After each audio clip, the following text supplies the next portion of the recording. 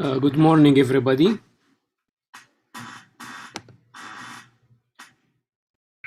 Good morning. Inshallah, today we will start the cardiac surgery, the review course, adult cardiac surgery review course. طبعا we will start with Dr. Saleh Ashlash.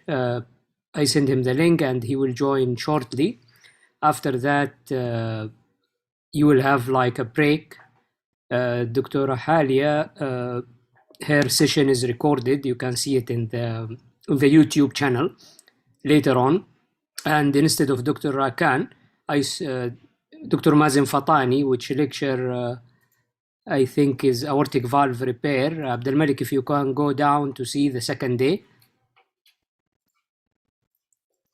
Yes, so Mazin, inshallah, he will give surgical management of AI and valve sparing surgery.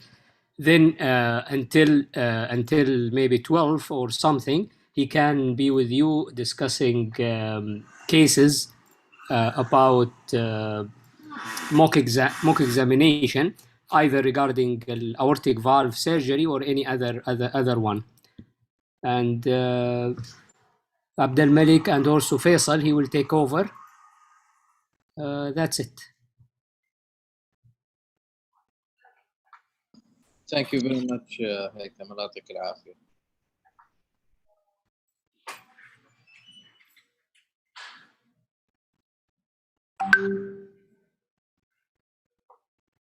السلام عليكم.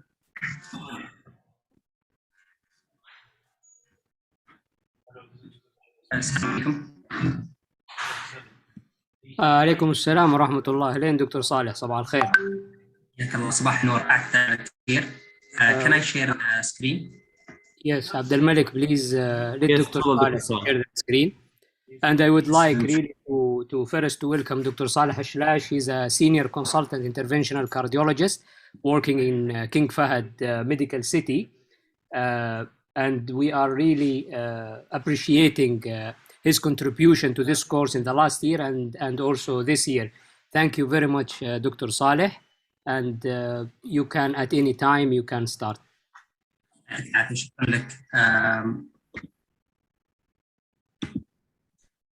I hope you can all see my screen. I'd like to apologize again for being late for technical issues. For some reason, I could not connect from my usual desktop, so I used my laptop. I'm going to talk briefly about coronary angiography. I think in 1 hour, we can only cover either coronary angiography or ECGs. I'm happy to give another talk for 1 hour about ECGs, but I thought instead of dividing the forces, maybe we should just focus on angiography. The best way for you to learn is to make this interactive. So if you ask questions, no matter how silly the question is, please ask it. In my second or third radiology fellowship, I started to be able to differentiate where is the LED and where is the circ. So even something as basic as where is the LED and where is the circ, you really have to ask these questions in order to get the proper answer. But it will be much, much more educational for you if you ask questions and you make it interactive. Otherwise, I'm just going to go through things, like how many cents per second, what's the proper angiogram, et cetera, et cetera, et cetera. Things that might not be completely relevant to you or to your read. So basic anatomy, I think you all know that.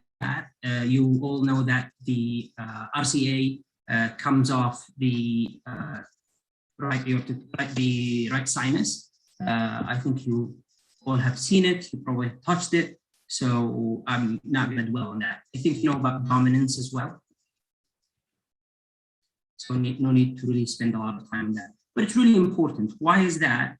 Especially in anomalies, you have to have a basic knowledge so that you can say, yes, this is the RCA. Why? Because it arises from this, it gives that. This is how we define anatomy. Conus and SA node branch usually get mixed up all the time. So the conus is usually the first, while the SA node is usually the second. In the RVO projection, the conus gives the RVOT, so it's an anterior structure, so it goes to the front, while the SA node is a posterior structure, so it usually goes to the back. And I'll show you examples of that in a bit. You have the RV branches, and then you have an AV nodal, which in some literature, this is what defines dominance. And you have your PDA, and then your PLV, which you guys are very familiar with. For your left system, you have your left main, which bifurcates into an LED and CIRC. The LED runs in the interventricular groove. Most of the time, it reaches the apex. Again, all of this review is really, it's my way of saying this is the basic knowledge that you're expected to know. You cannot not know that. It's something that I noticed that trainees kind of get mixed up is what's a proximal LED and what's a mid LED and what's a distal LED. And we usually define them by the diagonals. In some references, they're defined by the septals as well, but I think in the general consensus is the diagonals. So any lesion proximal to D1 is considered proximal LED. And if it's distal to D2, it's distal LED, etc. Now, this is a guideline, a consensus. Sometimes you have a D1 and a proximal D2, and then a big pipe that gives a lot of collaterals and a lot of capillaries. So it's really myocardium at risk. You should always think this artery is supplying how many myocytes. Those are the standard views or standard projections. And you really should not spend time and effort memorizing them. It's really just getting familiar with the actual view. There are tricks, like if you see the diaphragm, if you see the ribs, this and that, the catheter projection, it's almost always written. I'm not sure if in your exam, in the interventional cardiology program, we're expected to know the view, so they don't actually give us the view. But I would suspect that in your exam, they're not going to ask you and say, what is this view? In addition, the more angiograms you look at, you will just recognize it by the shape of the arteries. So when I see an aleocaudal, I just know that this is an aleocaudal. I don't look at the spine. I don't look at the diaphragm. I just look at the LED and CIRC, and I know that this is an aleocaudal. For the left system, the general consensus is that you need at least 4 views. 6 would be perfect. But sometimes we spare contrast, or if we had dampening, we cut it short and we give you 4 views. In general, the caudal views are good for the proximal vessel. The cranial views are good for the distal part of the vessel. And you have to remember, for instance, the epicrania for the LED. It just stretches the LED so that you can see it. For the RCA, the general consensus is at least 2 views. 3 views would be optimal. So here you go. This is, if we look at this, as soon as I see it, I know that it's an ariocaudal.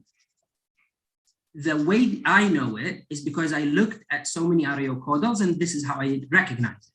I recognize that this is the left main, this is the CIRC, and this is the LED. Now, if you are just a beginner in angiography and you're not very familiar with that, look at the ribs. See where does the rib go. If the rib goes to the left here, to the right of the screen, then this is an ario. I really don't recommend that. It's just confusing. It's really confusing. I think the easier way is to just know this shape. This is the left main, this is the CIRC, and this is the LED. And this will lead you to immediately recognize that this is an ariocaudal view. Over here, you see the spine, and this is an epicaudal view. You just cannot miss it. In general, a cranial view, like this is an LAO cranial view. You can see the spine in the view. So, sorry, the diaphragm. So if you just see the diaphragm, that is a hint that this is a cranial projection. But again, most of the angiographers, the way they recognize that this is an LAO cranial view is not by looking at the diaphragm. So when I look at the picture, when I look at this picture, I don't see a diaphragm. What I see is a left main that is giving me an LED and a CIRC. And like I said, when I first started, I wasn't able to tell which is the LED and which is the CIRC. I would really, really struggle with this. So the best way is to just look at so many angiograms, and then you can tell which is which. Again, if you have any questions, please don't hesitate. Put them in the chat and I'll answer them immediately. I like this reference. So if you look at this picture, you don't really apply criteria. You don't really look at the surrounding. You just say, this is King Salman. Why is that? Because this is pattern recognition. So once you see the picture, it takes you 2 seconds and you recognize this pattern. You do not apply criteria. You do not look for spine. You do not look for diaphragm. You don't look for the surrounding. You don't look at anything. It is an immediate, instant recognition. And I think this is the best way, or this is the easiest way your brain recognizes image. It's just storing them, recognizing them, and it is an immediate reference of something that you know. So all of this to say, the best way to be really, really good at angiography is to just look at so many angiograms. And then it will be an instant recognition, just like you're looking at King Salman. All right, here is another arteriocaudal view. If you look at this view, it is similar to this, right? Left main, circ, LED.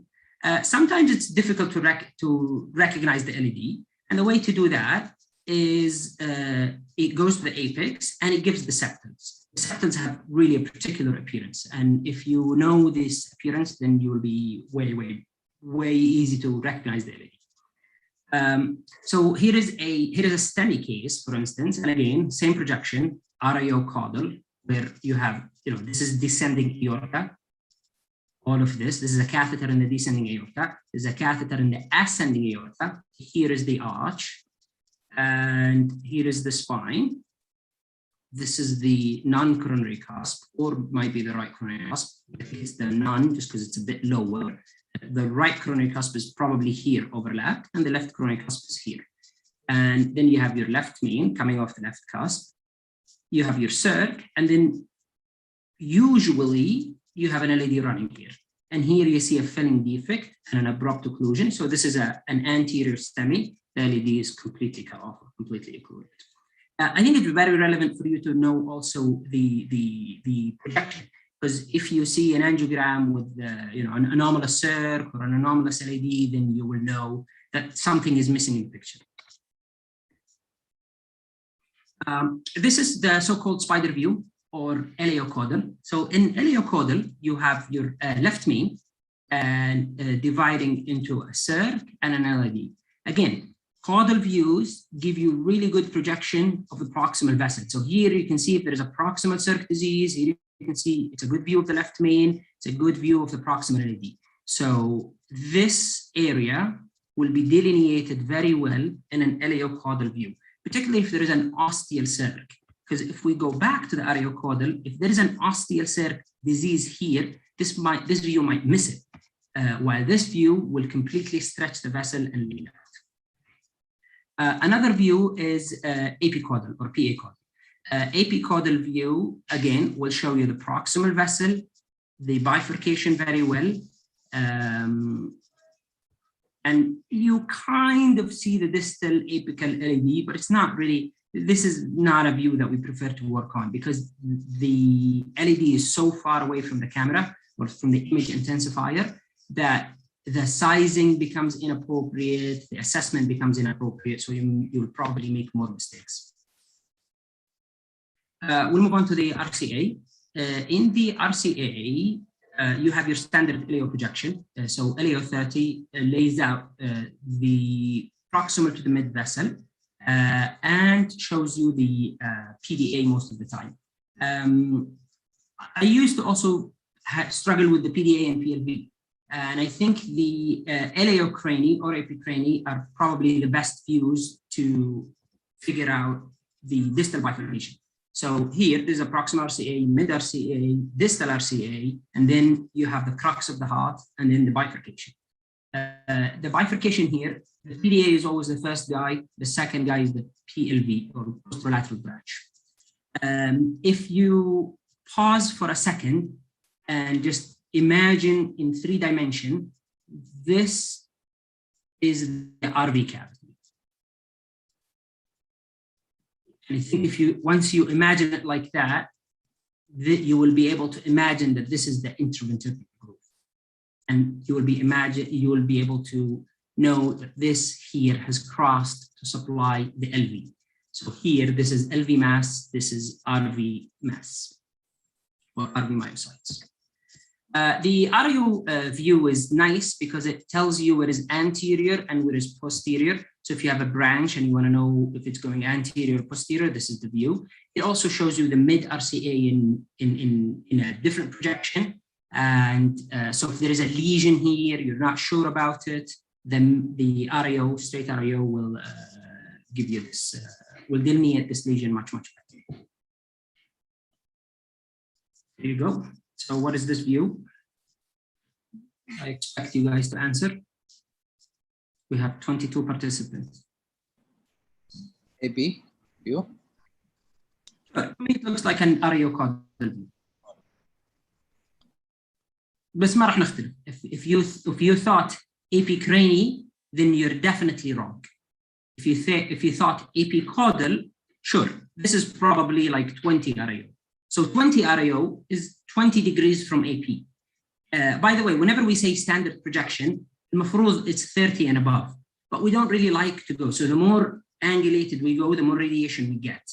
So my RAO is 20. I would never go more than 30. And it becomes a fused view between the ariocaudal and the epicaudal, but it lays out the image. What you can see here, clearly, the proximal circ, the proximal LV.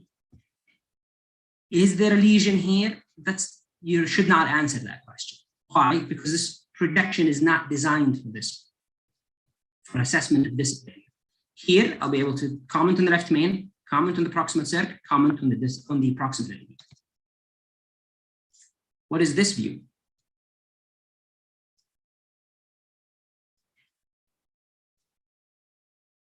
You can type, you don't have to answer with the mic. It's more anonymous. You will feel freely. Is it epicranial? Yes, this is epicranial. So in an epicranial, okay, the way I recognize that this is an epicranial is because I saw the LED. I recognize that this is the LED, and the LED is running in the middle of the heart, and it's splitting LV, RV. So LV on this side, RV on this side. And then I recognize that this is the circ, it's a dominant circ, and it's giving OM branches. The other way is to look at the spine and look at the diaphragm. So this is, you see spine and you see diaphragm. Nowadays, this is actually not a proper image, because nowadays I will probably, in the past, they used to see everything. Nowadays, I will yell at the radiographer who's doing this. This is a really bad image. Why? Because I don't really need to see the space. So this is excess radiation that is giving me no information, but is exposing me to radiation. So I will ask the radiographer to cut all of this, to cut all of this, and to dim all of this. And also cut from here. So this we call collimation. The collimation will make your task more difficult because now you have no reference point. You can barely see part of the spine. We can never hide the diaphragm from you. But my point is, if you know the vessel, then wherever you're getting the angiography from, wherever you're getting that CD from, you'll be able to recognize it. But at the end of the day, this is your muscle. Plus, this is where your eyes fall into at the first time. So this is definitely an epicrani, and we can see a stent here. Actually, it looks like 2 layers of stent. So it looks like a stent from here to here, and then another stent. And the way we know that it's 2 stents is from the density. So here it looks like there is stent, but less dense. And here it looks like a stent, but less dense. So probably had ISR and then was treated again with another stent. I'm not sure if, the quality is not as good as on the monitor. So what do you guys think? What is this projection?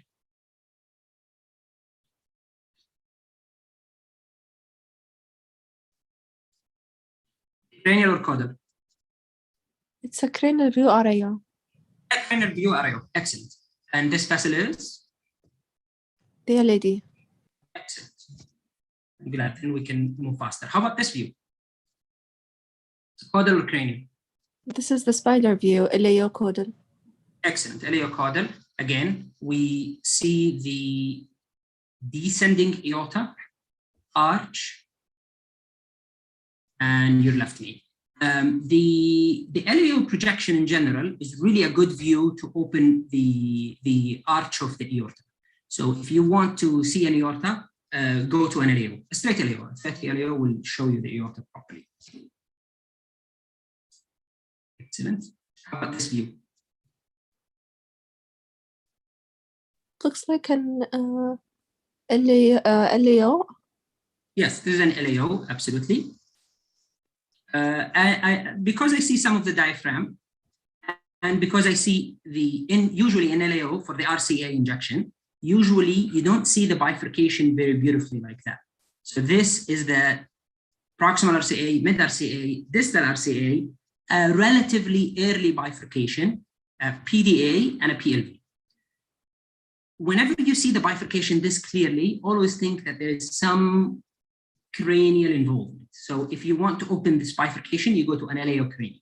So this is a distal RCA disease in an LAO cranial projection. How about here? It's an RAO cranial. Yes, RAO. Yeah, probably straight RAO just because of the spine. You see how the spine is, if it was, I know you see the diaphragm, and again, this is why these tricks are not perfect. But if you see the spine or the spinous processes here, the discs are lined up together, which means that your image intensifier is parallel to the body, which means that it's only RAO. The reason I recognize that it's an RAO because it looks like an RAO. Also, one more trick is that most of the time we take a straight RAO to the RCA. We don't usually do an RAO cranial to the RCA. So the views for the RCA is usually LAO straight, LAO crani, AP crani, and RAO straight. The LAO crani and the AP crani are kind of interchangeable, depends on the operator. You see this vessel? Is it going anteriorly or posteriorly? Anteriorly? Yeah, absolutely. So this is the spine, this is posterior, so this is going anteriorly. And this is the so-called conus branch. So this conus branch supplies the RVOT, and it's just a sensitive area. It's important for us when we're doing cath, because if you inject into this catheter and you supply large amount of contrast into this small vessel, it goes into the RVOT, and the RVOT is electrically sensitive, so people usually VF. So for cardiology fellows, whenever they engage the conus, the consultants next to them like panics and usually takes over and pulls the catheter. Because if you engage the conus, for some reason, patients just VF. So what's the view here? RAO or LAO? It's an LAO cranial. It's a LAO cranial, I agree.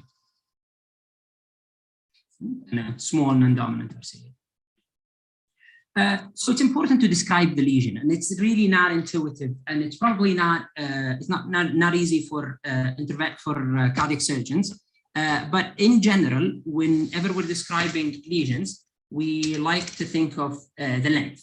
So discrete lesions are different than diffuse lesions. Those lesions you guys will probably never see because we will stent most of them because they respond very favorably to stent. They do very well. Long diffuse lesions, they don't do very well with stents. So the longer the stents that we use, the worse the outcomes, or the more likely that they will fail in the future. While a discrete lesion carries, a 99% chance of patency at 5 years. If the lesion is concentric or eccentric, it makes a difference. It makes a difference in our delivery of equipment and everything, and it makes a difference in the severity of the disease, because these lesions, the eccentric lesions, visually we can underestimate. The contour of a vessel, I think, is very relevant to you, and I think you know that intuitively. You look at the vessel and you say those are healthy vessels. So if you stitch them, the stitch will hold and everything because they're smooth, they're nice to work on, as opposed to irregular, small, lousy vessels. The tortuosity of the vessel, I think, is reflective of long-standing hypertension or left ventricular hypertrophy, because the more muscle mass you get, the higher flow you need, and you cannot supply a higher flow with the same size of the vessel, so the vessel needs to stretch, and as it stretches, it becomes more tortuous. Tortuous vessels are not friendly to interventional cardiologists because we have to navigate these tortuosities, and it's not easy. You're more likely to cause damage. The angulations are also not favorable for us. The presence of thrombus, I think, is not favorable to anyone, be it interventional or Celtic surgeons. Calcifications, I think you should comment on calcification. So, and I think all of these, descriptions are very, very, intuitive to you guys. You've seen angiograms, you know what calcifications look like. Osteal lesions are tough for us because whenever you put a stent in this in a bifurcation, the flow becomes disturbed, and those stents are more likely to fail. CTOs have CTOs have a specific appearance, and you should be able to recognize whether the vessel is a chronic total occlusion or an acute occlusion. So a chronic total occlusion is a vessel that has been closed for 3 months or more. There are so many bifurcation description. I think it's not really hugely relevant to you guys, but I think you should be familiar with Medina classification at least. So Medina classification is very easy and is very intuitive. And this way you will understand the lingo when you see literature or when you see a description of Medina classification. So like I said, we hate bifurcation. Bifurcation makes our job more difficult. So in Medina classification, you have three numbers, and 1 designates presence of disease, 0 designates absence of disease. So 1 refers to the main branch here before the bifurcation. So here, if you look at this lesion, we will give it 1 because there is disease here proximal to the bifurcation. Then the next digit is for the main vessel distal to the bifurcation. So here we have this disease, so we'll give it 1. And the last digit refers to the side branch. Is there disease the side branch or not? So here there is disease, so we'll call this Medina 1, 1, 1. Here we have disease, so we'll say 1, 1, 0. So 1, 1, 0. Here we will say 1, 0, 1. Here we'll say 0, 1, 1. 1, 0, 0. 0, 1, 0, etc. And why is that important?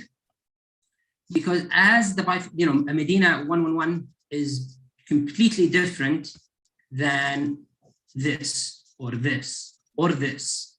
This is really favorable. This is very easy. The side branch, we don't need to protect it with a wire. We don't need to put metal in it. It's completely easy. Here, no, this is much, much more complicated. This will have a target vessel failure with stents higher than this. It's really important to understand that and know it. This way, in a hot team discussion, when you're really, when you're friendly with your interventional cardiologist and you have a case of Medina 111 and your interventional cardiologist is saying, no, please take this patient for CABG, you will understand why is this interventional cardiologist pushing for CABG, because he or she knows that this is not favorable for stents. While here, not really. This could go either ways. Same thing. Medina classification is really the one that is used more frequently. We have a kind of classification of risk for intervention for PCI. I'm not sure that is completely relevant to you, but we have grading. So we have, type A, type B, type C. So type A lesion will have a very high chance of success, very low target vessel failure, while a type C has a high risk during the intervention and a high risk in the future.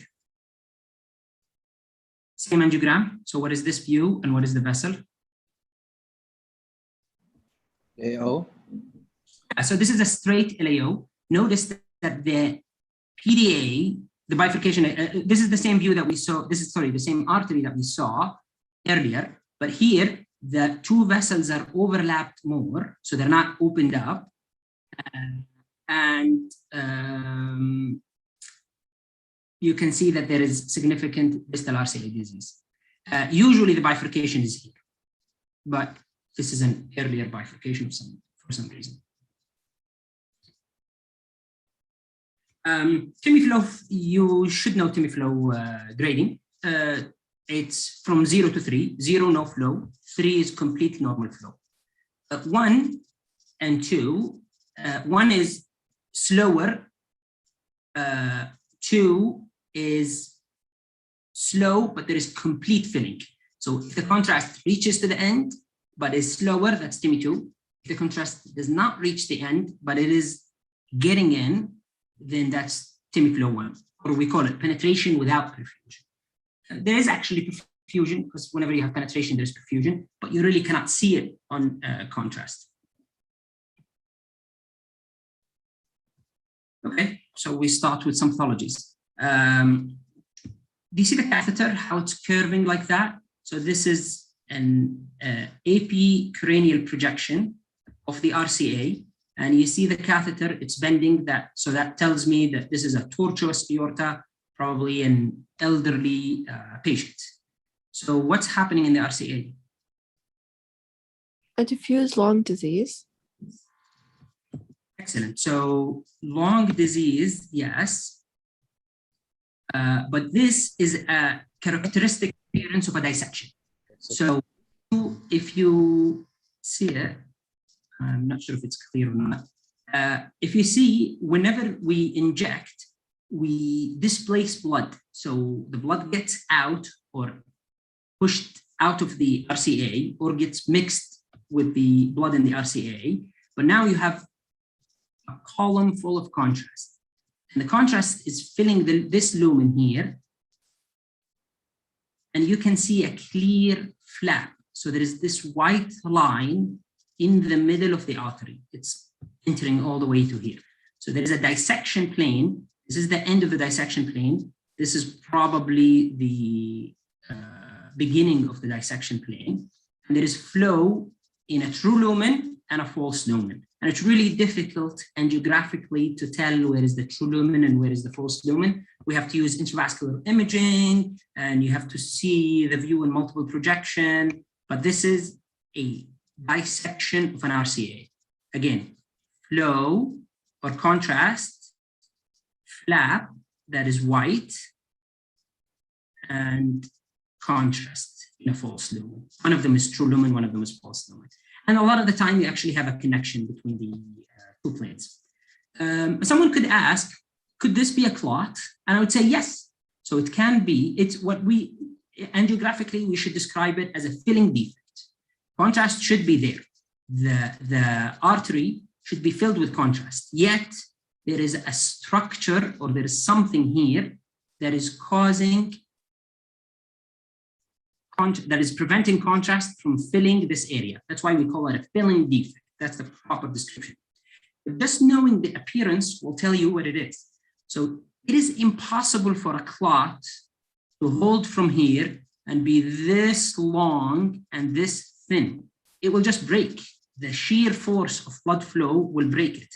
فلو كانت مثلا من هنا إلى هنا, I'd say this is a clot. But this is a particular appearance for a dissection. So I think 10 out of 10 angiographers will call this a dissection. No one will call it a filling defect.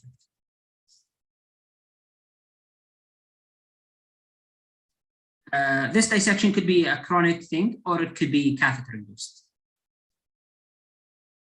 By this projection, I'm guessing it's probably catheter-induced.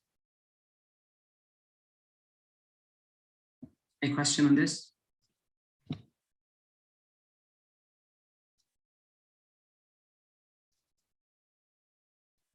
So what do we have here? The vessel is RCA, right? Yes. Projection. Some cranial angulation, probably not a lot, probably 5 or 10 angulation into the cranial. Yes, absolutely. You can see that the artery is not smooth, so it has irregular border, so not a healthy artery, probably patient post-CABG, right? Clips. Here, this is probably what is the touchdown of that graft. And then we have this. What is that?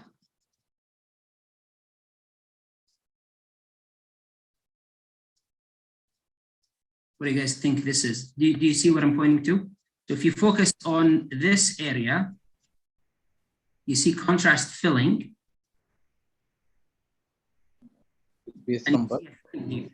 Yeah, so this is probably a lesion which has, atherosclerotic plaque and a thrombus. Obviously, you can see the wire here. So we have a wire in this artery.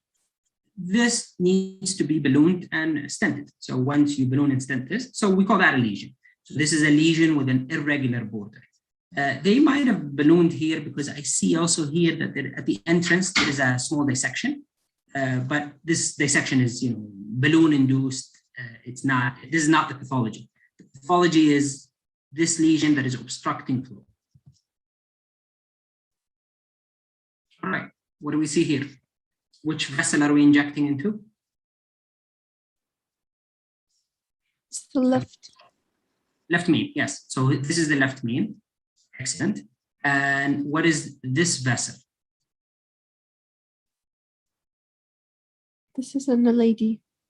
Excellent. This is an LED, and we recognize that this is an LED because it looks like an LED. It's giving septals, right? And this is the famous epicranial projection. Right. So this is LED. It has diffuse disease, moderate to severe in this area, severe in this area, giving you septals. And what is happening in here? Why do we have contrast appearing and disappearing? Because of the lima. Yeah, exactly. So this is lima filling. So this is a patent lima. So the lima is an imaginary vessel that comes in here. We cannot see it because we don't have a catheter in it. So we're not injecting through it. And the blood that is coming from here has no contrast mixed with it. So what it does is it rapidly washes the contrast from here. And how fast it washes the contrast here is relevant. So this, I don't really need to inject the lima. I can tell you this is a patent lima that has no disease in it. Why? Because it's rapidly really washing the contrast out of the distal LED. Obviously, that's not enough. The classic is we go and we engage in and we do proper assessment. But it's most likely going to be patent and normal.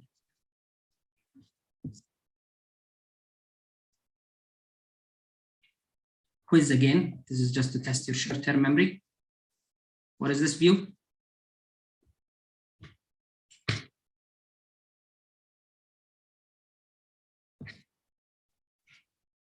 Epicranial.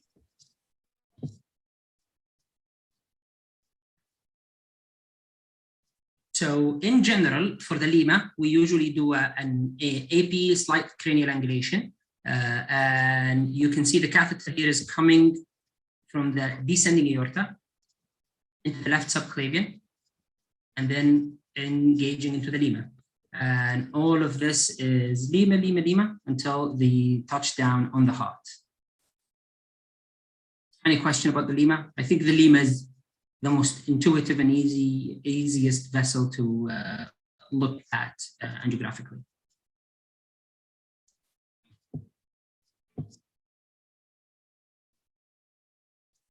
All right. So what do we have here? Total occlusion of the right? Yes, total occlusion of the right. Hemiflow is 0. There is a wire. And there is also this spelling defect. Do you see it? Do you see what's holding the contrast up? There's some sort of a defect in here. And this is most likely a thrombus. Okay, so what do we see here?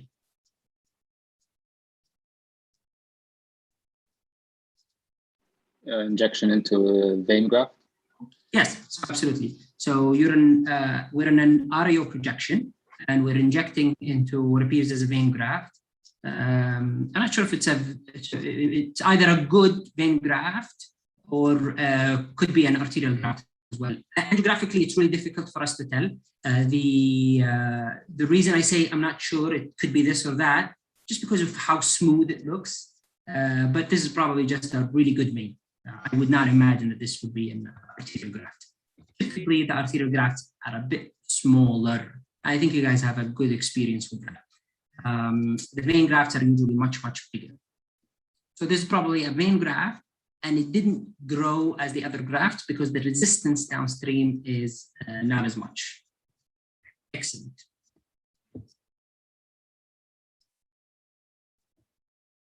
Again, vein graft touching down into an OM. For the vein grafts, the typical view is LAO. So LAO is, will show you the vessel, the actual vessel or the body of the vessel. And then if you want to see the touchdown plus the native vessel, then you go to the usual projection. So this is an epicaudal view of the circ. Why? Because the angiographer here is interested in looking at the circ. It also happens to lay out the vessel very well, but here we're interested to see the touchdown and the native vessel. What do we have here?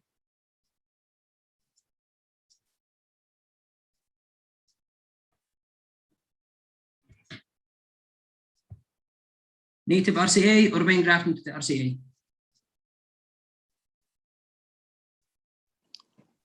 Native RCA. This is the vein graft to the RCA. The reason I say that, the reason you thought it was native RCA is because of maybe this ostium. The ostium looks كأنها native, but this is because we have terrific surgeons who artistically produce, similar to the ostium of an RCA. But the reason I say that this is a vein graft is I have first clue, which is the clips. So you see these clips. If it was a native RCA, the surgeon would not put clips in here.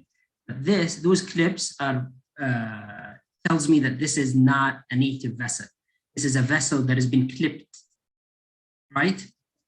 The other thing is, if you see the reflux of contrast, right now, the reflux of contrast tells me that we are higher than the aortic valve. The aortic valve is right here, right? This is an imaginary thing. If you imagine where is the aortic valve, you tell me, Salih, where is the aortic valve? I'll say it's right around here. If you look at this divot of calcium right here, this is your ostial RCA. So this is a vein graft above the ostium of the RCA. Another thing, another clue that is very helpful is if you look here. If you look here, there is this competitive flow. So this RCA is patent. It is supplying blood that has no contrast and is washing the contrast injected into this branch. So blood is coming this way and is washing here. So whenever you see competitive flow, think of a different vessel supplying the same territory. All right. Let's go with anomalous arteries. I think you guys know this, so I'm going to skip it. The anomalous artery, the anomalous left main, or the anomalous circ that runs between the aorta and the PA. The circ is notorious for having anomalies. So, it's the most anomalous artery. And an anomalous circ rising from the right coronary cusp is probably the most common anomaly in the heart. But here you can see a clear large vessel that runs this way and into the and supplies the left system. And this is a circ. And to delineate the course, we can do it angiographically, but most of the time nowadays we do it with CT scan. Whenever you have an anomalous vessel, don't forget your native vessel. So the first thing your eyes should do here is just look at the RCA, ignore all of this noise, and assess the RCA course, assess the lesion. There's a total occlusion in here. And then after the total occlusion, I'm going to look at the contrast and see how far it fills over here, just to size up this RCA. And this looks like a generous distal RCA. It's at least a codominant vessel.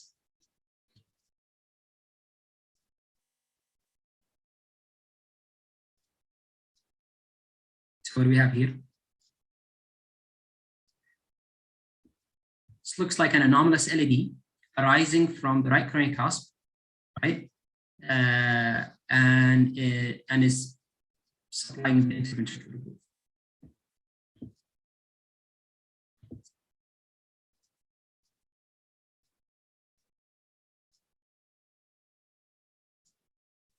It's a good projection. Again, everything is coming off the left. I'm not sure if this is an anomalous artery versus a well-developed collateral. And sometimes, particularly in, when the collaterals are really, really well developed, then you can't really tell if this is a lateral or an anomalous artery. To me, this looks like a collateral as opposed to a fully anomalous artery. And this collateral could have developed because the patient has had a chronic occlusion, or the patient was born with this, severely narrowed or occluded, or because there's an atherosclerotic process that started in the LED caused narrowing.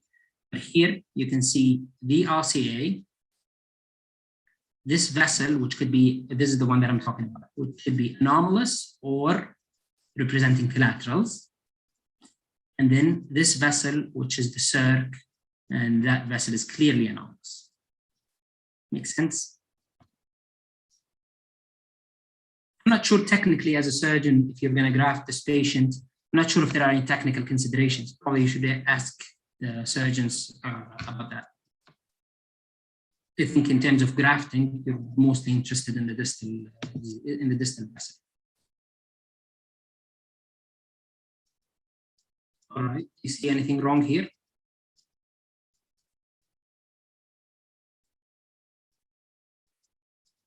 Seems all coming from the one ostia. All the...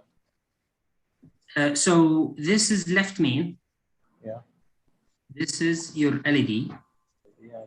And this is your circ. So, okay. Yes. If you look here, there is contrast exiting somewhere else. So this contrast is going somewhere. I hope I had a projection for it. So this is a fistula between the left coronary system, right, and the left atrium. So this is a circ that is giving you a small branch that is emptying into the left atrium. It's a small branch. This is probably clinically insignificant. It does not have any bearing whatsoever. I'll show you a couple of aneurysms. So here you have a proximal LED aneurysm. Those can be treated surgically or percutaneously. We have a few terms for aneurysms. So we say, ectatic vessel, or we say aneurysmal. This, I think most of the angiographers will describe as an aneurysm.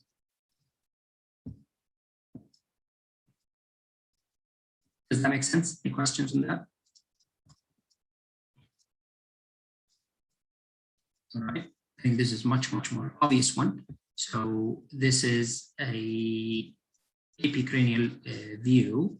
The catheter is engaging in the left main. This is the circ, right? It's not filling very well because the catheter is directed towards the LED, I think on purpose, because they wanted to pacify the LED. And then you have the LED running here. This is your LED. And then you have this ball. This ball is stealing contrast from the LED, and it's a saccular aneurysm. This saccular aneurysm is pushing and pressing on the LED and is causing this narrowing. I'm not sure if this narrowing is actually related to an atherosclerotic process here, which I don't think so, versus just this saccular aneurysm pressing on it. And again, this is probably surgical. I guess not. Okay. They repaired it percutaneously with a covered stent.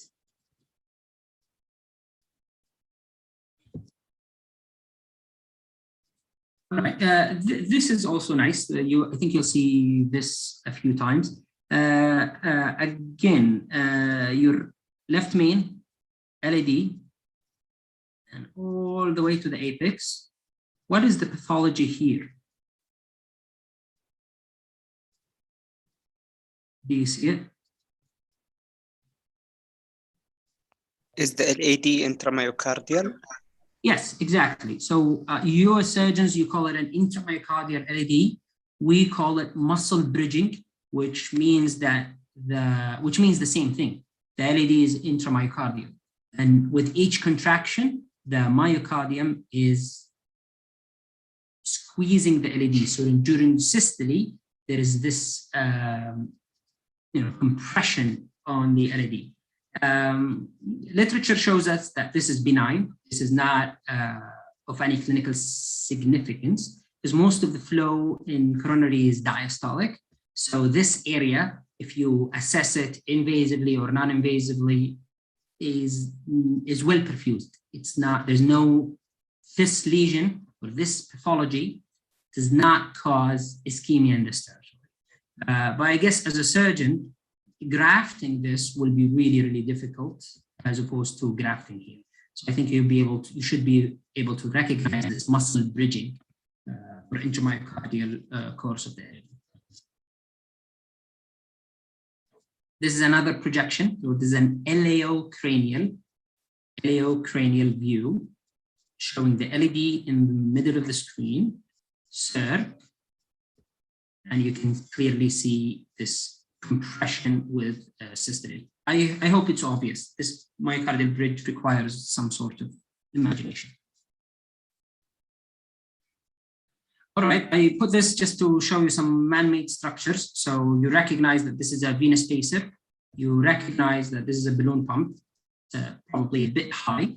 And this is an AP projection showing some sort of disease in the left main and some sort of disease in the LAD. So this is a non-selective shot, just used to engage, plus this is used to show the angiographer where I need to move my catheter over here. And it is used to kind of quickly visually say, yeah, there's probably some disease here and there's probably some disease here.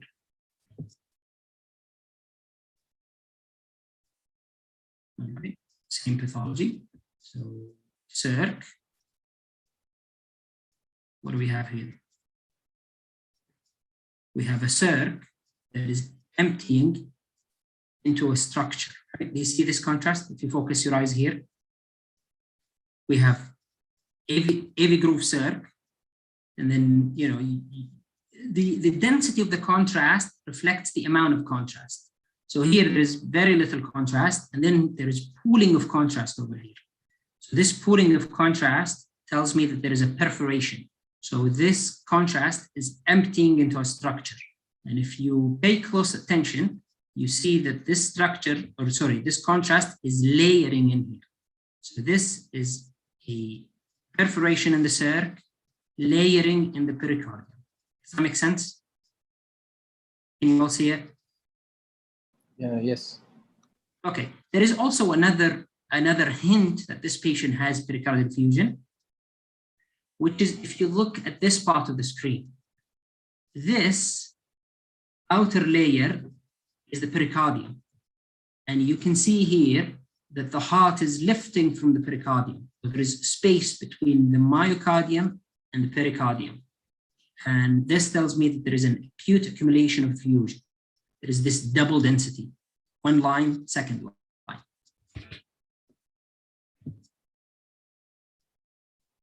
All right, I think they're still trying to fix it. Okay, and now they have a pigtail into the pericardium, and the patient is intubated. I'd like to thank you so much. If there are any questions or if there is anything that is not obvious, I'd be more than happy to answer it. And if there is any other time we could go over ECGs, I'd be glad to go over ECGs with you. I wish you all the best and good luck.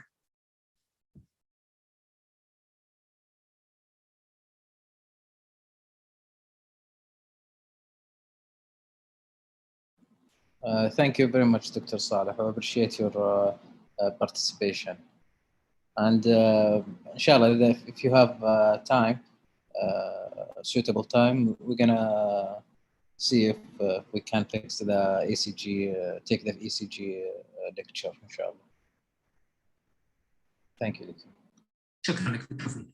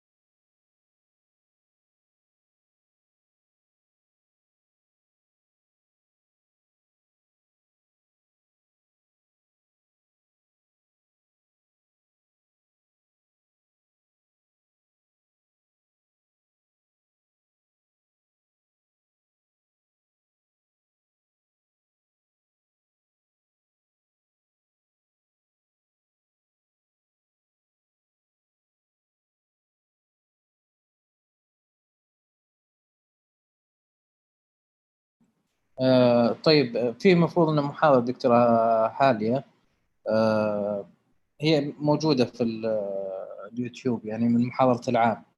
It's not new.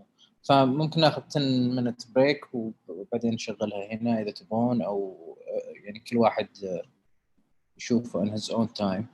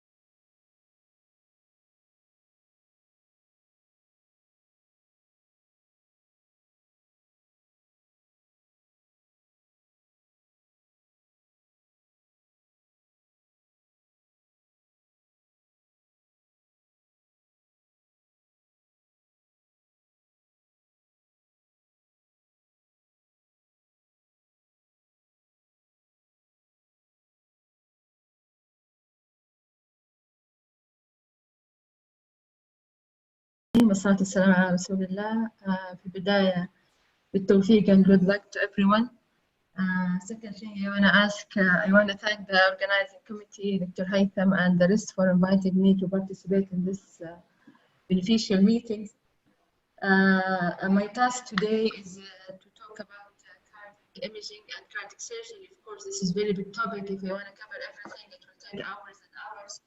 But I gathered the most important information that you need to know in the beginning of your life as a cardiac surgeon.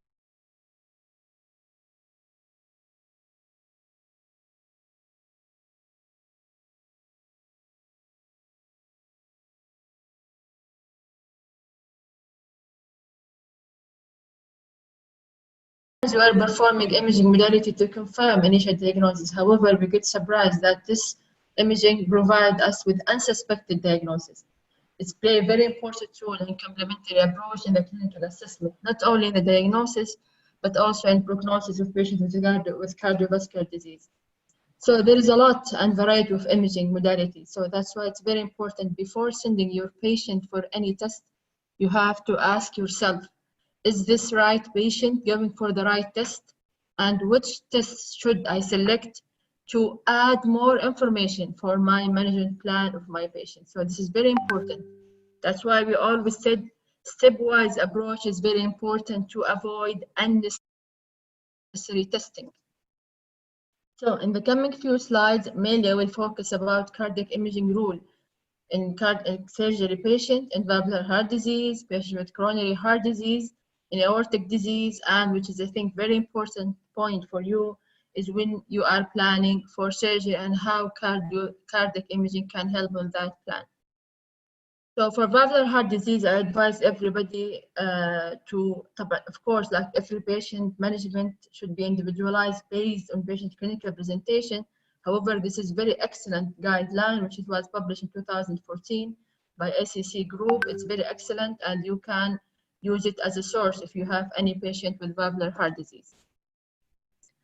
So usually patients with valvular heart disease may present with symptoms like shortness of breath, palpitation, syncope, or sometimes detection of cardiac murmur is incidental finding during examination. I consider history and physical examination is the first gate for the management plan of patients with valvular heart disease. It's very important. Is your patient having symptoms or is asymptomatic? Physical examination is very important for us as a cardiologist. Sometimes you can identify the severity of the valvular lesion by physical examination.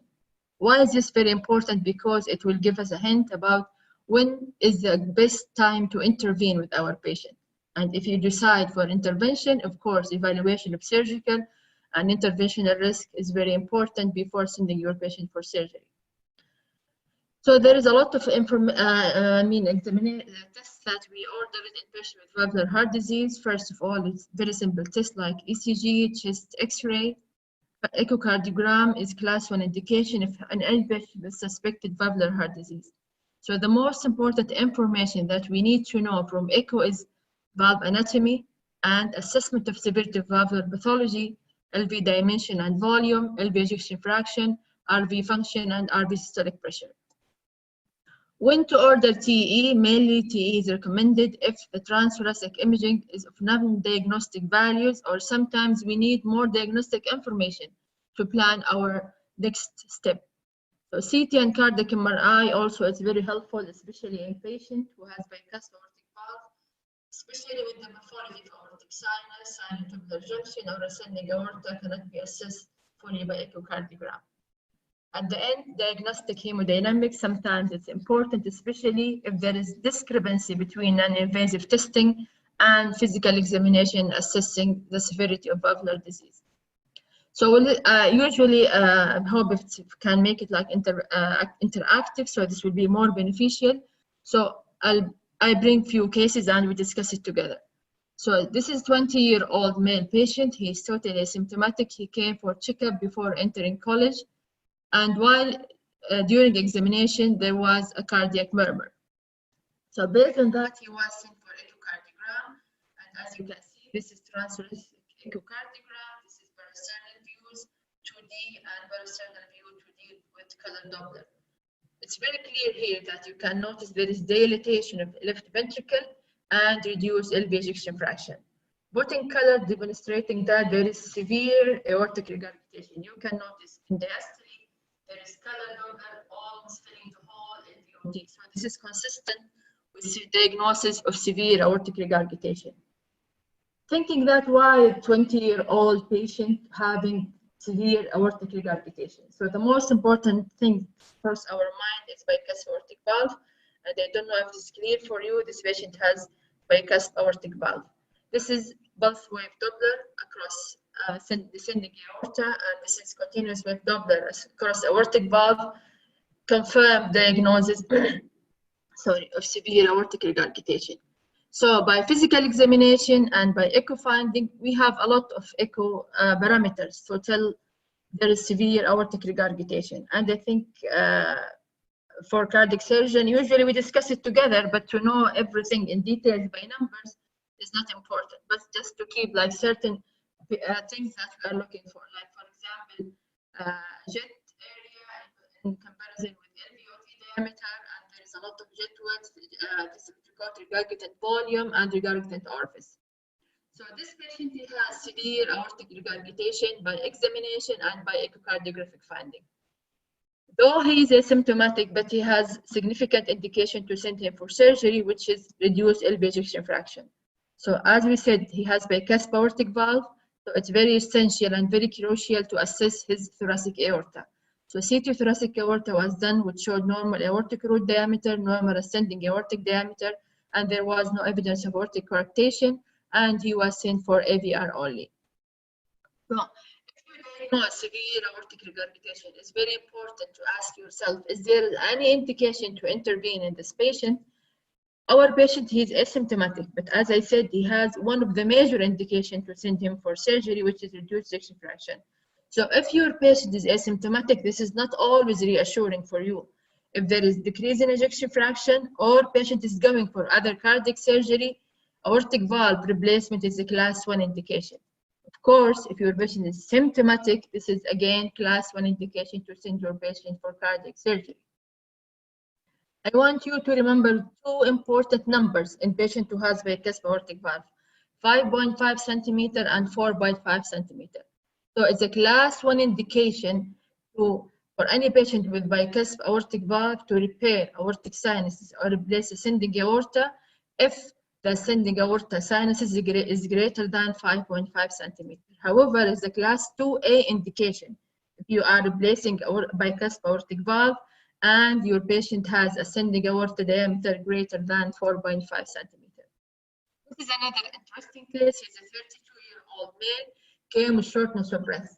So this is transthoracic echocardiogram was done for him, and as you can notice, it's really heavily calcified aortic valve, which is very unusual for a 32-year-old female, especially there is no history of chronic kidney disease. So this is again parasternal long axis view showing that there is a good LV contractility, significant calcification of the aortic valve with the strict systolic opening of the aortic valve. But in color here, you can notice there is significant systolic flow acceleration across the aortic valve with moderate aortic regurgitation. Again, here you can notice there is calcified bicuspid aortic valve. However, this patient, if you compare it to the first patient, you can notice there is aortic root is really dilated, and given that his age is only 32-year-old male.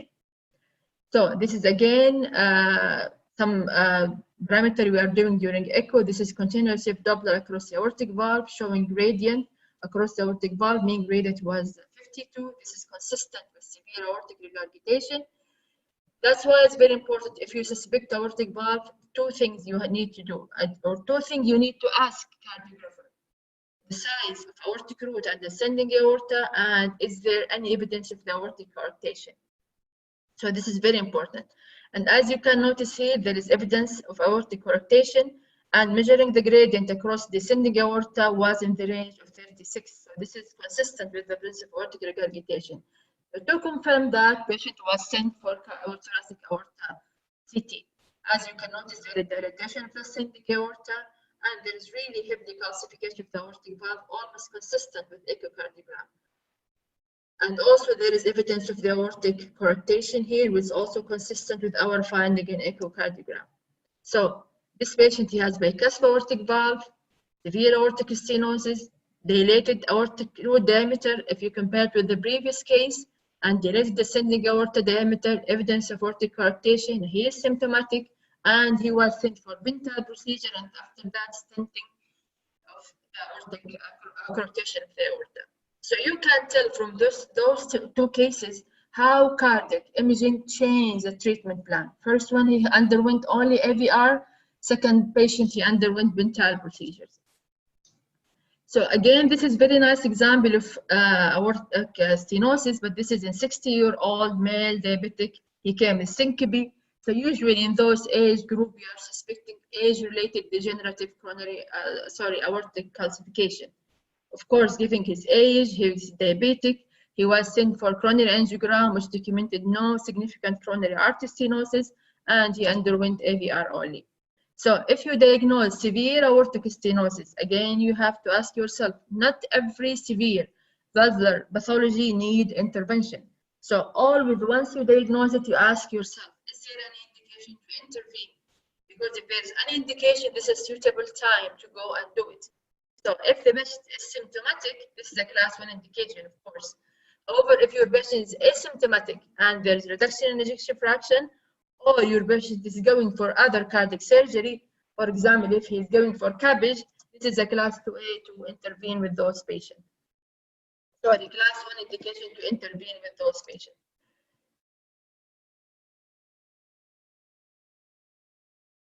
Hypertensive male came with shortness of breath. This is transthoracic echocardiogram. So any comment from your side? So this is a low axis parasternal view, actually showing aortic valve seems with good cohabitation. RV, I cannot comment on the RV because it's partially the view is here. And LV seems with a good ejection fraction from this view, but I need further view. And the mitral valve, good cohabitation, but there is like in the anterior mitral leaflet, actually it seems like flail leaflet. Good, excellent. So usually when you are reading echo, you have to have scheme in your mind or like a map in your mind. So this is start from RV, excellent, like Dr. Haytham started.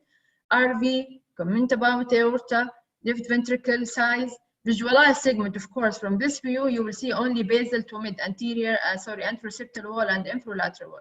So visualize segment of LV wall in every views, and then mitral valve and left atrium. So excellent. If you notice here, this is anterior, this is mitral valve, anterior mitral leaflet and posterior mitral leaflet. So you can notice there is flail anterior mitral leaflet, okay, into the left atrium. So this is flail anterior mitral leaflet, and you can notice here there is like as if it's rupture chordae here. So put in color, this is shows severe posterior directed mitral regurgitation. Again, there is severe posterior directed mitral regurgitation.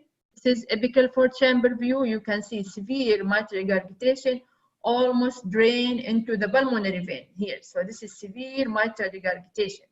Severe MR drain to the pulmonary vein, and this was confirmed by continuous wave Doppler across the mitral valve. And this is very nice pulse wave Doppler that showed systolic reversal in the pulmonary veins. All these features are consistent with severe mitral regurgitation. So this is the TE for this patient, which confirms what Dr. Haytham mentioned. As you can notice, there is, sorry, I don't know what's, okay. Here, you can see, it's very clear. There is, this is posterior mitral leaflet and this is anterior mitral leaflet. There is flail anterior mitral leaflet. So the tip of anterior mitral leaflet is in the left atrium. So this is flail anterior mitral leaflet. If you put color, you can notice there is significant posterior directed mitral regurgitation. This is very nice 3D image for the same patient, and you can tell there is flail A2 segment. So this is flail A2 segment, and this is very nice 3D demonstrating the same finding. So this patient, based on history, he's symptomatic, echo findings suggestive of severe mitral regurgitation. Since he is 50-year-old and he's hypertensive, He gave no clear history of chest pain. So given his age, it's very important to study his coronary before sending him for mitral valve surgery. So he was sent for, since he's low to intermediate risk for greatest probability for coronary artery disease, we plan to send him for CT coronary angiogram, which demonstrates significant proximal LAD disease. So this is LAD, and we will go through it in details when we are going, when we are discussing the CT coronary angiogram. But this is a cut of CT coronary angiogram demonstrating that this is LAD lesion to the apex. You can appreciate here there is significant stenosis of the proximal LAD, and this was confirmed by angiogram. Okay, so there is significant proximal LAD disease. So based on that, as you can see, the CT and coronary angiogram changed the plan. So patient was sent for Lima to LAD and mitral valve replacement. So if you have severe mitral regurgitation, if your patient is symptomatic, of course, this is a class 1 indication to send him for surgery. If your patient is asymptomatic, however, he has drop in ejection fraction between 30 to 60%, or you will start notice some dilatation of the left ventricle, this is again class 1 indication to send your patient for surgery. Of course, in a case of acute mitral regurgitation and acute aortic regurgitation, like for example, in case of effective endocarditis, chordal rupture, papillary muscle rupture, or myocardial ischemia, if your patient is asymptomatic, it's from there is an indication of valve surgery in those kind of patients after stabilization, and I will show a few cases later. So this is very nice example of, I think everybody is familiar about these two images. Any comment?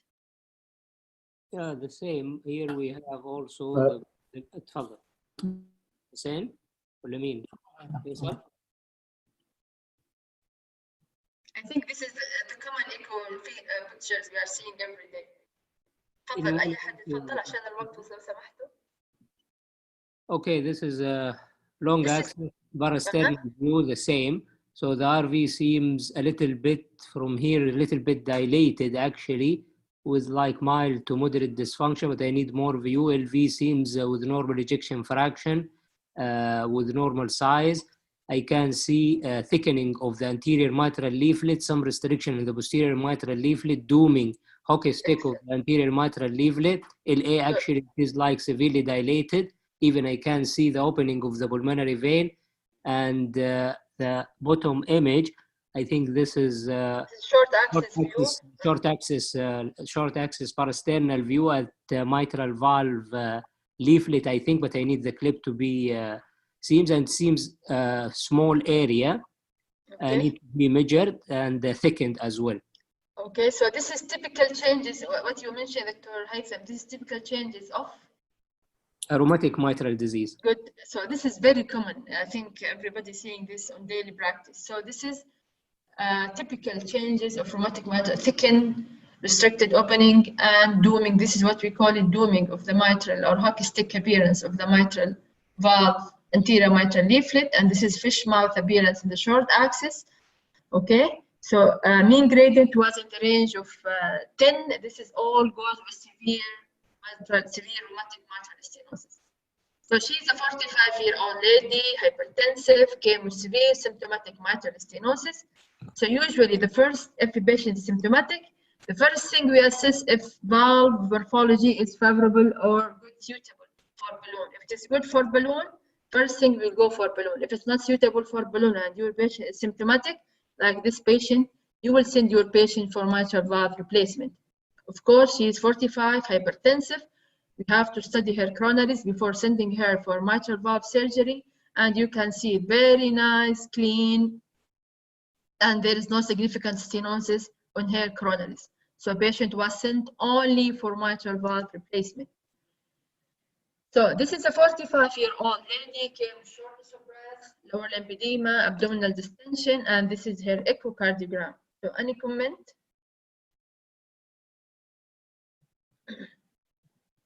So first of all, compare our RV size to left side, LV size. What do you think?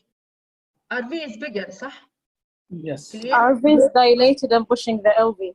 Good, excellent. So RV is dilated, RA is dilated. This is typical, what we call it. This is which letter? This is D-shaped septum. This is typical D-shaped septum. شايفين يا جماعة? It's like D-shape, right? Yes. Yes, so this is typical D-shaped septum. So if I see in my image RV is larger than the LV and this is D-shaped septum, so most likely there is either pressure overload or volume overload, okay? And this is IBC documented there is severe tricuspid regurgitation. So usually if you think there is severe valvular disease, you have to look for the etiology. That's why we are doing transthoracic echo. So what do you think the etiology of severe tricuspid regurgitation in this patient? Could be something from the left side or something from the tricuspid valve itself. Excellent. So either, and the commonest etiology for right-sided pathology is left-sided pathology. I agree with you. But what do you think about mitral valve? There is no any significant abnormality in the mitral valve, right, Doctor? I cannot tell from one view, but seem no. Excellent. So this means the left side is not the etiology of the right-sided pathology. So now focus about isolated tricuspid valve disease. So what is the tricuspid valve in this patient? It's down. Excellent. This is the tricuspid. It's apical. There is apical displacement. Okay. Yes. Excellent. So it's down. It's down. If there is apical displacement, it should be here. صح ولا لا? So there is apical displacement of tricuspid valve, and so this is most likely diagnosis is Ebstein anomaly. Excellent. Good. Excellent. So this is a Ebstein anomaly. Came with severe primary TR, dysfunction. Patient was started in the aortic, and she was sent for tricuspid valve replacement. So why I brought this case? I brought this case mainly to tell you tricuspid is not always, tricuspid disease is not always secondary to left-sided disease.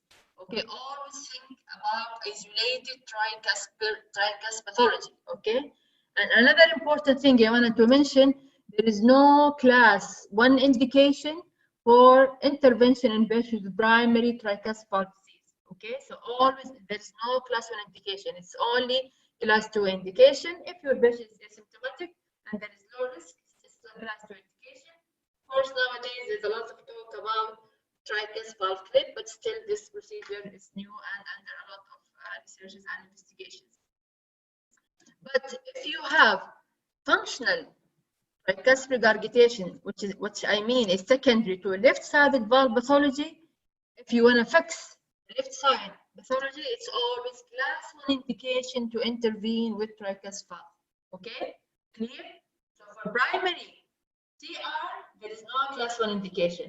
For functional or secondary TR, if you will fix the left-sided pathology, it's always class 1 indication to intervene with tricuspid valve if there is indication to do that. Okay, so now we are moving to prosthetic heart valve.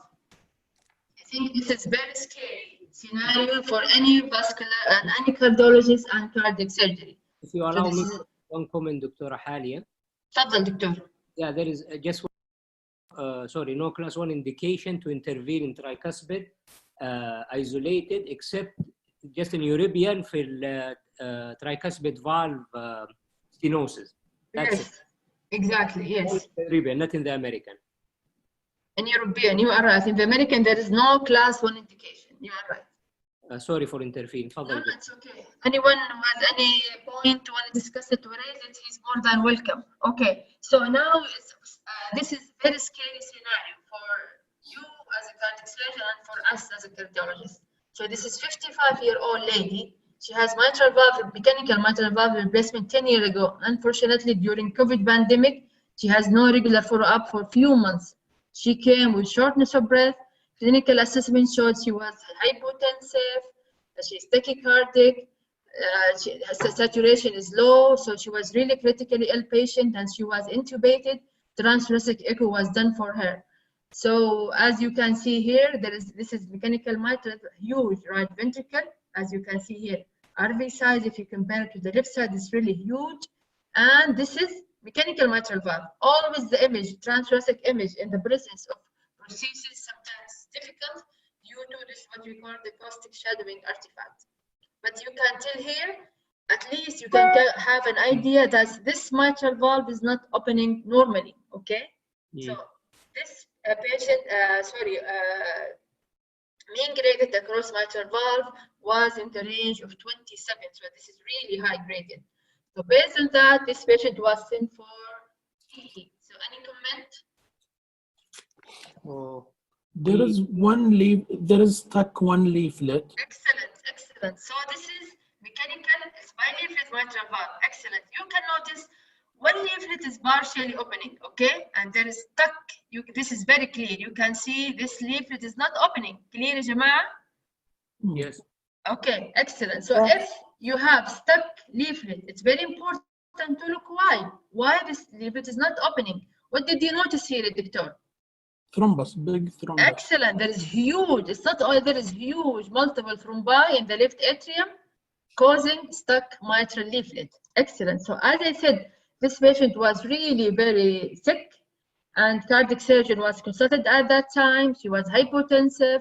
Her chest was really bad, bilateral lung infiltrate. So the plan is to go and give her thrombolytic therapy and try. The thrombolytic therapy was giving. What did you notice here? It's no improvement. So there is improvement in the opening of the partially occluded leaflet. Do you notice the difference? But other one still stuck. So the senior patient is at risk. And here you can notice there is huge thrombi, okay, involving in the left atrial wall. Here, this is very nice 3D images. You can demonstrate it. You can tell there is very nice opening of the one leaflet. However, other leaflet is totally stuck. So as I said, she was critically ill patient, re-evaluated by surgical team. She was very high risk to go for surgery due to poor RV systolic function and poor general condition. And at the end, she expired after a few days from her hospitalization. So, as I said, this is very scary scenario for all cardiologists and cardiac surgeons. So from the scenario, this patient is typical for surgery, but because if she is high risk, they didn't take her, right? Exactly. Yeah. She's high risk patient, she hemodynamically unstable. As I said, her RV, if you notice, her RV was really dilated with severe RV dysfunction. So we had a lot of discussion with the surgeon, and at the end, the plan is to go for thrombolytic therapy and observe. If we can improve her RV, then maybe she will wait for surgery. But unfortunately, she died after that. Okay. So if you have obstructive mechanical prostatic thrombosis, so prompt and quick management is really very essential. So transthoracic echo should be performed, transphageal echo and fluoroscopy if your patient is stable. If your patient is stable, I think the most important thing that can guide you for management is the clinical situation of your patient. If your patient is critically ill, and you have surgery immediately available in your hospital, as your colleague said, as everybody said, surgery is the first thing needs to be done. Okay, if there is no surgery available in your hospital, then try fibrinolytic therapy. However, sometimes, as we said, guideline is a guideline, but every clinical scenario or every clinical condition should be individualized based on your patient condition. Like this patient, we had a lot of discussion with the surgeon, but I agree with him. She is in very critical condition, hemodynamically unstable, very bad RV, so it's very hard to take care for surgery. If your patient is not critically ill, okay, then you can try heparin. If it's successful, that's good. If not successful, you can try fibrinolytic therapy or surgery. Okay, so this is another patient who had mechanical mitral valve. She's a lady, very nice lady. She had mechanical mitral valve 7 years ago. She came with shortness of breath and anemia. Gradient across mitral valve by transthoracic echo was 14. So based on that, she underwent for TE. And what do you notice here? This is her TE. Any comment? I think it's very clear. So it's functioning well, but I think excellent. Excellent. So this is typical opening and closing, healthy, I can call it healthy mechanical mitral valve. Did you see the difference between this one and the first one? Okay, yes. And this is very nice 3D imaging demonstrating that both occluder are open and closing normally. So why this patient has high gradient? So This is very important to ask yourself. Okay, so putting color, as your colleague said, there is excellent opening and closing of the mitral leaflet. But you notice here there is excellent, significant regurgitation, and it's not only significant mitral. This is it intrinsic or extrinsic? It's coming from here. Yeah, it's excellent. So this is severe paravalvular leak. That's why this patient, he has hemolytic anemia, shortness of breath, and this is very nice 3D color. You can notice the origin of the eGalton jet is from the annulus itself. So this is paravalvular leak, and this is very nice 3D images. You can tell there is very nice opening and closing of the leaflet. However, there is the dehiscence of the mitral ring. It's very clear here, okay? And this is the source of the mechanical mitral regurgitation. Okay, so that's why a lot of times that transthoracic echo and TE can help in differentiating and put a differential diagnosis of your patient presentation. Now we'll move to very important pathology in cardiology, which is effective endocarditis. So effective endocarditis is associated with high mortality rate. Complication can happen during the course of treatment of effective endocarditis. Complications are the main cause of morbidity and mortality. Echocardiogram play a very important role in diagnosis, prognosis, and follow-up of patients with effective endocarditis. So this is very nice patient. We saw her recently. She came with fever, and she was diagnosed 17 years back as rheumatic valvular heart disease, but she was doing very well for the last 17 years. Just a few weeks back, she started to have fever, generalized fatigability. That's why she came to the hospital, and she had positive blood culture, and based on that, she was sent for echocardiogram. So any comment? So echo the same log axis parasternal, just to Okay. can notice in the posterior mitral leaflet, there is a mass, also small mass in the anterior mitral leaflet. It could be either masses or thrombus, mass, infective endocarditis, all that could be. Exactly. So usually you put a differential diagnosis and based on clinical scenario. Like for example, this patient, she came with fever, positive blood culture. So most likely this mass is? Most likely this is infective endocarditis. Excellent. This is vegetation. Vegetation. Excellent. Sorry, so sorry. Based on that, she underwent transthoracic TE. And this is her TE. TE is, this is no, mediasophageal, this one. Okay. Mediasophageal view. And with the posterior mitral leaflet thrombus on, I think, in the middle. Thrombus or vegetation? Anterior and posterior vegetation. Yeah, vegetation, yeah. Vegetation, yes, sorry. Excellent, yeah. So you can notice both anterior mitral leaflet and posterior mitral leaflet. Here in this view, you can notice both leaflet are thickened and there is vegetation involved, both leaflet. So you can tell the difference in the appearance on transthoracic echo in comparison to TE. Sensitivity of transthoracic echo for detecting vegetation is only 75%. However, it's very high for TE. It's ranging from 90 to 100%. That's why if there is high clinical suspicion of effective endocarditis and nothing clear by transthoracic echo, especially in the presence of prosthetic valve, send the patient for confirmation transesophageal echocardiogram. It can be normal, there is nothing, and it can be abnormal like this patient. Okay? And also the aortic valve is okay. Aortomitral curtain seems not to be involved, but exactly. So we are usually during TE, a patient came with suspicion of endocarditis, we scan all four valves to make sure that other valves are clean before sending the patient for surgery. This is again very nice and unfortunate patient with aortic valve prosthesis, came with fever, and this is typical of abscess. This one. Abscess, excellent. You can notice with color, there is color in this space. This is the lucent space, so this is most likely abscess. And there is what else? Severe regurg. Regurg, and what is this? It's paravalvular, I think, and fistula. Fistula, excellent. So fistula between LA and this is not LA. This is the abscess between the abscess and then and the aorta. RVOT. Okay, clear? You can see the color is filling this abscess. I agree with you, there is severe AI from here, but you can see color filling this abscess and it's drained to the LVOT. Yes. Okay, excellent. So this is one of the, this is what we call it anatomical.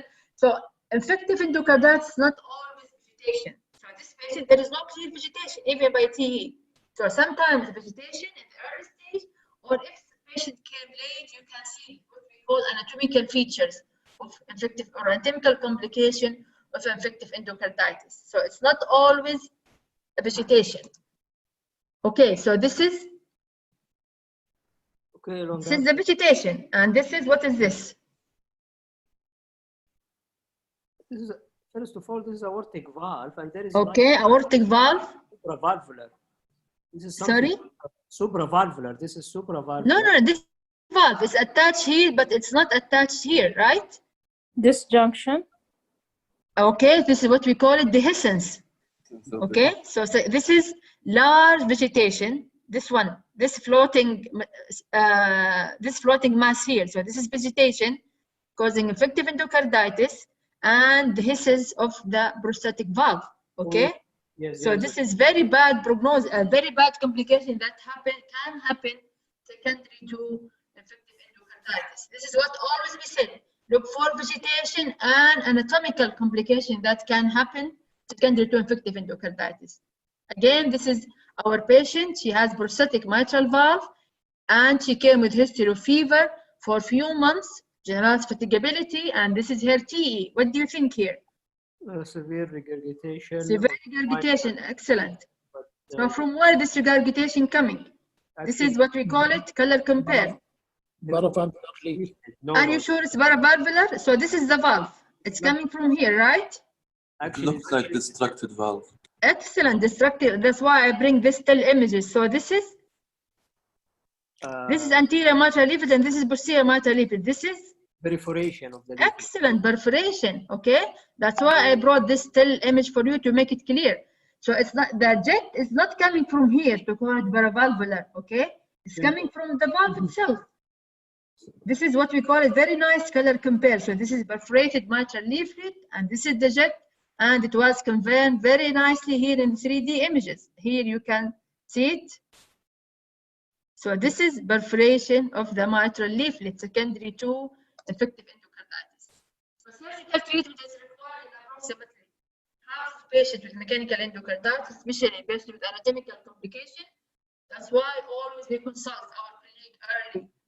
Sometimes patients need to go within 24 hours, sometimes within 7 days, and sometimes in a stable patient it can be delayed within 1 to 2 weeks of antibiotic treatment. Of course, there is certain surgical indication. I will not go through it because of the time, but you need to know the surgical indication for infective endocarditis. Now we'll move to coronary artery disease. So this is patient who came with chest pain, echocardiogram showed the breast ejection fraction and with regionality mainly involving distal 2/3 of the LV with an akinetic apex. Coronary angiogram showed triple vessel disease. So when we are scanning patients with coronary artery disease, we are looking mainly for LV function and regional wall motion abnormalities, RV function, because this is very important for our surgeon. And is there any associated valvular heart disease?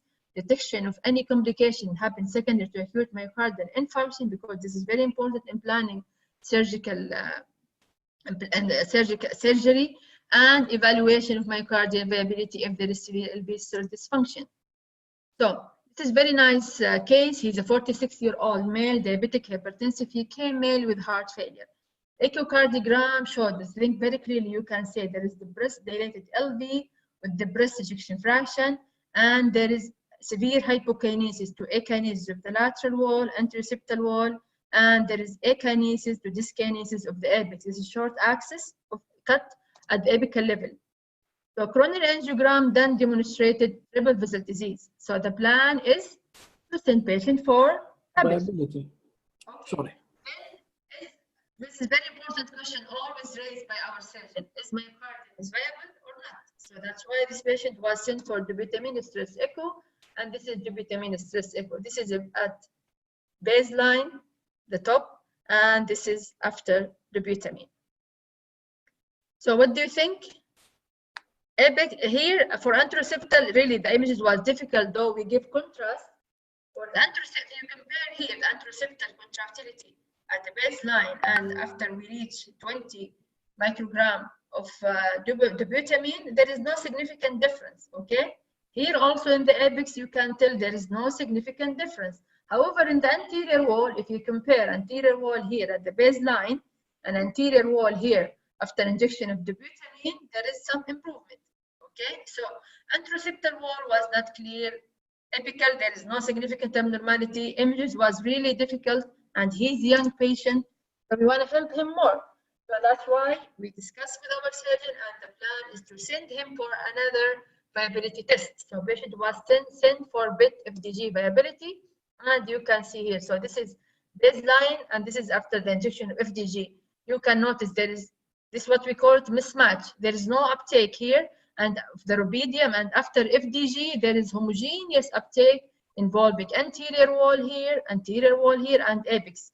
So septum also, you can tell here there is no uptake of rubidium, but after FDG, there is really homogeneous uptake of all FDG by all myocardial segments. So this means myocardium is viable.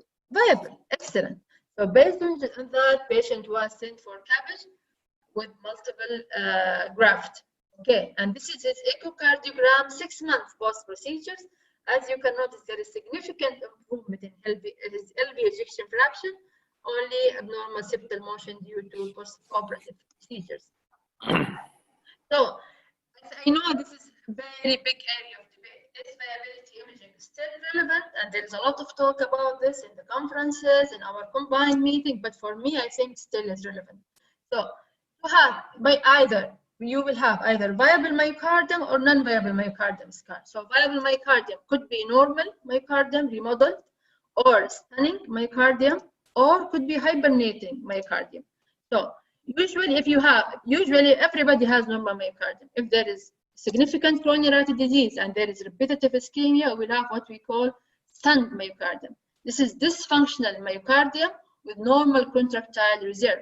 If there is frequent ischemia, we will have what we call it hibernating myocardium. Hibernating myocardium means dysfunctional myocardium with the potential to improve after revascularization. If there is no revascularization in hibernating myocardium or delay revascularization with repetitive ischemia, at the end we will have cell death and myocardium scar. So, why we intervene with patients with ischemic cardiomyopathy if there is good viability? To assess two things: clinical definition, improving exercise capacity, improving survival, and improving quality of life, and imaging modality, like the patient I showed you. So he has global functional recovery with improvement in his LV ejection fraction. This is very nice meta-analysis published in JAC in 2003, and you can tell if you have viable myocardium, there is very high mortality rate with medical therapy in comparison to revascularization. However, if you have non-viable myocardium, there is no significant difference in mortality rate with medical therapy or revascularization. So this confirms that there is really strong association between myocardial viability and improving survival after revascularization. However, if there is no significant viable myocardium, there is no significant difference in outcome, irrespective of treatment strategy. I know after 6 trials, there is a lot of talk about this, but this is what I think is very crucial in assessment of our patient with ischemic cardiomyopathy. If you go to the guideline, you will still find it's a class 2 indication. So CABG is indicated and it improves survival in patients with low ejection fraction if there is viable myocardium. So this is very important. Viability should be assessed when you are planning for revascularization, especially if your patient came with heart failure and coronary artery disease. So if I will summarize, I'll summarize it as follows. For patient with ischemic cardiomyopathy, you should receive full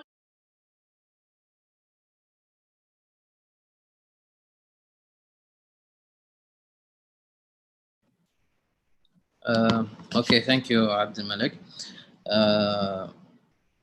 This was a lecture from last year course, and you can go back. It is on YouTube recording. So now I would like to welcome Dr. Mazen Fatani, who's a consultant cardiac surgery and at King Abdulaziz University Hospital. Dr. Mazen interested in aortic and valve sparing surgery.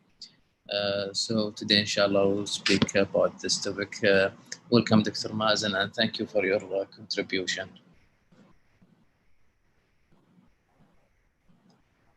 Thank you, Professor, for the nice introduction.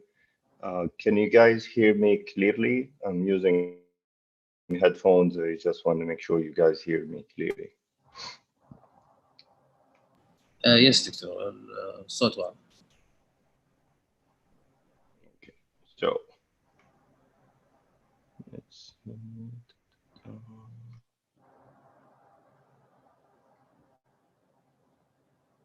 Do you see the slides appearing on your screen, or do you see the presenter mode?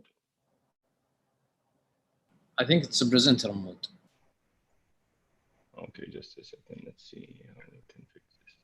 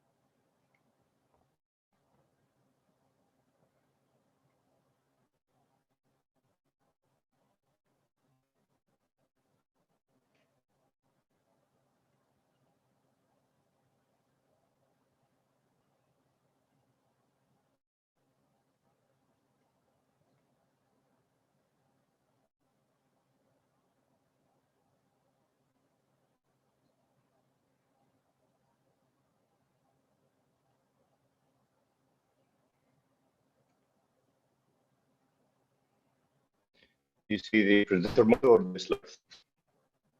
Now we see slides. Excellent. Okay. So I'm presenting a very important and heavy topic that is actually, I think, overlooked by not only trainees, but only many surgeons. The topic will be heavy and I think full of details.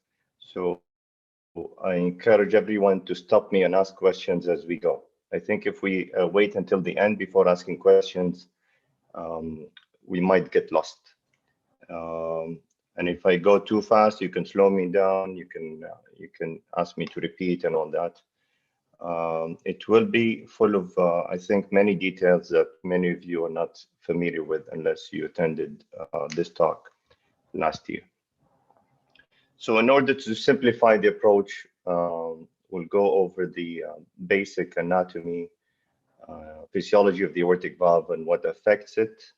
So more importantly, the STJ or sinus-tubular junction annulus ratio, the concept of the effective height and how it affects the function of the aortic valve, valve types and aorta phenotypes, the causes for aortic regurg and different ways of classifying it.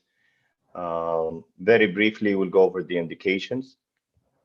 And then we'll talk with little details on the types of repair, mainly isolated repair for isolated aortic regurgitation, and valve sparing surgery, in which there is aortic root dilatation, and that involves a valve sparing root replacement with sparing of the aortic valve. So the aortic valve has this central unique anatomy surrounded by all three other valves in very close proximity. And if we fillet open the aorta and spread it, I hope you appreciate that crown shape insertion of the leaflets of the aortic valve on the aortic root. I don't know if you see my cursor moving or not on the screen. That will help me point out things. Does it? No? Yes, we can see. All right. So you see the insertion here going with the crown shape, and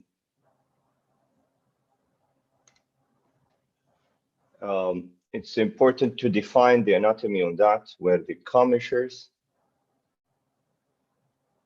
define the top part of the insertion, and that's the level of the sinusoidal, and the lowest part, which we call the nadir of the leaflet insertion, defines the lowest part of the aortic root.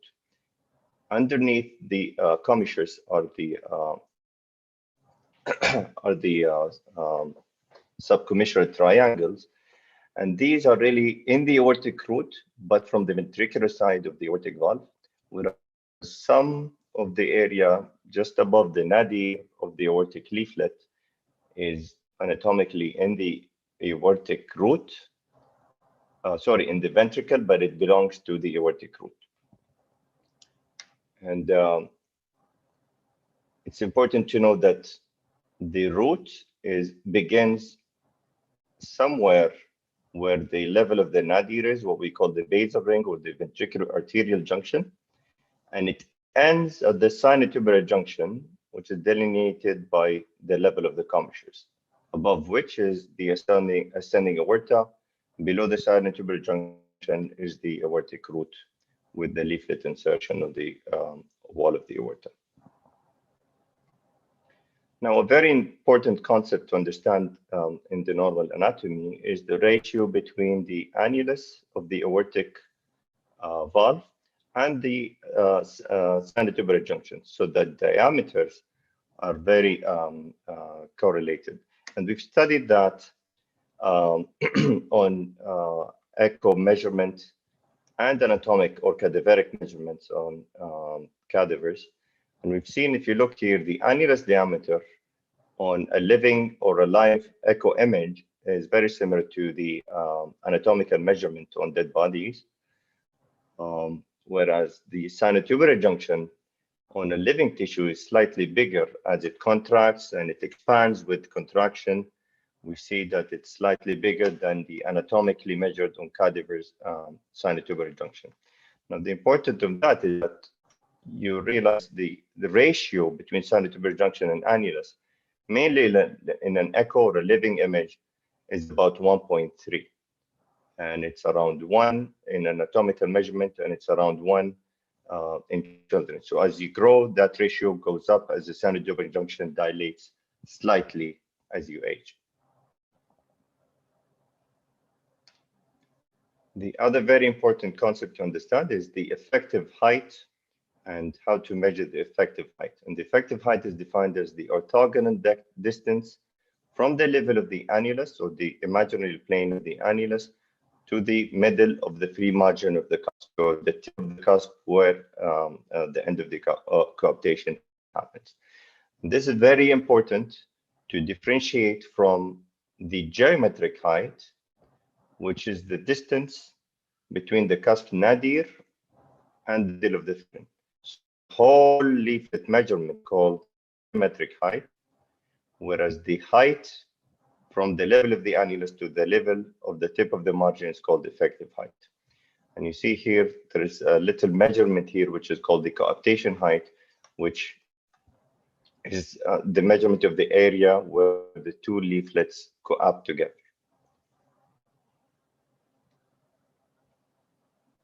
Now, as opposed to the mitral valve, where there is a lot of structures supporting the mitral valve, the papillary muscles, the left ventricle, the annulus, the aortic valve does not have that much support, and it is really supported by its anatomy of the aortic root and the leaflet itself. And that gives less functional reserve and makes it less forgiving in aortic in valve repair as opposed to mitral valve. So you can have few millimeter gap in the mitral valve repair, and that valve will function fine. Whereas in the aortic valve, it's all about few millimeters here and few millimeters there, and your valve is not going to have a good repair outcome. So it doesn't have that functional reserve that the mitral have. And in order to make it open widely to allow a free flow and close tightly against the systemic pressure, you need to have an excellent repair. Now, it is important to know the severe classification of bicuspid valve and type 0 valve, or to define a valve as bicuspid or tricuspid, it depends on the number of the commissures. So a true type 0 bicuspid valve will have only 2 commissures and 2 leaflets or 2 cusps, whereas a type 1 bicuspid valve would have 2 true or fully developed commissures and 1 underdeveloped commissure. So an underdeveloped commissure or a non-functional commissure is a commissure below the level of the sinotubular junction, and it is rudimentary. So that's how you tell if this is a true type 1 bicuspid valve or just a calcified fused tri-leaflet valve. A type 2 in severe classification, I think, is a misnomer. It is really a unicuspid valve rather than a bicuspid type 2 valve, which has 2 rudimentary commissures and 1 fully developed commissure.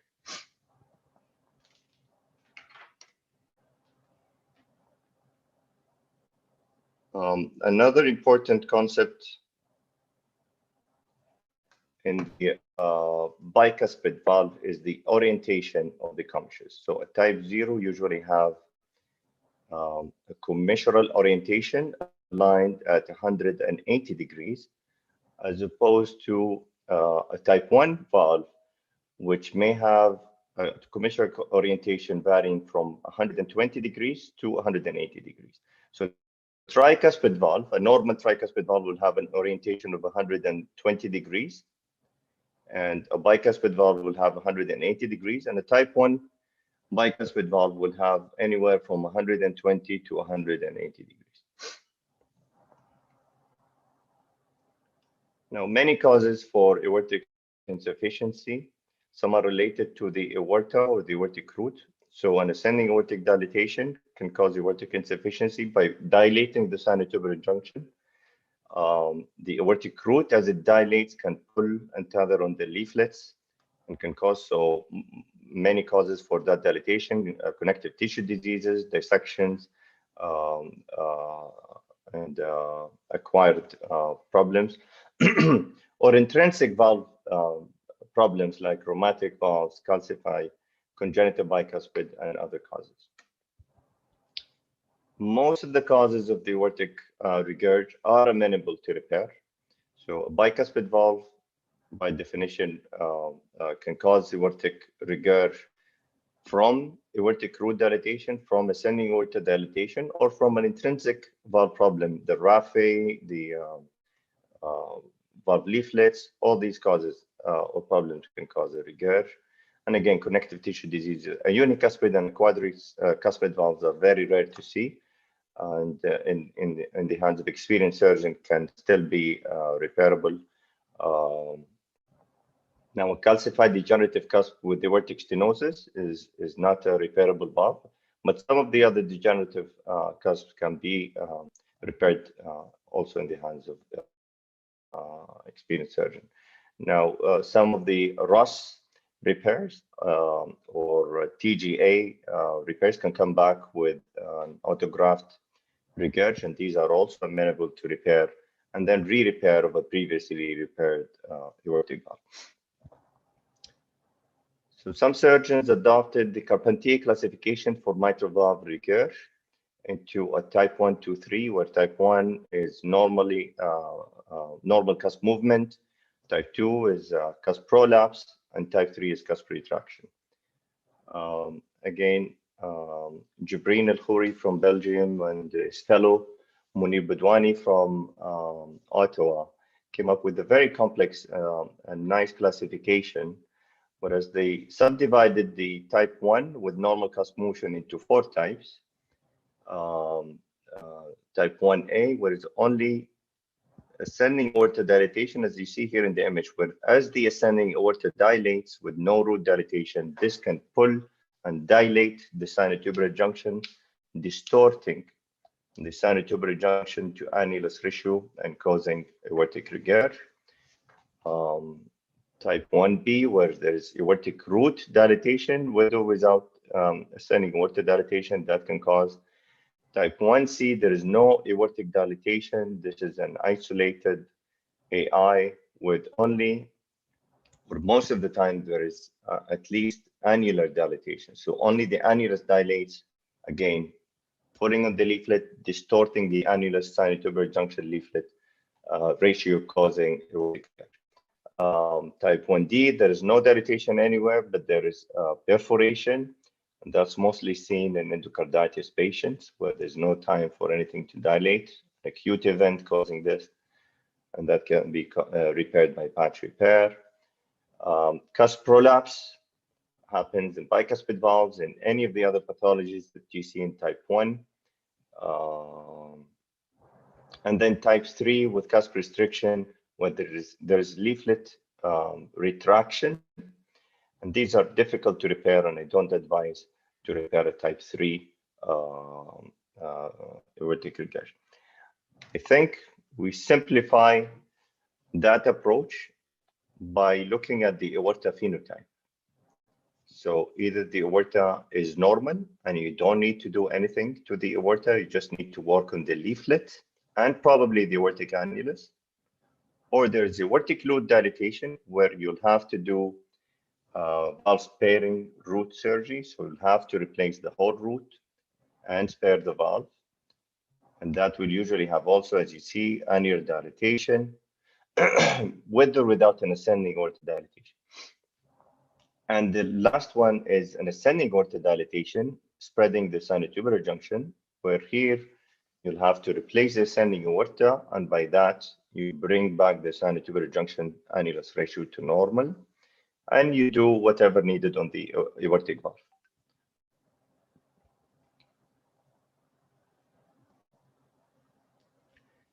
So just very briefly, I think you're all familiar or should be familiar with the guidelines.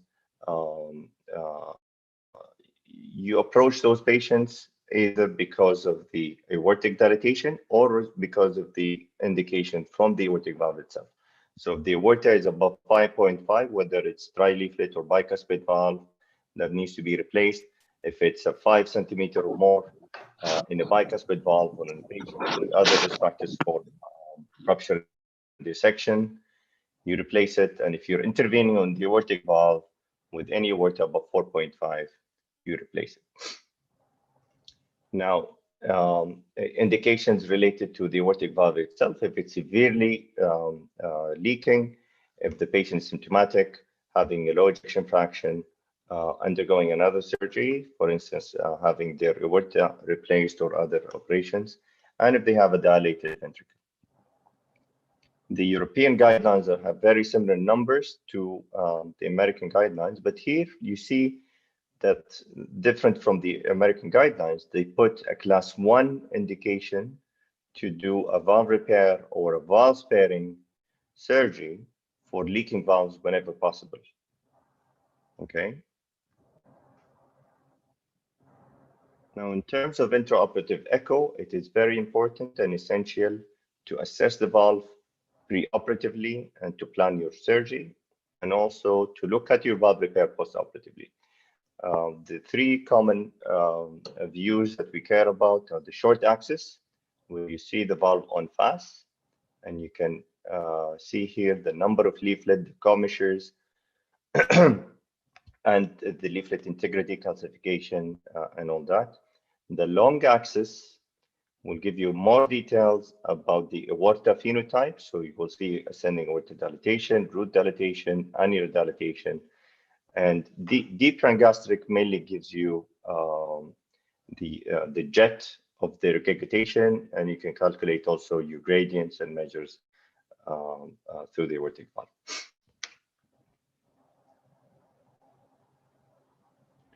Now, how do you approach an isolated aortic valve regurgitation? So an isolated means there is no root dilatation. It's either a normal aorta phenotype or an ascending aorta putting on the sinotubular junction that you need to replace and do an isolated aortic valve repair. So the mechanism most of the time here is cusp prolapse due to either a sinotubular junction dilatation or an annular dilatation or both. And by definition, those patients will have an effective height below 9 millimeters. So we'll go over that when we talk a little more on measuring the effective height. But as we said on the effective height measurement, that measurement had to be 9 millimeter or above. So if it's below 9 millimeter, that means the leaflet is prolapsing. That could be a positive number or even a minus number. So if the leaflet is going below the annular plane, you measure the effective height as minus. Anyways, there are cusp criteria for repair, and you will hear a lot of surgeons giving excuses not to repair the aortic valve, but the real excuse really should be not being able to repair because of lack of experience, or you don't know how to repair it, or you'll have a subjective, or sorry, an objective reason for not repairing your aortic valve, either because of excessive calcification and fusion of the leaflet, or if the geometric height is below 16 for tri-leaflet valve or below 18 for a bicuspid valve, and that means the leaflets are retracted and needs to be enlarged or patched, and that doesn't really give a very good long-term outcome, and you can have an excuse not to repair it. Or the leaflet is full of fenestrations. I think or a unicuspid or a quadricuspid valve that is difficult to repair. These are the real reasons not to repair an aortic valve. Otherwise, most aortic valve, regurgitant aortic valve are repairable. Now, important measurements to decide on the approach of the repair is to measure the geometric height, as we said, and make sure the leaflet is not retracted. And that is simply measured by putting a ruler. The tip of the ruler is at the nadir of the leaflet insertion, and the end of the ruler where you take your measurement is at the free margin of the leaflet. So that measurement has to be 16 or above for a tri-leaflet valve, or 18 and above for a bicuspid valve. Below that, that means that leaflet is retracted or doesn't have enough tissue to work with, and that may exclude your repair approach.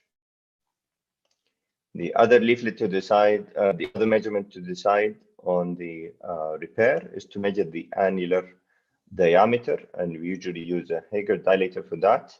And above 25 is considered a dilated annulus that needs to be addressed. Below 25, which is usually rare in isolated aortic valves regurgitation, does not need a ring. How do you deal with a prolapsed leaflet or a leaflet with an excessive height and prolapse? Is by plication, and you simply do that by placing a 5-O-proline at the nadir of each of the leaflets, and you align the leaflets together to see the excessive height where you need to plicate, and that's really a millimetric approach. So I'll show you a video on that.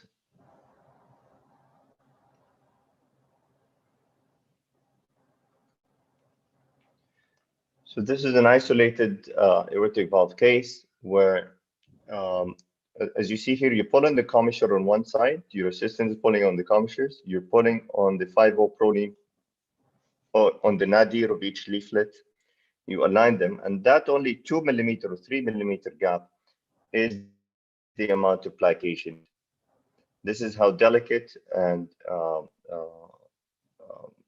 very sensitive aortic valve repairs can be.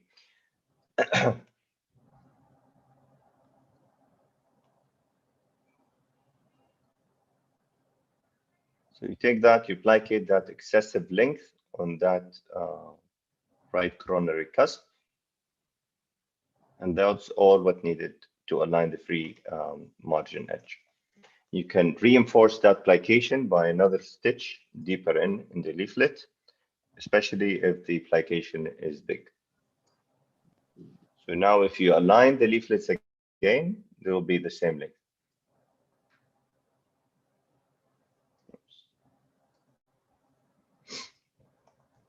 The other problems with the leaflet are cusp perforations, and these are usually seen in endocarditis. So if you have a discrete perforation, an easy to repair one, you just simply patch it.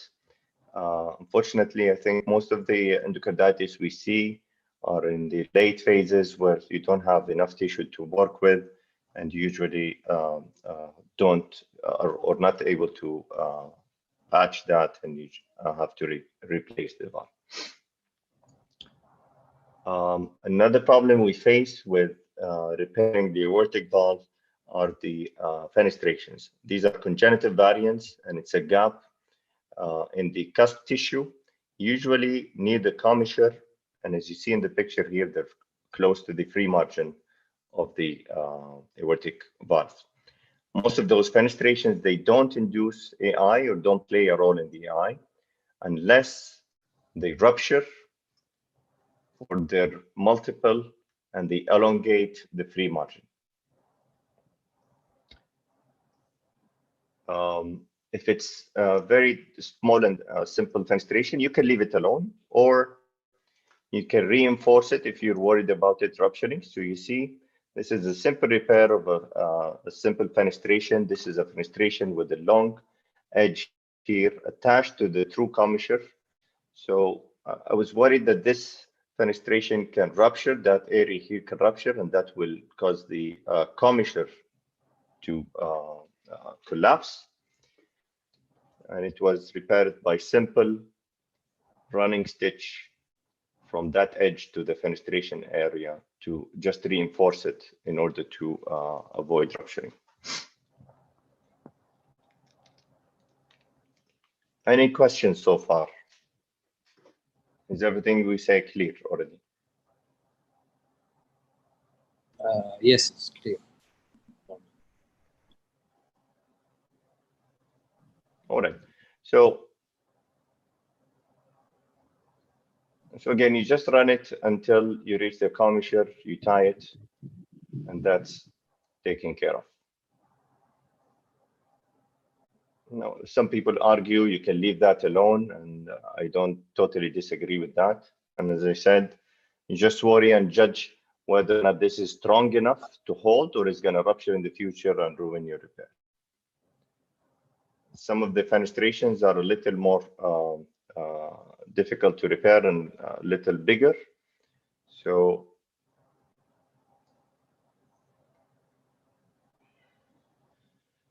some of them would need to be patched, as this one here. The gap was big and you cannot really reinforce it the way we did in the last case.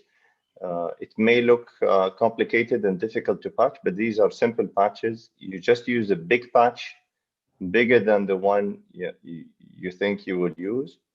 You sew it or you suture it to the one side of the fenestration closer to the annulus with a running proline. And once you reach the commissure,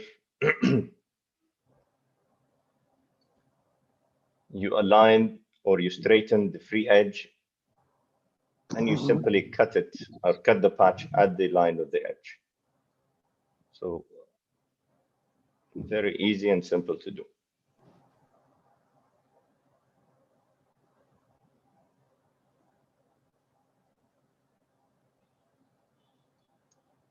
So as you see here, after you finish from that side, you cut the excess of that patch exactly in line with the free edge of your leaflet, and that gives the edge or the free margin of the leaflet.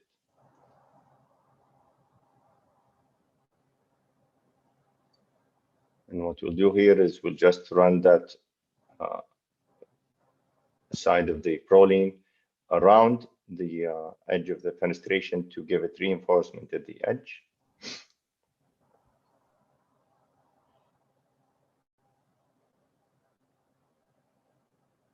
You reach to the other side of the proline and you tie it, and that's it. And that's how it looks. And when you align the free edge, it looks nice and in the same height.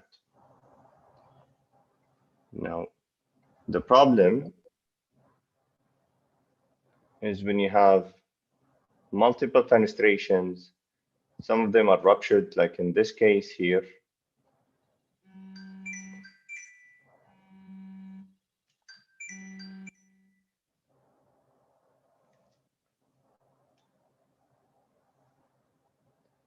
So there's a big fenestration here between the right and none. You see here there was a ruptured fenestration here, prolapsing the commissure. So that end here was attached to the commissure. It completely ruptured and collapsed. And here also there was a retracted leaflet at the left coronary cusp. So you have a leaflet retraction, multiple fenestrations. These valves are almost impossible to repair. If you need to repair it, you'll have to put patches everywhere. It's going to take a long time. And the long-term outcome of these repairs are questionable. So these cases, you can say confidently that these are not repairable cases. You can happily cut them out and put a nice prosthetic valve instead.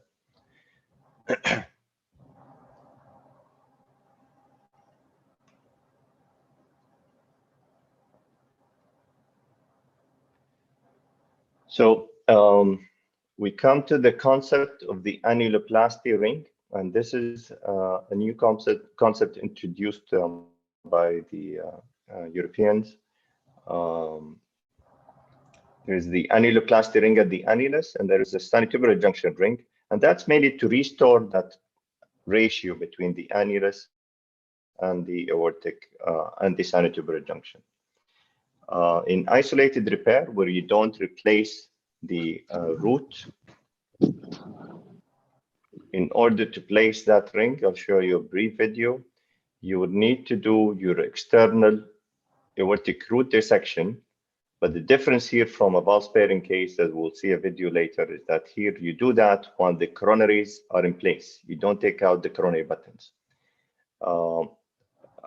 There are some surgeons like Jibreen Al-Khouri, who's a fantastic surgeon, still would do a complete David or a valve sparing procedure, replacing the root and reimplant the coronary buttons for those isolated regurg to fix the annulus.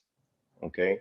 Now, other surgeons disagree and do this technique in order to save the patient from coronary reimplantation, which is known to be associated with short and long-term mortalities. So reimplanting the coronaries does increase your risk from the operation. So by doing that, you save the patient from that risk. Now you dissect. Here we're just above the left coronary. That's a dangerous area, but you feel free to go there between the pulmonary artery and the aorta until you reach the transverse sinus. Here we're going below the left main coronary artery. You make a nice wide passage for your ring. And you do the same here on the right side around the right coronary artery. You see here we go with scissors above the membranous septum from the outside to avoid injuring it and causing a need for a pacemaker insertion. So here we pass our right angle below the right coronary artery. So that ring will pass through these passages below the coronaries. Once you've done from the external aortic dissection, and that has to be really below the nadir of each cusp. So you're not done with external root dissection until it is like this. Once you've done with that, you place your subannular sutures, which are all at the level below the nadir of the each cusp. So you draw that imaginary line below the nadir, and you place one at each nadir and one at each interleaflet triangle. When passing below the left cusp, you pass the suture as it comes out to the right of the left main coronary artery, and you have to see it coming out to make sure you're not injuring or grasping the left main or the circumflex artery, which come very close here.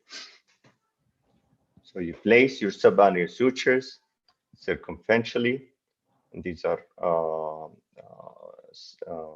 6 sutures, as we said.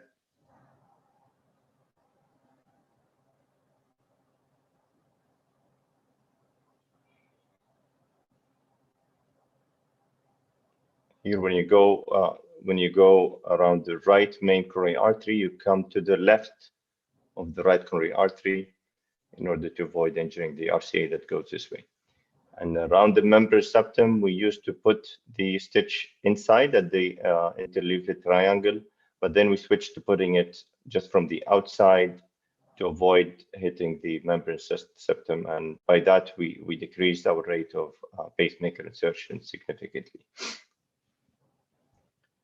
Now, again, some surgeons believe that in non-dilated aorta, you need two rings, one at the annular level and one at the sinotubular junction level. This is a different case, but just to finish the video, I didn't have a complete video of all the cases. So you put sutures at the sinotubular junction level, again, one at above each commissure and one at the same level of the sinotubular junction in between.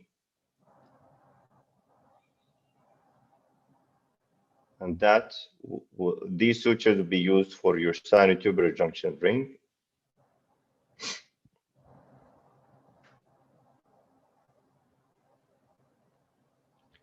You pass your sutures around the ring. This ring is developed by Corneo in accordance with Emmanuel Lansac, who came up with the idea of that ring.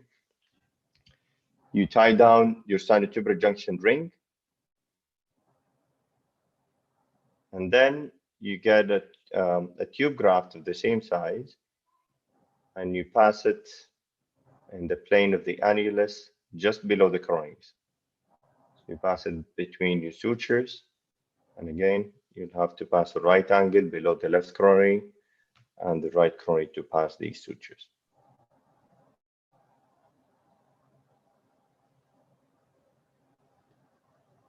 As you see here, we're going below the left main coronary artery. You pass your sutures, you place it, you pass it on the other side.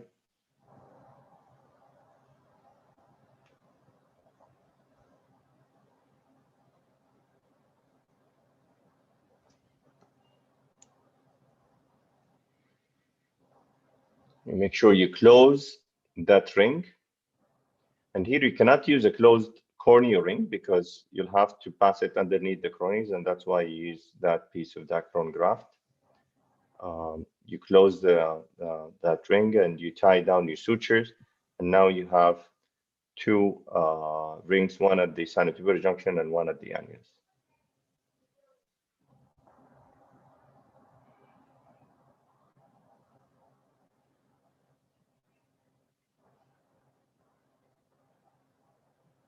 And that's how it looks like at the end. You simply close or reattach your distal aorta,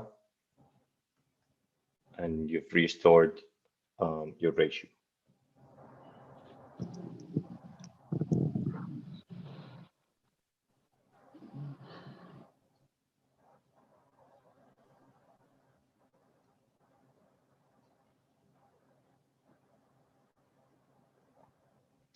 In terms of sizing, you want to downsize. So as we said, an annular dilatation has to be above 25. Below 25, you don't put a ring. First, you may cause a gradient. Second, these annulus don't need a ring. And you downsize by one. So from annular diameters from 25 to 27, use a ring of 25 or a tube graft of 25. And as we go, until annuli above 36, use a ring of 31. The other important concept is repairing bicuspid valves. And these are very repairable valves, simple to repair, and with good immediate and long-term outcomes. In fact, they're simpler to plicate, because you only have, in a type 0 bicuspid valve, you only have one reference leaflet, which is the non-fused leaflet. This is not really an isolated repair. This is a full Yaku procedure. But just to show you how to plicate a bicuspid valve, you put your 5-0 at the level of the nodule of Arancis on one side. And you pull on the commissure on one side, you place the fused leaflet just opposite to the level of the nodule of Arancis, and that's exactly how much you need to plicate on one side. You place your fibroproline on this side. You notice here that there was a little shaving done on the raphe of the fused leaflet in order to give it a free mobility. And here we align this to one side, we bring it to the other side, and that's exactly where you need to pass your fibroproline that was passed on the other side. That area is the area of plication needed in order to align the free margin of the two leaflets.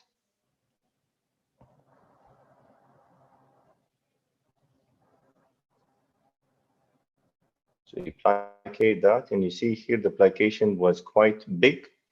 This plication does need to be reinforced with multiple extra sutures inside the plication. If you put outside, you plicate more.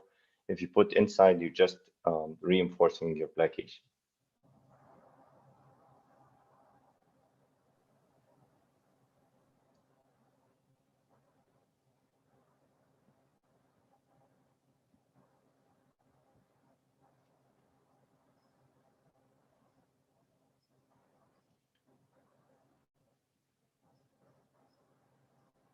So your goal from the repair is you restore the cusp configuration, you plicate the excessive height on prolapsed leaflet. If there is raphe, you shave the raphe to give freedom of movement of the leaflet. Sometimes these raphe are open, you'll have to close them. Make sure the effective height is above 9, as we agreed on. If you're doing an isolated repair, again, you restore the annular styrotubular junction ratio. An important concept is commissural orientation. So if it is a type 0, it's easy, it's 180 degrees. If it's not a type 0, then many surgeons believe you'll have to reorient the commissures at 180 degrees and plicate the excessive length. I'll give you an example of that.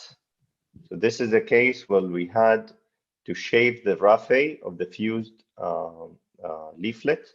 And this is a type 1 bicuspid valve where there is a rudimentary commissure here, but this is an underdeveloped commissure. It's not as good as the other commissures. It's below the level of the sinotubular junction. This leaflet here was, or the raphe here was shaved, and then the leaflet was, or the fused leaflet was sewed together again. And in order to reorient the true commissures here at 180 degrees, you need to first plicate the aorta to decrease the tension on the aorta when orienting at 180 degrees, and then you make sure you pass your annular sutures at 180 degrees on the ring and the sinotubular junction at 180 degrees, and by that you reorient your commissures at 180 degrees. So this is application done on the aortic root. And these cases, you're not replacing the aortic root here, you're doing an isolated repair, and that's why you need that. If you're doing a root replacement, it's easy. You fashion your graft at 180 degrees, and you reimplant your valve at 180 degrees. So again, we go back to the effective height concept. This device was developed by Dr. Schaefers from Germany. It does measure that height where you insert the device. This is touching the nadir of the leaflet, and this would be touching or at the level of the free edge. If it touches the free edge, then it is 9 millimeter because you set that height at 9 millimeter. If it doesn't touch, then that leaflet is prolapsed, and that means you need to plicate it. And as we said, below 9 millimeter is a prolapsed leaflet. So this is an example of how we measure the effective height.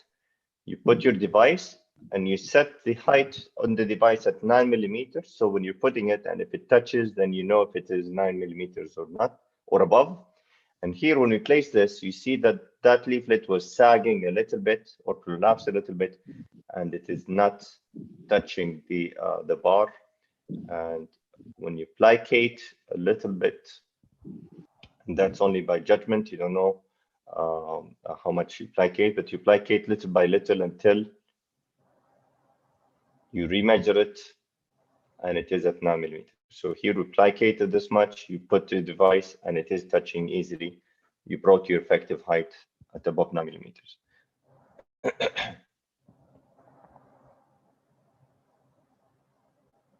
So again, to go over the steps for isolated repair, if it is an isolated aortic AI with no ascending aorta dilatation, there has to be an annular dilatation. You measure your, you take your measurements of the annulus and make sure it is above 25. You take your measurement of the geometric height of the leaflet to make sure it's not retracted.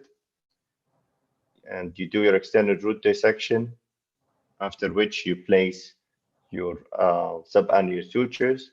You do your alignment for the free cusp and you align them together. You place your sinotubular junction ring. And many believe that by reducing the sinotubular junction, you may induce a prolapse. So to ensure that you didn't, you measure the effective height at that point and you plicate any prolapsed leaflet that is below 9 millimeters. Then you place your subannular sutures and you close your aorta. Okay.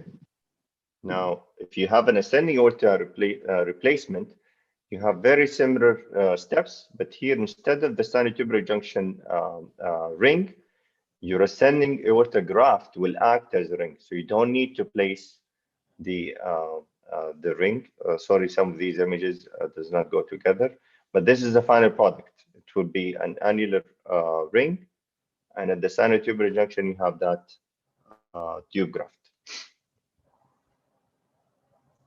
So we come to the bulk of this talk, which is aortic root aneurysms and valve-sparing surgery, in which you'll have to replace the aortic root and preserve the aortic leaflet. The first who came up with this approach was Sir Magdi Yaqub from London, and followed by Dr. Tyrone David from Toronto. I'll go very briefly on these approaches, and then I'll show you my preferred approach, which is standardized and easy to follow.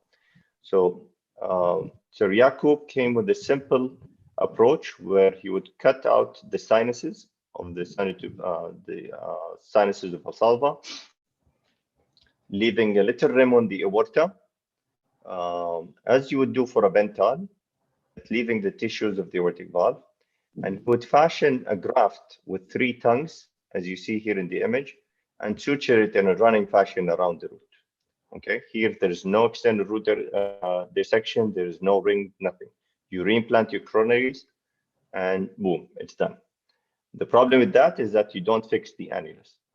And Tyrone David came with a little more complex approach, where he would do an extended root dissection, as the one you've seen in the previous videos. You place your subannular sutures, and these are not hemostatic sutures. So it's very important to remember that. These sutures are just to anchor your Dacron graft at the annulus, acting as an annular ring. Then you place your commissures at the top of that sinotubular junction graft.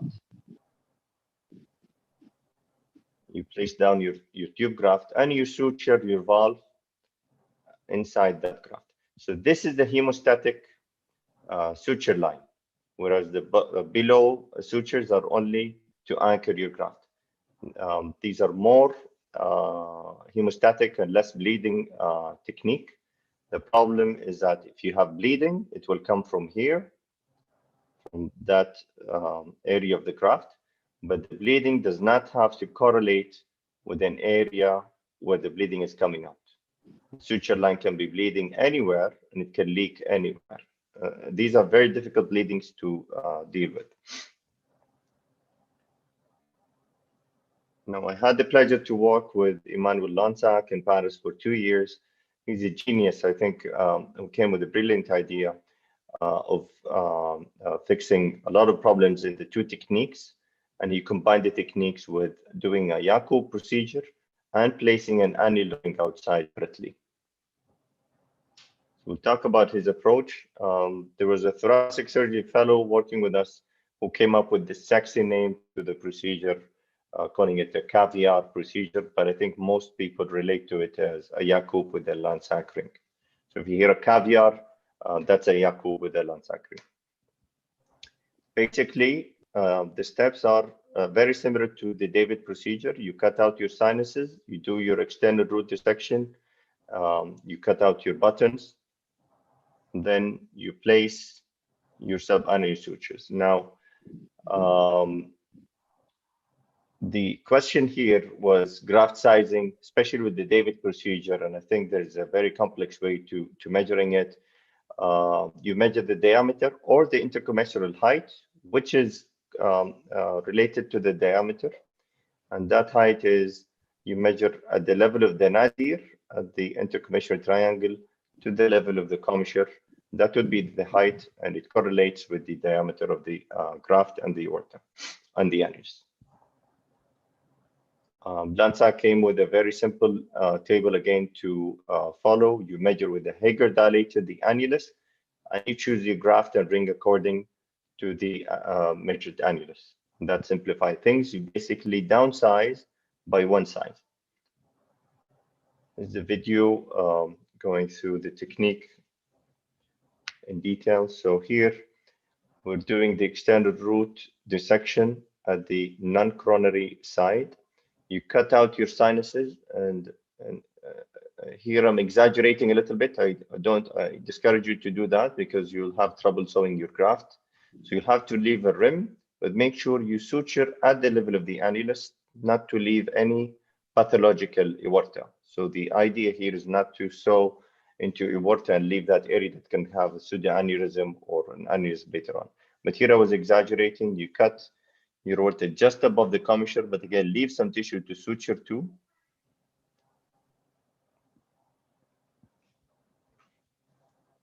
You create your buttons, your left and right coronary buttons.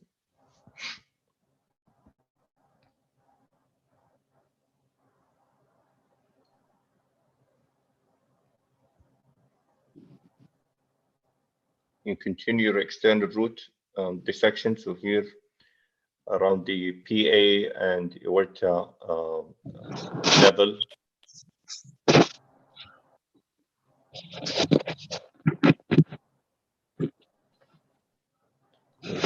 And here you see we pass through the aortopulmonary ligament, and you'll have to go deeper, much deeper, until you see blue.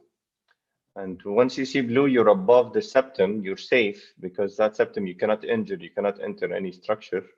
So you're safe when you go above the septum. Again, you cut out your sinuses. And I think that the difficulty in valve sparing surgery mostly is here, is where you do your extended root dissection. And that's where you can get in trouble in those cases, where you can get into bleeding either at the time or once you come off bypass. And these are very hard bleedings to deal with once you come off bypass. So once you do these dissections, you'll have to clamp your venous line, distend the heart, and see if you've caused any hole here or there. So here we're going above the septum, the muscular septum, and that's the blue you see there. And you check, you always check from inside outside to make sure you are going below the nadir of each leaflet, and that means you are at the level below the annulus, safe and easy to place your subanear sutures.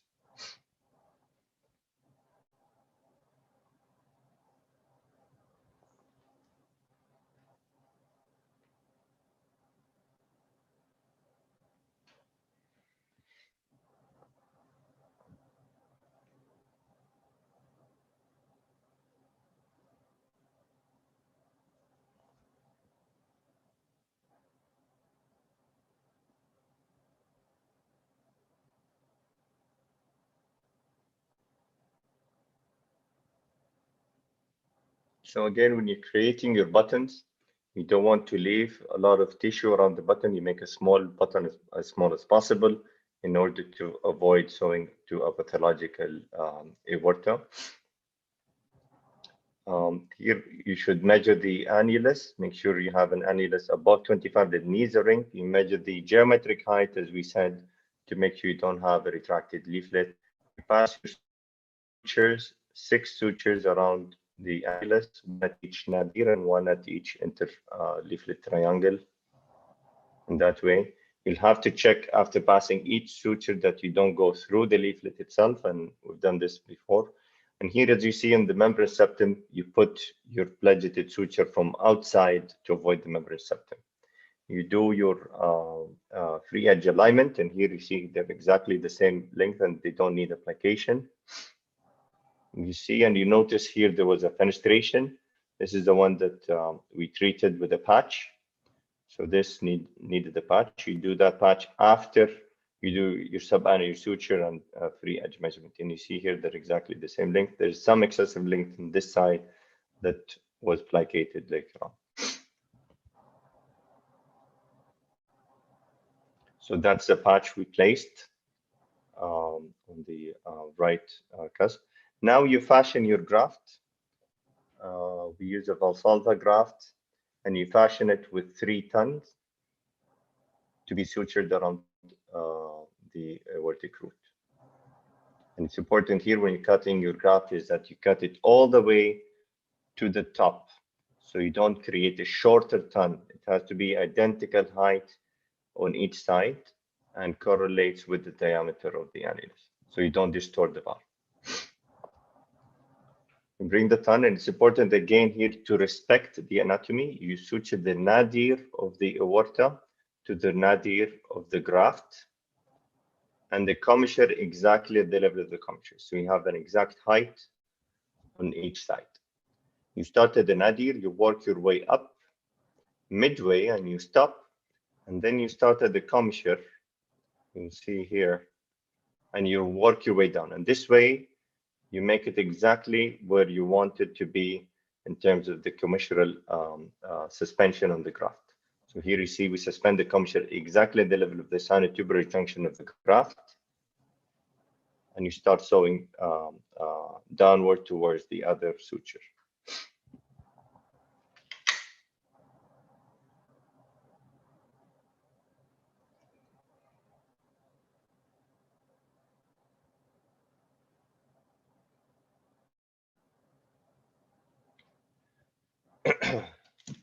So you do the same on each side,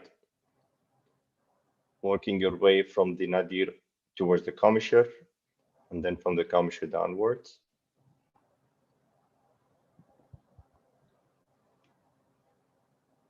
And that's really the easiest part of the operation, where you relax and sew, and you can talk about anything in life. Once you do that, as you see here, we suspend the commissures to measure the effective height. And as we said, by reducing the sinotubular junction, you may create a prolapse. So here you see that the effective height on those leaflets was touching the bar, so it is above 9. And here there was a question, maybe it was touching, not touching. So you plicate a little bit, you remeasure it, you make sure you're not causing prolapse. Once you're done with your aortic repair, you make sure you place your ring before you reimplant the coronaries, otherwise it will be an open ring like the one you would do. So here, how the valve looks nice. You place that cornea ring or an open, a band of the tube graft that you used. You tie your sutures around that ring, and then you reimplant your coronary arteries.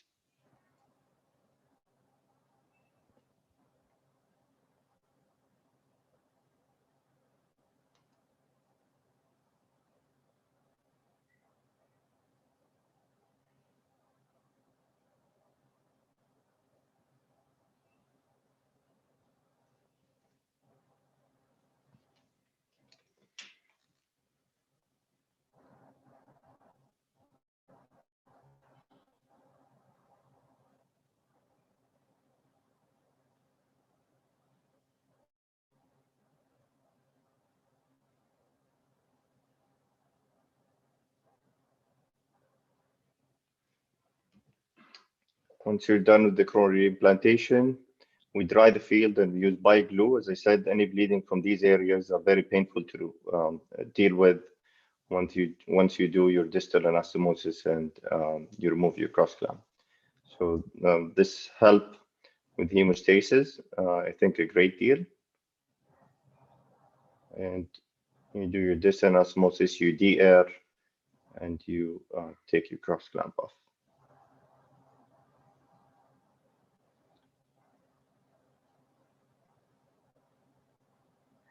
So again, to go over your steps, you examine the valve and you expose it, you assess it, you make sure it's repairable, you make sure it's not retracted and has a good geometric height.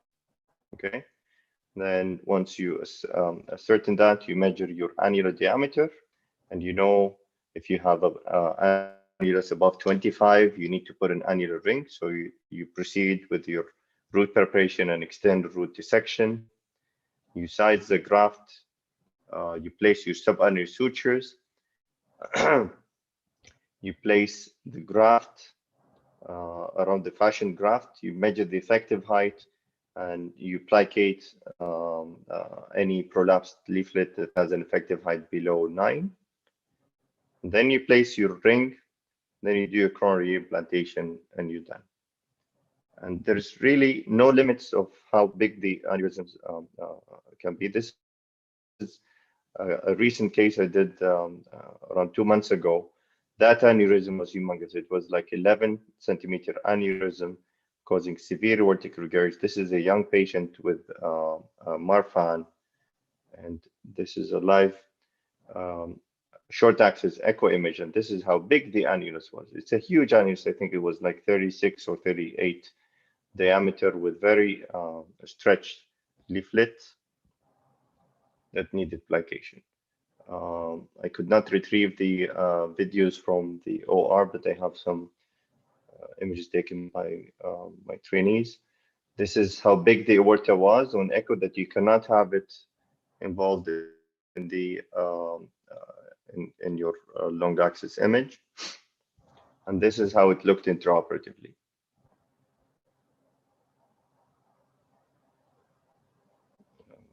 I don't think I can play the videos. Yeah. So this is how empty the area was after the repair. The repair had good results with the aortic leaflets with no rigor. Your main goal is to restore the sinotubular junction annulus ratio. You reinforce the annulus that are dilated above 25. You make sure you have an effective height on each leaflet above 9. You have a coaptation length above 4, and you have no residual AI. If anything, it has to be trace and central AI, not more than that. And you have to ensure you have a good cusp mobility. Again, to simplify the approach, you have different kinds of aortic phenotypes, and according to which you decide on the approach. So if you have a root dilatation, you proceed with a total root valve sparing replacement, where you do a Yaku procedure or a David procedure, as long as you do an annular stabilization. So if you do a Yaku, you do an annulus or an annuloplasty ring with it. If you have a tubular ascending aorta dilatation, then you only do an annular ring, and you replace the ascending aorta with a graft that will act as a sinotubular junction ring. And by that, you restore the ratio again. And if you have a normal aorta with no dilatation in the root or the ascending aorta, you do your subannular sutures, ring, and the sinotubular junction ring without replacing any of the aorta.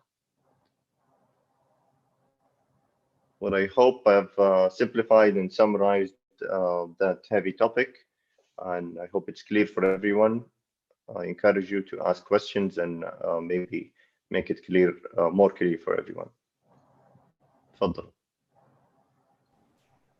Thank you, Dr. Mazen. Dr. Mazen, I have a question. How about the long-term outcome of this technique, the one with the annular ring, the combined technique? It's excellent. It's excellent. We have results of over 10 years and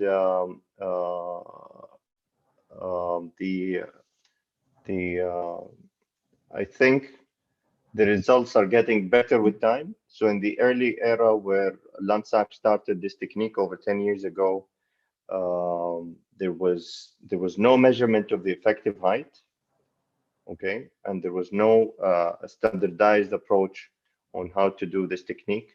At the time, maybe the return back with the recurrent EI was around 80–85%. But in the last paper he published around for 10-year results, the recurrent EI is less than 5% or 6%. So you have success rate above 95%. That's unbeatable, honestly. I think those results are very comparable to the Tyrone David results, which are published.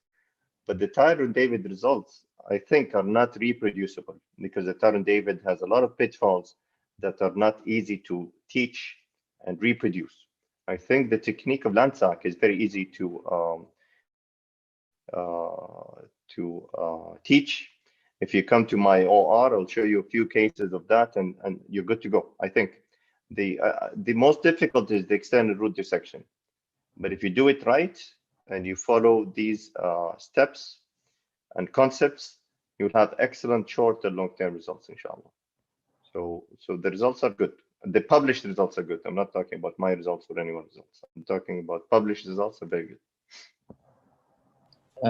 Okay, but Doctor, in specific cases like Marfan and bicuspid, so still you will do repair. You will not like. Of course. Yes. So I thank you for that question. I think it's a very important question because most of the cases you will get that are amenable to repair are bicuspid connective tissue disease. You will not get a normal healthy person with no other problems coming. You will, but I mean, most of the cases are either bicuspid connective tissue diseases, aneurysms. So if you want to take excuses not to repair them, you will not do valve sparing operations. Now, bicuspid valves, as I said, are not an exclusion whatsoever. The results of bicuspid valves, the published results, when we look at our results with bicuspid and tricuspid results, surprisingly, were better than tricuspid valves. Not significantly better, but the long-term results were better. Okay. Some of the bicuspid valves, yes, if it's very calcified, thick, and the raphe is thick and retracted leaflet, you don't repair. As I said, you go with the exclusion criteria. There is a good leaflet to work with, pliable, no excessive calcification, no fenestrations, and no retraction. Then you proceed with a valve sparing with excellent approach. With connective tissue diseases, this case I did was a connective tissue disease. The only thing with connective tissue diseases is that you cannot do a Yakub procedure alone.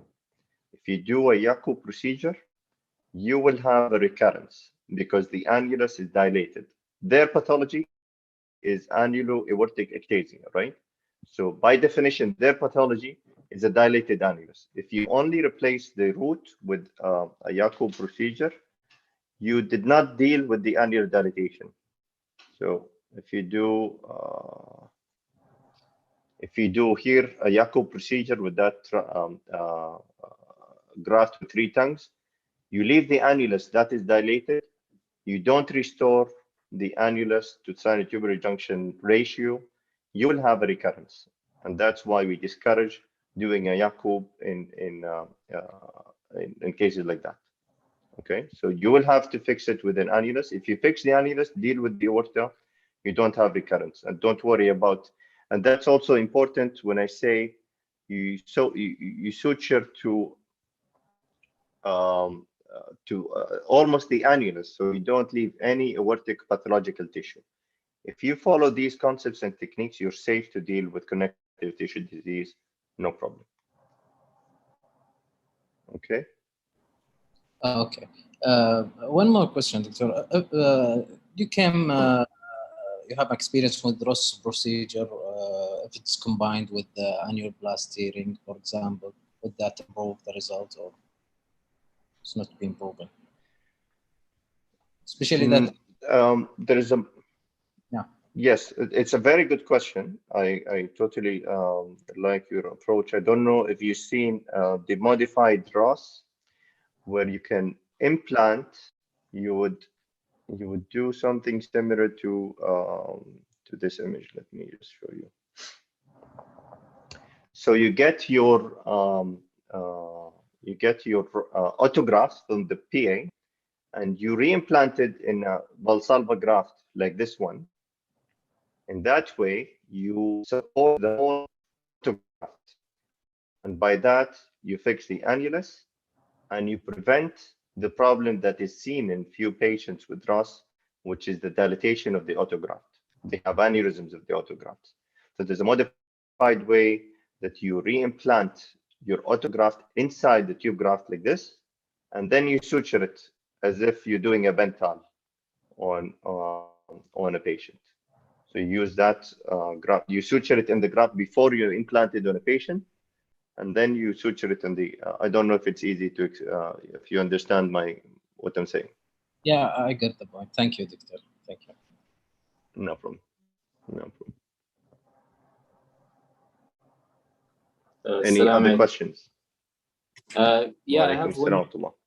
I have one question just about the maximum root diameter that you think is amenable to a valve sparing root replacement. Well, I've shown you that case I did recently to tell you there is no real limit as long as you follow these steps. So if you have a diameter, and this is, I think, the biggest aneurysm, root aneurysm I've ever seen, it's 11 centimeters. We've done many roots that are 8 and 9 centimeters, and they were repairable. Now, it is not the size of the root as much as the leaflets you're working with. Some of the roots, so this patient was young and he presented fairly early. So the leaflets were almost normal. They are just stretched and elongated, but they had no fenestration, they had no tears, nothing. If you have a root dilatation that presents later on, those leaflets can be hard to work with. So they will have fenestrations, they will have tears, and these are not repairable leaflets. So you don't really have a maximum sizing. I meant more about the diameter of the annulus itself, sorry. Oh, the annulus. Yeah.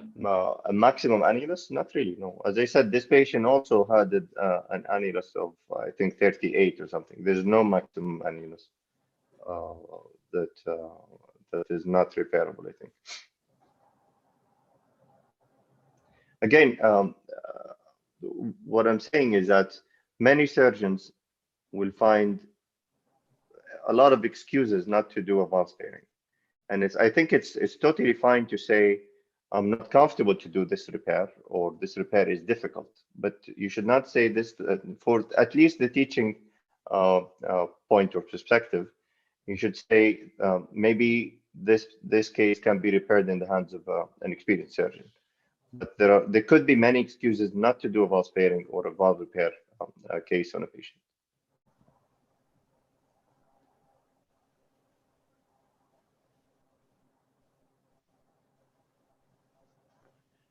Any other questions?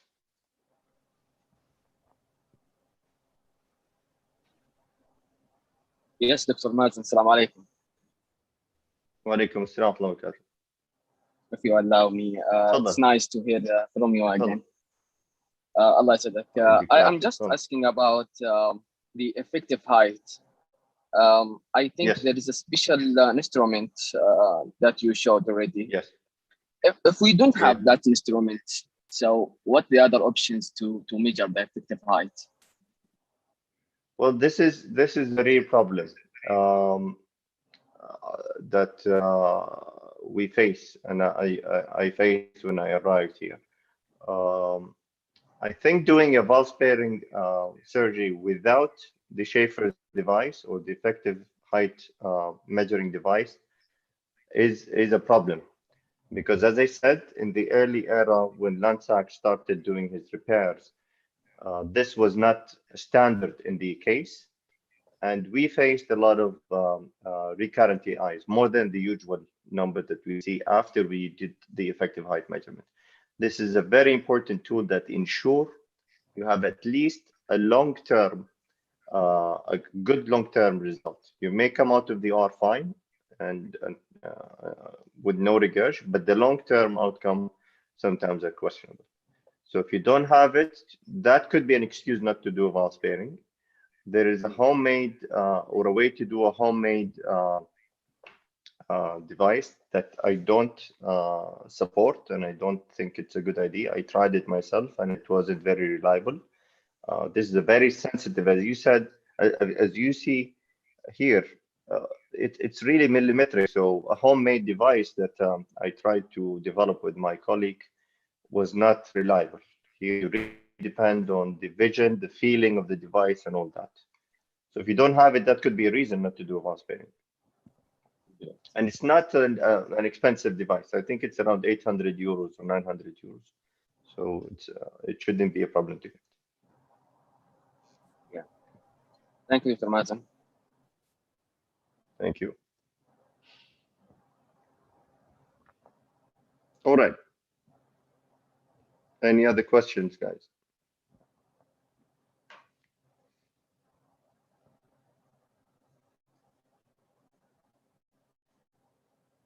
Okay, so I hope this was clear to everybody.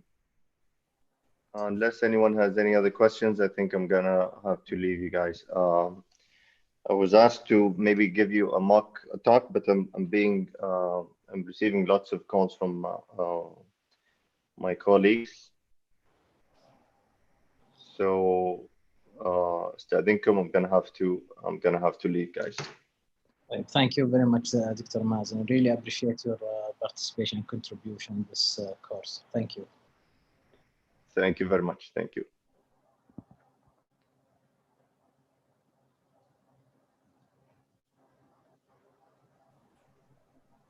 So guys, next session will be with Dr. Abdullah Al-Ataibi.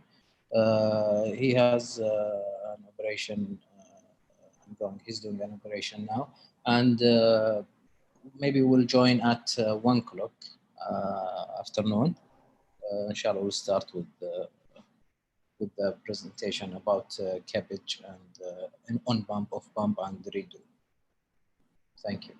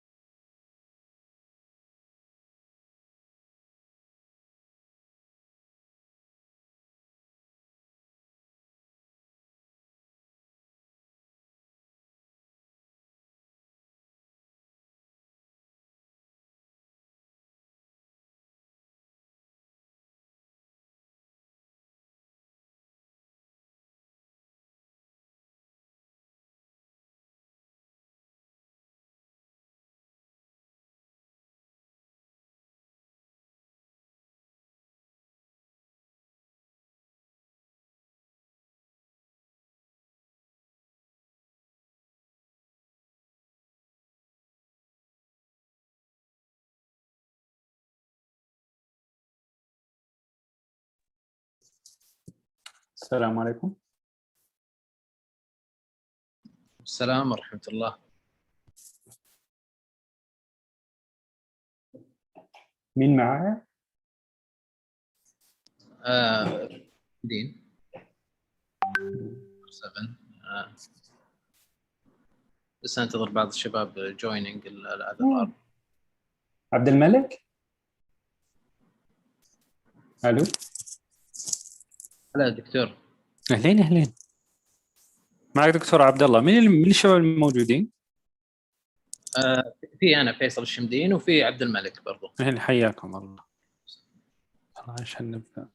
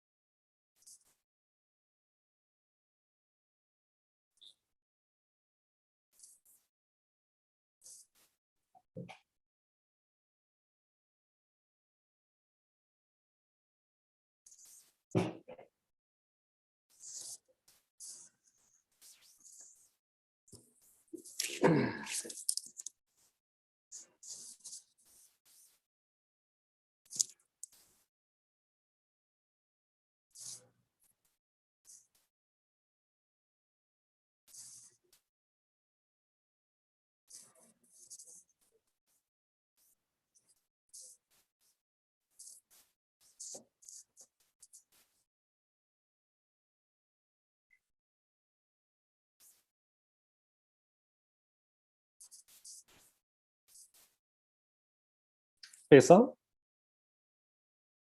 ايوه دكتور. الساعة 1. We can start and they can join. We have a good number. Share screen.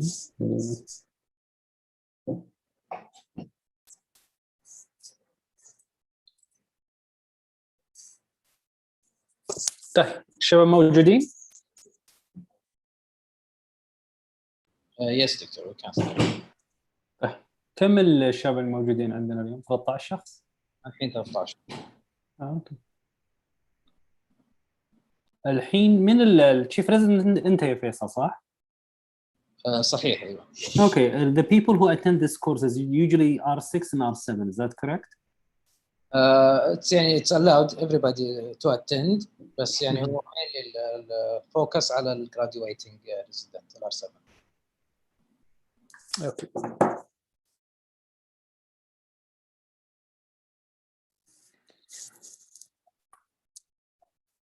ليش كذا صارت؟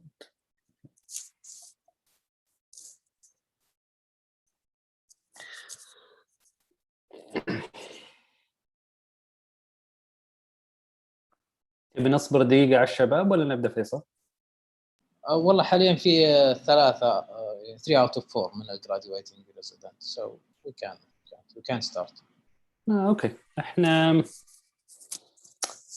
الحين I wasn't sure ان ال organizing committee ما اعطوني details but what I did I just بنحاول نسوي ال preoperative CABG وال off pump and I prepared 3 cases and I hope we don't exceed يعني maximum 3 o'clock بعدها لازم اطلع يعني.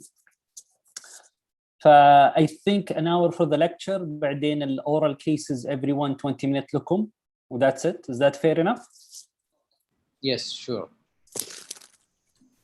طيب تبي نصبر دقيقة زيادة نشوف. Listen فيصل we'll wait till 1:05 دقيقتين زيادة then I'll start. Okay?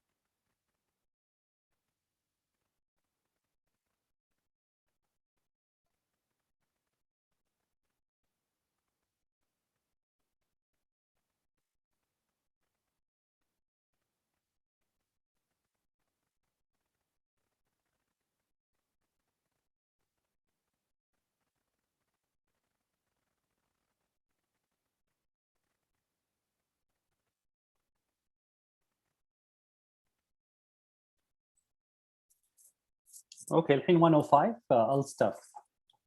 Okay. طيب. بسم الله الرحمن الرحيم. Today I'll be presenting a topic for around an hour. We'll start with preoperative CABG and we'll end with off pump. And I prepared 3 oral cases. Inshallah, we'll aim to be done around 3 o'clock, inshallah. So the incidence of reoperation, usually within the first year post-CABG is around 99%. It goes down to around 72% after 15 years. And this incidence is actually low, high. Freedom of reoperation is actually higher. The reason for that, this data reflect the Cleveland Clinic experience in the redo CABG in the era where there were more vein graft than limas, and optimal medical therapy was not implemented. Currently, in our era, we use more arterial grafts, mainly lima is a gold standard, plus all our patients goes home with aspirin, beta blocker, and statin, and all of these medications contribute on your graft patency and the long-term survival and the increase in the freedom of reintervention. Predictor of reoperation, pre-op angina, choice of conduit at the primary surgery. For example, if you use only veins, and that was common in the 80s and early 90s. At that time, people did not know how mammary grafts are good to the LAD, lima to LAD, and how it contributes to the long-term survival and the long-term patency. Previous MI, females tend to have more reoperation if the patient is a smoker post-operatively and a younger age. For example, if you operate on a guy who's in his 40s, most likely he's going to require a redo CABG later on in his life. The causes of need of reoperation, commonly if the patient had incomplete revascularization in the first operation, progression of his native vessel disease, and graft failure. Usually, if you do an arterial graft, for example, lima and LAD or REMA to a big vessel, especially inside, usually they are patent for 10 years plus, and up to 20 years. We always focus on the vein grafts, and we can differentiate them to acute graft failure, early and late. Usually acute is defined less than 30 days, and it's probably secondary to technical failure, most likely. And the second most common cause is conduit-related factor. For example, you're using a small vein, a vein which was injured, required a lot of repair, or there is varicosities in the vein that you choose. So you guys have to really make sure you use a good segment of vein if you decided to place a vein. There's other interesting factor that you cannot control, like thrombosis, limited outflow in a hypercoagulable state. Early graft failure is defined between 1 to 24 months, and it's usually secondary to new intimal hyperplasia at the anastomosis site that will cause thrombosis. Late graft failure, which is the commonest one, usually, although it's a vein, it will have some atherosclerotic degeneration because now that vein is an artery. So with the pressure of the arterial blood flow, it will experience some atherosclerotic changes, and usually there is a generalized new intimal hyperplasia in the veins. Preoperative versus PTCA, factors that favor reoperation. Late from your first surgery, more than 5 years, there is multiple stenotic vein graft, diffusely atherosclerotic vein graft, stenotic LAD vein graft, no patent ITA, and an abnormal LV function. And factors that favors PTCA usually are basically the opposite of what we mentioned earlier. Do you guys have any questions? Okay. So if you look at the guidelines, the ACC did not change their guidelines, CABG guidelines, since 2011. And usually an inpatient with patent lima to LAD artery and ischemia in the distribution of the right or left circumflex coronary artery, it is reasonable to recommend reoperation CABG to treat angina if guided diuretic medical therapy has failed and coronary stenosis are not amenable to PCI.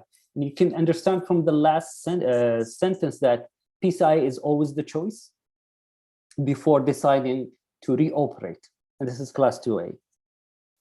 If you look at the European guidelines, CABG, IMA is the candidate of choice for radio CABG in patients whom IMA was not used previously. Radio CABG should be considered for patients without a patent IMA graft to the LAD.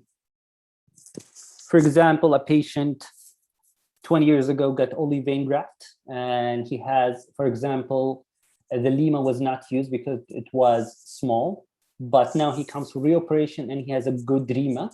I think that patient deserve a reoperation if you're planning to do a REMA to the LAD.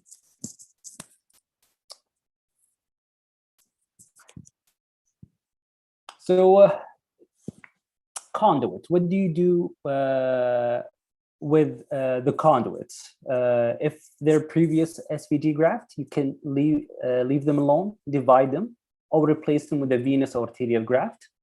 If you have a previously unused lima, if it was bypassed by an old vein, then don't occlude the vein. It will cause what we call a hyperperfusion syndrome. Do you guys know what's a hyperperfusion syndrome?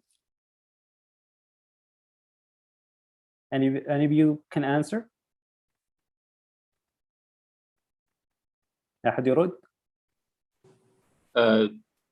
Assalamu alaikum.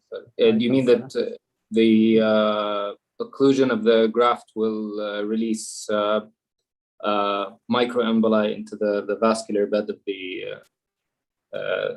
LAD, so there won't be any flow into the branches after you implant the lima? Maybe. What other explanation? Do you know?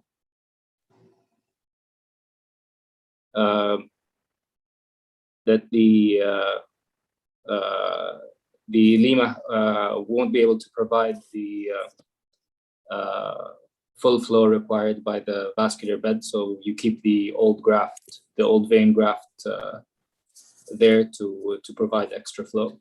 That's correct. That's correct. Usually veins are less likely to be to occlude due to conductive flow, because veins generally they don't occlude and give a lot of flow.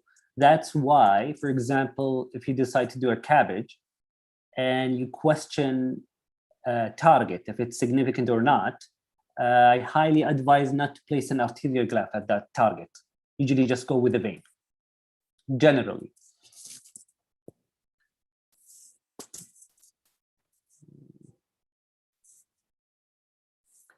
So when you're faced with replacing a stenotic or patent vein graft during reoperation, especially in the LAD, you have 4 choices. Either occlude the vein graft and replace it with another one, just place a lima to your distal target, or place a lima to the distal target and place another vein graft, or place a lima and occlude. And you can see from all these 4 choices, the worst is with number 4 because it causes hyperperfusion syndrome.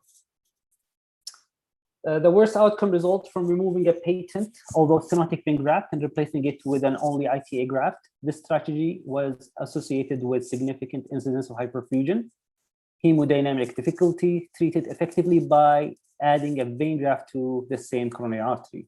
The incidence of myocardial infarction associated with leaving a stenotic vein graft in a place was low, and there is a low chance of competitive flow. So usually in redos, you always faced with shortage of conduits. So the way to go around it, you could use a sequential technique to do your anastomosis, use a YRT graft, use another in situ arterial graft, for example, a REMA if it was not used. Use the distal site of the previous SVJ could be used, that's fine. And you can always use the hood of the previous SVG on the aorta, for example, for your proximal anastomosis. If you compare CABG to PTCA, greater rate of complete revascularization and less need for repeat revascularization with CABG. And this is one of the main advantages of CABG over PCI, that you always could achieve complete revascularization. But there is usually higher in hospital complication with CABG, and usually and they have equal survival at 3 years. So you have a patient who you decided to do a redo CABG for. Then you start to assess your patient. So history is important. You need to know the previous cardiac surgery, what was done. It's better to know or to get the operative report and know the surgery in detail. Relevant comorbidity or procedure or comorbidity that is important. For example, if the patient had mediastinitis and a muscle flap in his previous post his first CABG, that will, it is not an absolute contraindication, but will make your redo CABG much difficult. Or the patient had radiation. You need to know his medication history. For example, if he developed atrial fibrillation after his first surgery, he's on warfarin, or he's currently on dual antiplatelets. It's always better to do an X-ray. X-rays, you could do PA and lateral. When you do an X-ray, you go, you look at the wires, you should count them. You can ascertain how close the structures to the posterior table of the sternum. You could see here there's some blackness, indicating there is some fat tissue. If you don't see that, it means that the heart structure is stuck to the posterior table of the sternum. Also, sometimes looking at the clips of IMA, you could ascertain the course of it just from a chest X-ray. A second imaging I think you should do is CT chest to know the size and position of the cardiac chamber, path of the conduit, bypass conduits. You also, if you do with the contrast, you could assess the patency of the grafts and the anatomy of the bypass and related structures. So this is a picture showing a reconstructed sternum. You can see that the patient has a patent Lima graft with LED, and you also could see the REMA, which is patent. That could help you if you decided to use the REMA for your redo CABG. You could do an angiogram and assess your native and conduit both. Any of you guys could read this picture?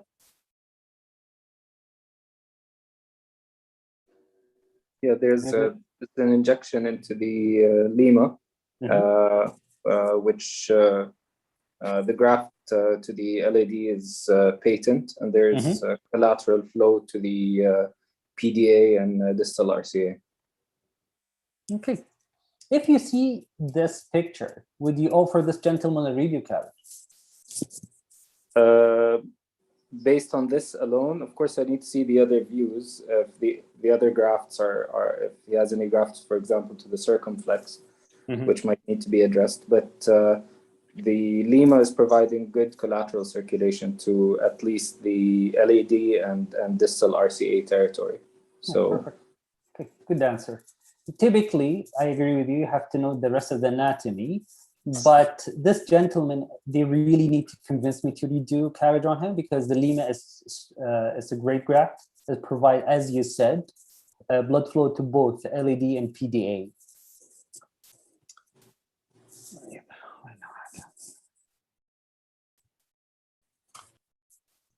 You could do, which I highly recommend to do, myocardial viabilities, especially if you have an LV dysfunction, to see if you're planning, for example, to do a redo on an OM territory. If it's not viable, there is no point doing a redo sternotomy. And you choose whatever modality you're comfortable with, or your center is, or your session does it more. Like, for example, to echo and myocardial perfusion scans. If you have MRI, even better into your center, or a PET scan. You always have to do venous mapping to see if you have any venous subvenous vein graft that you could use. For example, on the contralateral leg that was not harvested, You could use arterial Dopplers to check your radials, because radial tend to get calcified and stenotic, so you have to make sure they're good before using them. And if you have the modality, you could do IME Doppler or angio to check the REMA if it was not used in the first operation. So your approach to surgery, usually, do you guys know what common structure adheres to the posterior table of the sternum? Right side RV or commonly. RV, and aorta in case of dilated aorta, and the graft, especially if it's a vein to LAD, or CERC would be less common. Yes, good. Commonly is the right graft. Okay, so the right ventricle, as you said, right atrium sometimes, if he has a big right atrium, innominate vein, lungs, venous, and arterial grafts. Especially if in the previous surgery, they used a REMA to the LAD. So before your sternal re-entry, I highly recommend, and I think everybody should do that, prepare for peripheral bypass. So you have to dissect the femoral or axillary artery and place your purse strings. Try to harvest at least one conduit of vein. When you do your resternotomy, I highly recommend that you cut the wires anteriorly and leave them in place. Use the oscillating saw-tooth to cut the outer table. And the posterior wires are used to gauge the depth. Divide the inner table with manual scissors with meticulous dissection of neighboring structures. Post-sternotomy, you should avoid excessive manipulation of vein graft due to the risk of embolization. Intrapericardial dissection, usually you'll try to first free your cannulation sites. So you go from the diaphragm to the right atrium toward the aorta. And when you go to the aorta, you should look for atherosclerosis. And you should identify them either by palpation. And I highly recommend, if it's available, using an epicardiac scanning, for example, an ultrasound. Myocardial protection. We have antegrade and retrograde. Antegrade carries the risk of dissemination of debris, ineffective for areas with in situ arterial grafts. Retrograde you have to check the uniformity of perfusion. You have to make sure your retrograde cannula is placed in the coronary sinus, uniformity of myocardial cooling, and distension of the coronary system. And you also have to occlude your arterial graft. Typically in redo CABG, it's better to use a combo of both. You could start with antegrade and use start with antegrade, arrest the patient, and then finish the rest of your induction dose with retrograde. So what's potential disaster scenarios that could happen? Commonly, catastrophic hemorrhage. The first thing you do, you inform the OR team that there is a problem. Bring the sternal edges together, and you may use a sharp towel clip. You start giving heparin, cannulate femoral arterial, the femoral artery and vein. Go on bypass and start cooling down to 18 degrees. You may go on sucker bypass when arterial cannula is in. For sucker bypass, you can potentially have 3 suckers. You could use your pump sucker, turn your aortic root vent into a sucker, and you can ask for an extra sucker. If you cannot achieve enough flow with the sucker bypass, keep the lung ventilated. Some blood will go to the lung and get oxygenated. Do you guys know why you cool down to 18 degrees?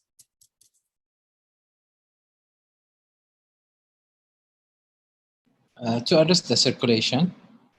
Why? Anticipating that you might need arrest, not to arrest. So you can control this bleeding once you stop.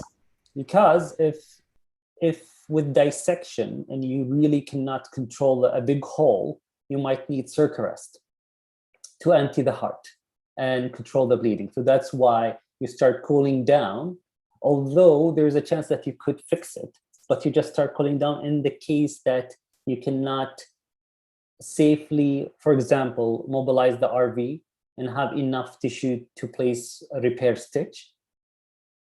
So you have to cool down because in one point you might need circ arrest to just empty the heart and fix it. Is that clear? Yes.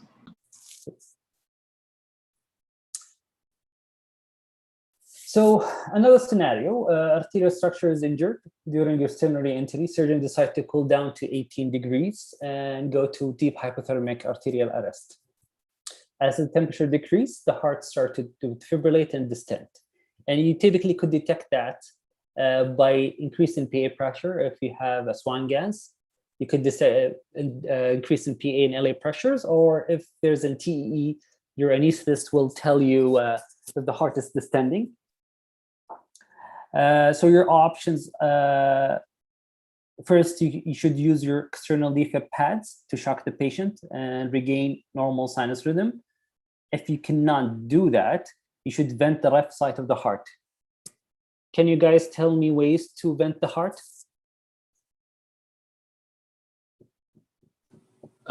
You could do a small right thoracotomy and try to get access to the right or left thoracotomy, and you can try to get access to either the left atrial appendage or the pulmonary veins and put a vent there. What else? If you already released the BA, if you could, if it is dissected already, you can put a vent there. Perfect.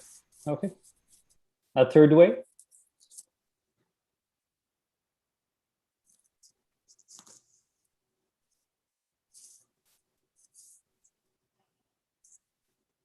A simple way, very simple. I'm not sure if you could vent the apex. No, it's stuck. It's very hard to get there. A simpler way.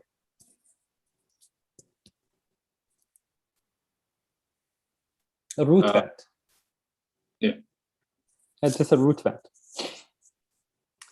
So methods of venting the left heart, could use the ascending aorta, indirect LV vent through a stab wound in the right superior pulmonary veins or through the left atrium. Direct LV vent through a stab wound in the apex. Direct LA vent if you decided if the left atrial appendage is accessible, or you could just vent the pulmonary artery. Injury to a patent IMA, the prevalence is between 1 to 5%. It is associated with the intraoperative mortality between 8 to 12%. Strategy to restore blood flow to the LAD.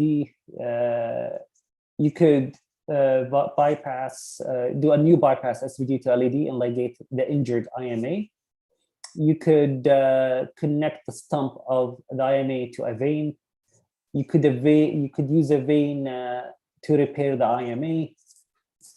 You could connect the stump of the IMA to another arterial graft, or directly anastomose the IMA stump to the aorta. You could repair the IMA with the interposition graft of the REMA, primary repair of the IMA alone, or you could insert a coronary artery shunt in the IMA until you figure out a solution.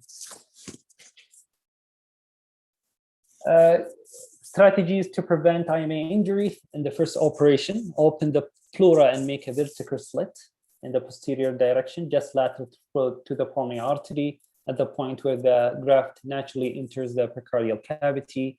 The Lima graft is routed into the pericardium through the slit and lies in the posterior position, just anterior to the phrenic nerve and lateral to the pulmonary artery. Avoid dissecting out the Lima if you cannot find it. Another strategy is you could cool the patient down to 28 degrees. As this is a picture, I guess most of the consultants, they do that. They make a slit and just make sure the Lima is in the lateral position below the line, so it's away from the midline.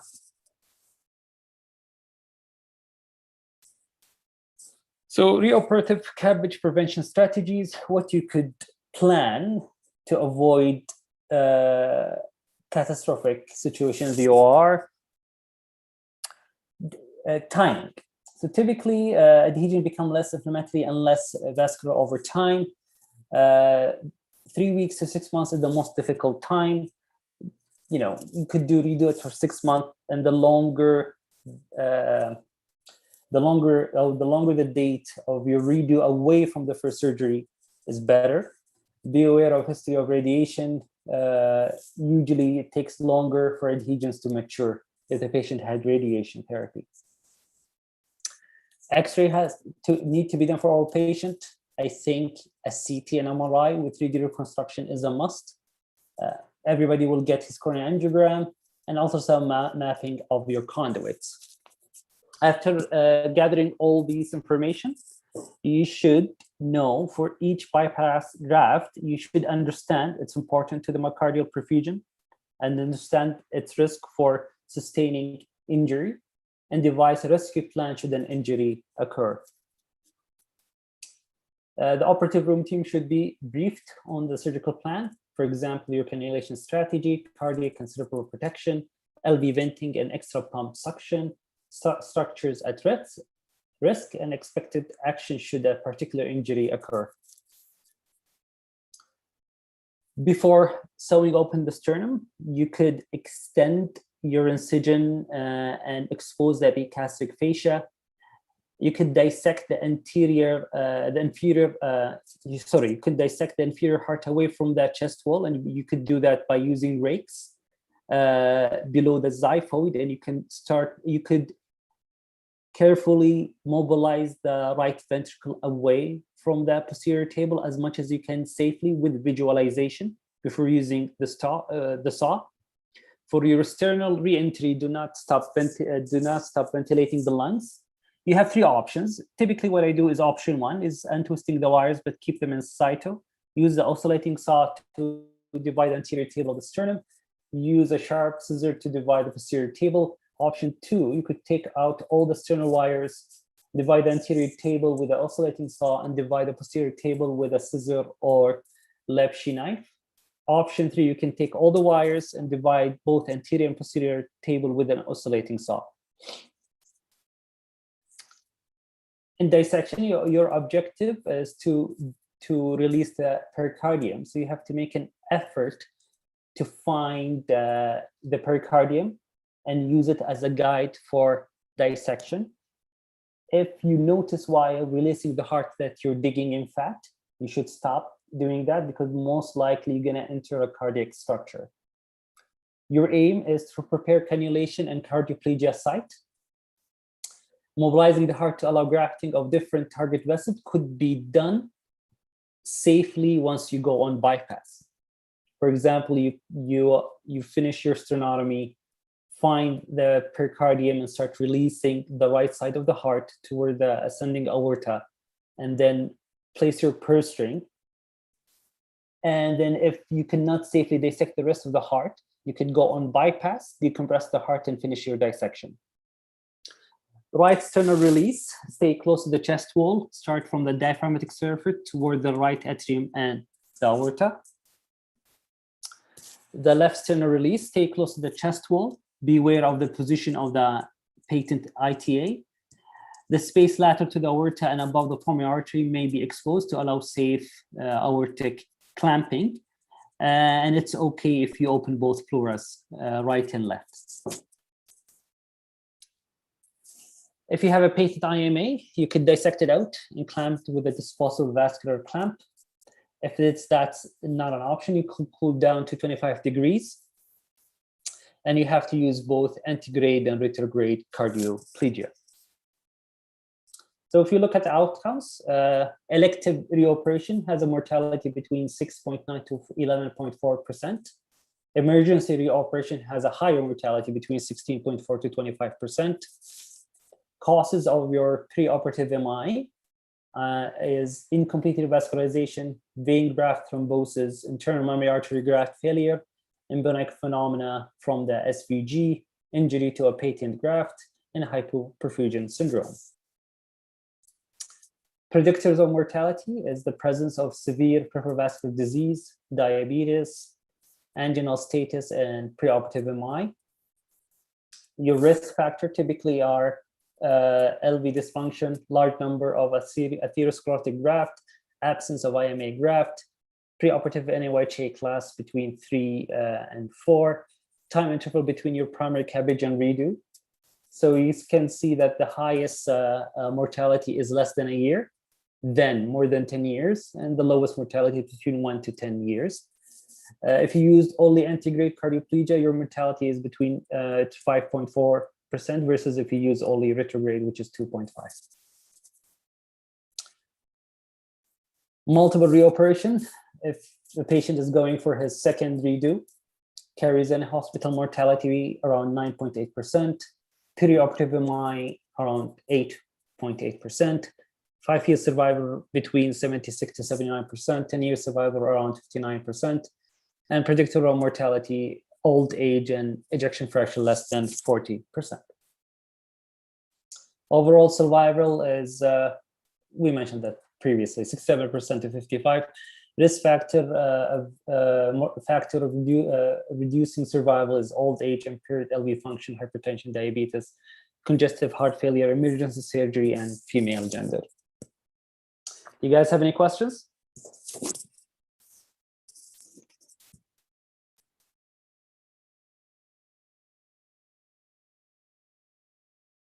Okay, we'll proceed.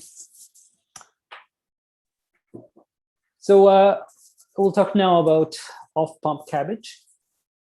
The objective of off-pump CABG is to reduce morbidity and mortality. It should be similar to on-pump CABG, same number, location, and quality of anastomoses. It should be reproducible, and it will lead to complete revascularization. So when you plan an off-pump CABG, you should think about these following objectives: patient conditioning, your incision, your conduits, anticoagulation, inoculation, which is basically how you manipulate the heart without manhandling the heart, meaning with your hand, visualization, and stabilization.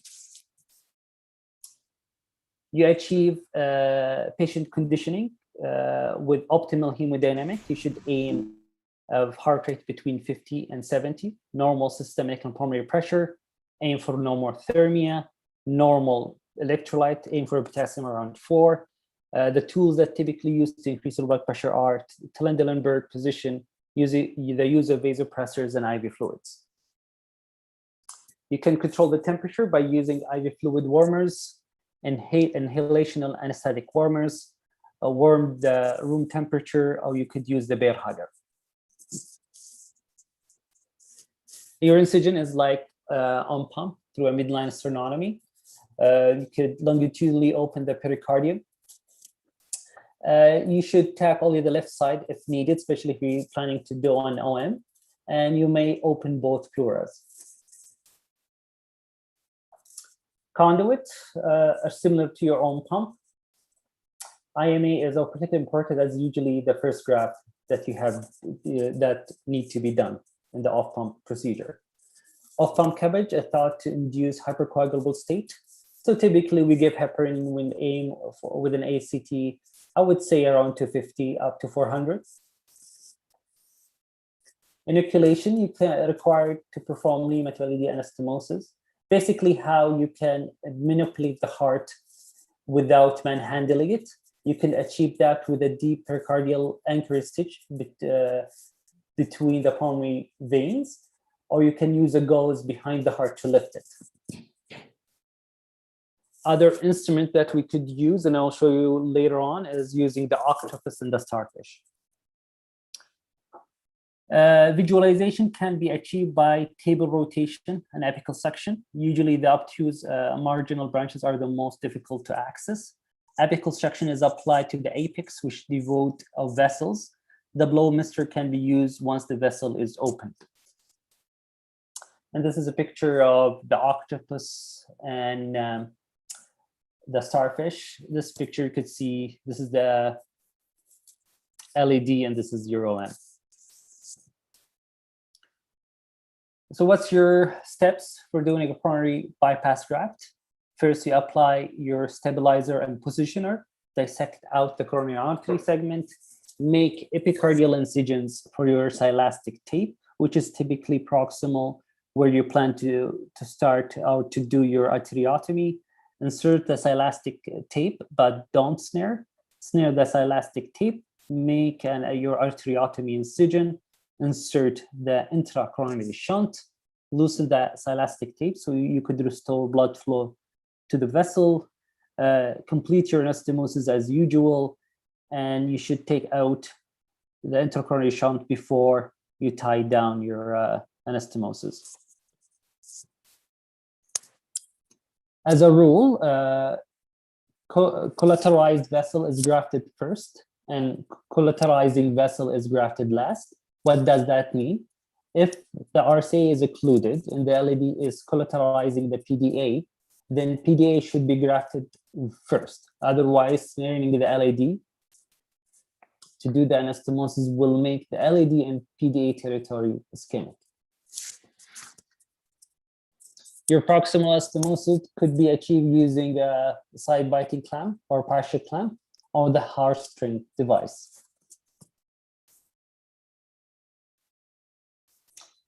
I will talk about two trials. One of the main trials done on comparing on-pump to off-pump is the Ruby trial. It's a randomized controlled trial, a single blinded study.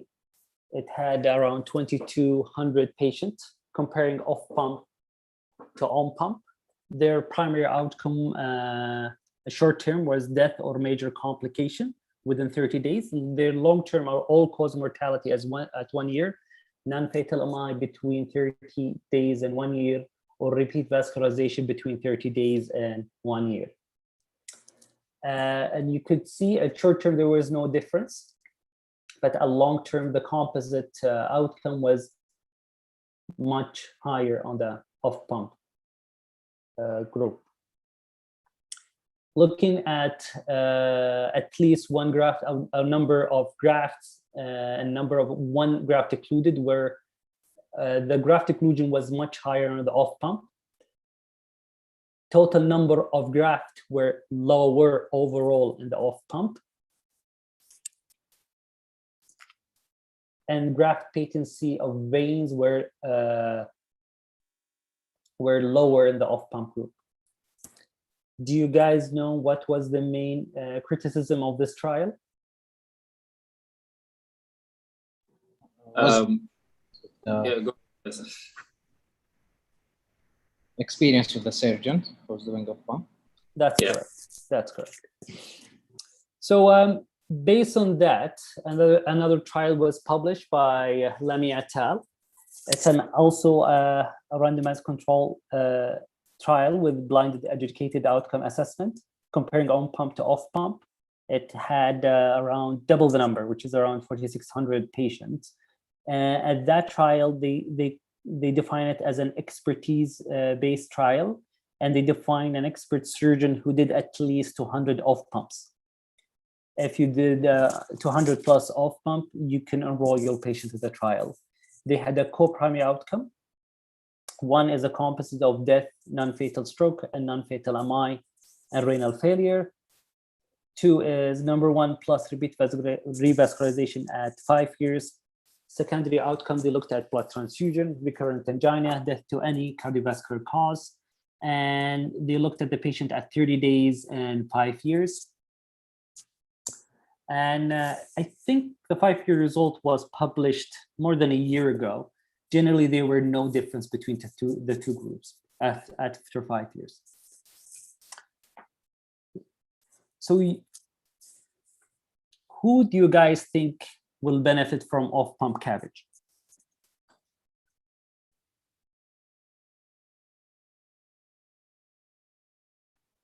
Can you guys answer me? I think one group was renal patients with renal failure.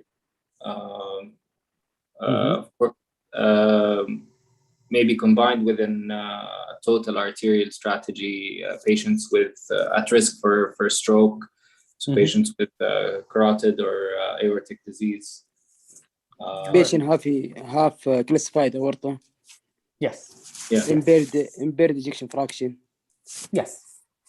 So these are the factors: heavily calcified aorta, aortic disease with risk of dissection, rupture, embolization, impaired LV function, history of strokes, chronic kidney disease, pre-dialysis, and patient who refuse blood transfusion. This is not an issue in our part of the world, but in the Western society, there's some religious group that we call Jehovah's Witnesses. They totally refuse blood transfusion. These patients are better off offering them off-pump CABG. You guys have any questions? Dr. if you allow me one question I have. Yes. So in such cases, will cannulate, for example, the femora prepare, especially if the surgeon is not that experienced on pump, would cannulate and just stay ready, or even without pump? They can. It's up to you. Do whatever you're comfortable with. There is a procedure halfway between on pump and off pump. You can go pump assist. So what's pump assist? There's not a lot of studies, but you could use that. Let's say, for example, you're worried about cross clamping the aorta. You can use the ultrasound to safely locate an area in the ascending aorta that is not calcified. You can place a purse string and place your arterial cannula. You can place a venous cannula, go on pump, and do your surgery. Typically, doing a Lima to LAD or off pump, most surgeons could be done, with some experience. The most difficult anastomosis typically is the OM. So if you're not experienced, you could ask for help. If not, you could go on pump and do your Lima LAD without cross clamping and just come off bypass. And the rest could be done with PCI. That's a halfway solution. Did I answer your question? Yes, thank you. It's okay. What I'm trying to say, it's okay if you want to go on pump. Because the risk is on cross clamping the heart. For example, patient who are a stroke, person is cross clamping the heart. Another question?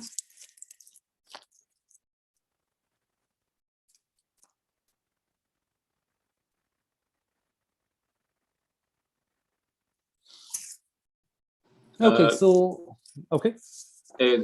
بس بالنسبة an off pump case, if someone's starting out as his experience doing off pump surgery, assuming let's say you were able to do at least the Lima to LAD and put a graft on the RCA, but the OM graft you can't get the patient, the patient's hemodynamics won't tolerate it, trying to get to the OMs. Do you think it's more reasonable to go on pump and try to do the last graft, or to maybe have the patient do a PCI afterwards? Depends on how important is this OM graft. If the patient hemodynamically is okay, there is no signs of ischemia, and you strongly believe the patient will not hemodynamically suffer in the ICU, that's fine. You can wait, and then he could have his PCI a day after or two. Make sure there is no major bleeding. If you believe that's an important OM graft, and if you leave the patient, he'll have ischemia, I would go on pump and do it. So it's a patient, depend on the patient. Okay, thank you.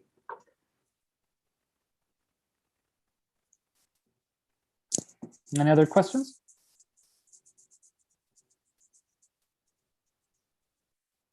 Maybe one more. This regarding reoperative CABG. Sometimes when the cases are discussed regarding whether to leave the veins, the old vein grafts intact or not, but let's say you would have to disconnect one of the vein grafts. when is the best time to do that to minimize the risk of embolization? And what way would you be able to do it to minimize those risks?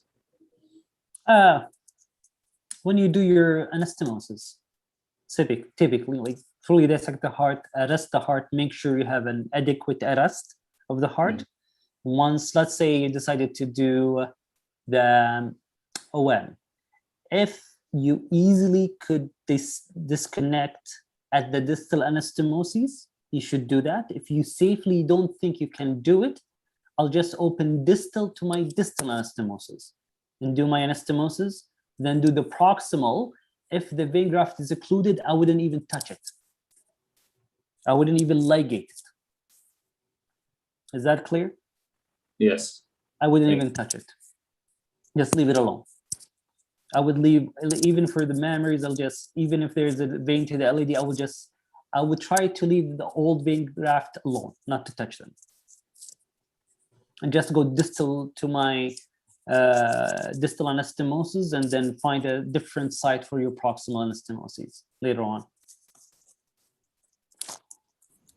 So maybe what you mean is if the vein is occluded, then you don't need to do anything. If the vein I would just leave it alone. Yeah, but if it's stenotic, even if it's stenotic, I would just leave it alone. Oh, okay. I wouldn't touch it. No, I mean if it's stenotic, but you know, you want to use the hood as your new anastomotic site. Let's say the myocardium is there's a lot of scarring, and you can't really find another place. So, and that's a judgment inside the OR. So you make that judgment inside the OR. Usually, it's much difficult to find the distal anastomosis than, you know, find your old stitches and try to you know, cut one of the stitches, release. It's much difficult. If it's easy, you could do it.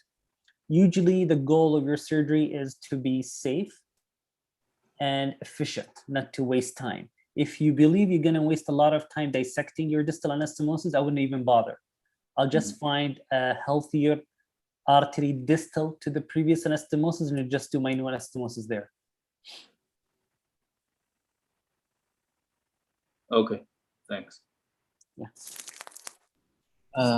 Doctor, if the patient is had the previous CABG and patient now is going for other procedure, for example, AVR or MVR, do I need to replace all the vein grafts, even if it is patent or? No, I wouldn't touch them. Oh, okay.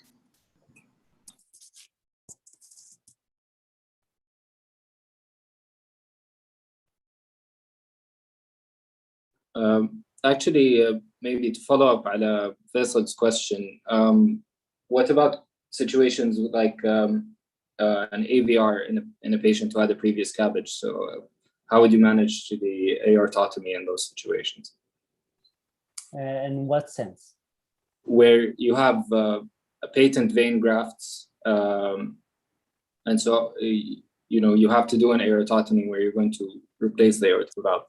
Let's say if the patient is not a candidate for TAVI for whatever reason.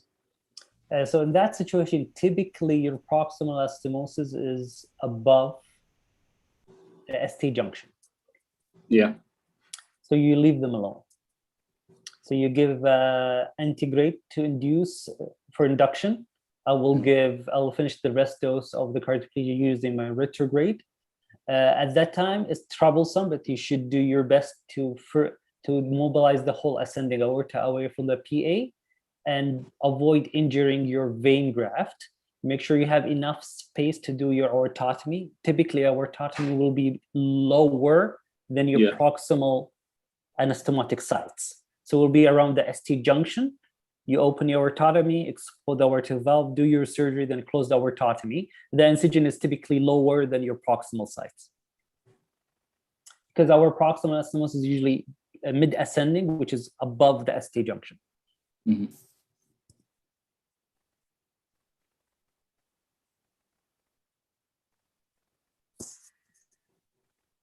Any other questions?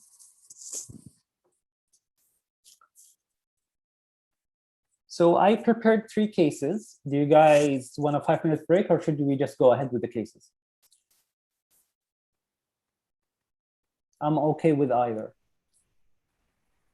I think we can proceed. Okay. How many chiefs do we have today? So 4 are going to the to be graduated in the exam. Okay. من هم؟ فيصل الشمدين، أنا عبد العزيز العتيبي، محمد جلال، حنوف العدوي. Aziz. And who's this third بعد عبد العزيز? Who's the third? يقطع صوتك فيصل. ايوه محمد جلال والحنوف. محمد جلال. Okay. So I have 3 cases. Who wants to do cases today? Yes, we want. مين منكم؟ I will start. مين اللي يتكلم؟ أنا عبد العزيز العتيبي. طيب 1. الثاني second case. I would like to have one. فيصل. طيب والثird. I can go ahead. محمد. Okay. For your guys' oral, how many minutes do they give you for the OSCE في البورد typically? Do you guys know? I really don't know. Okay. ولا يتغير كل سنة. It's fine. Okay. Let's start مع عبد العزيز. Let's see. So,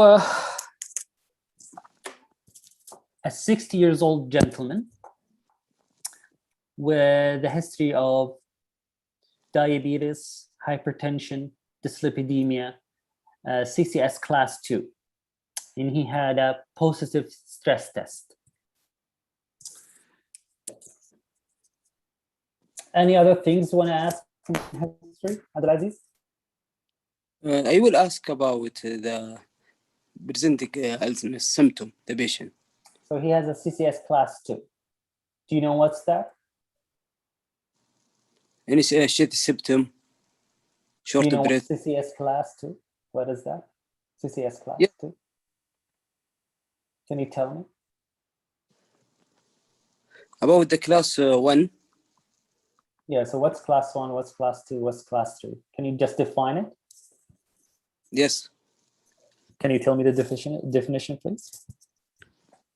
The class 1 about the activity not cause angina. What kind of activity?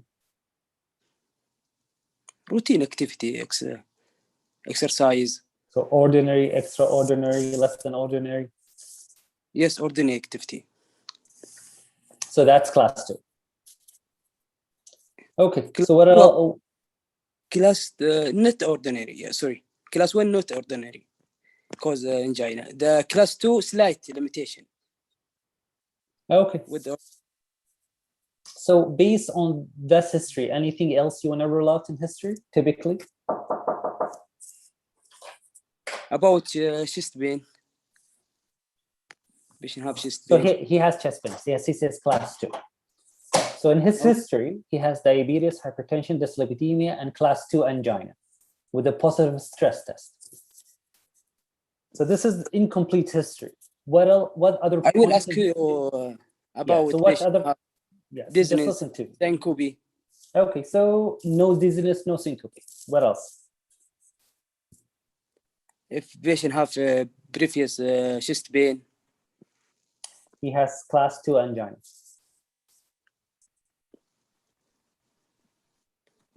I will any ask important negative. Yeah. Listen. Any important negative points in history that you have to rule out.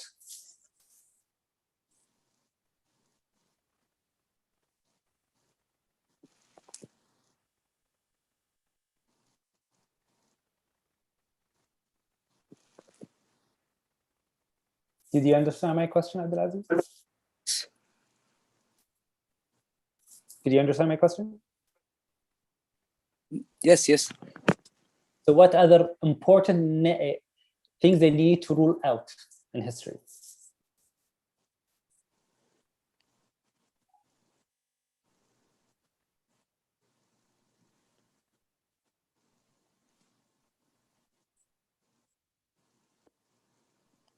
Okay.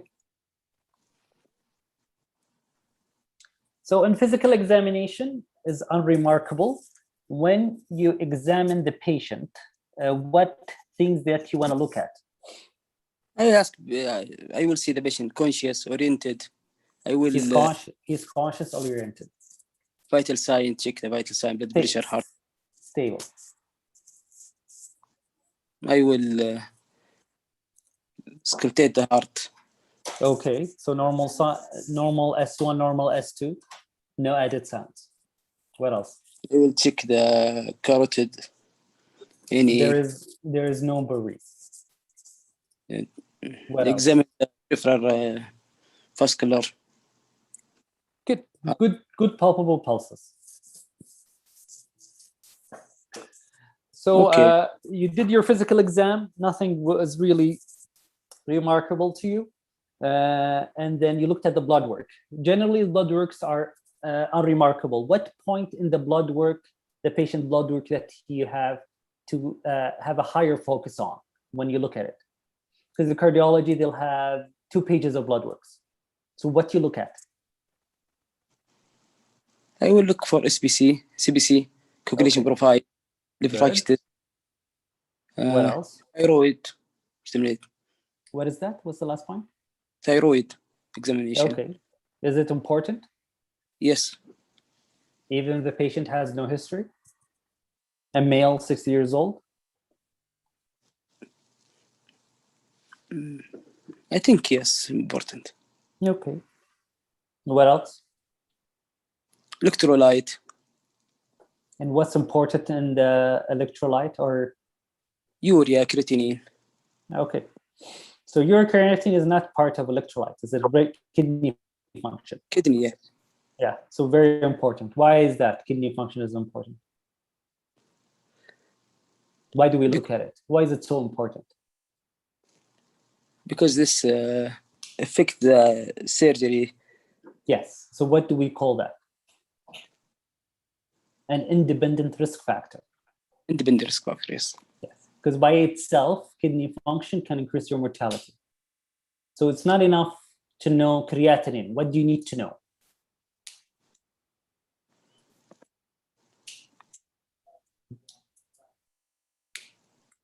Not just creatinine for kidney function.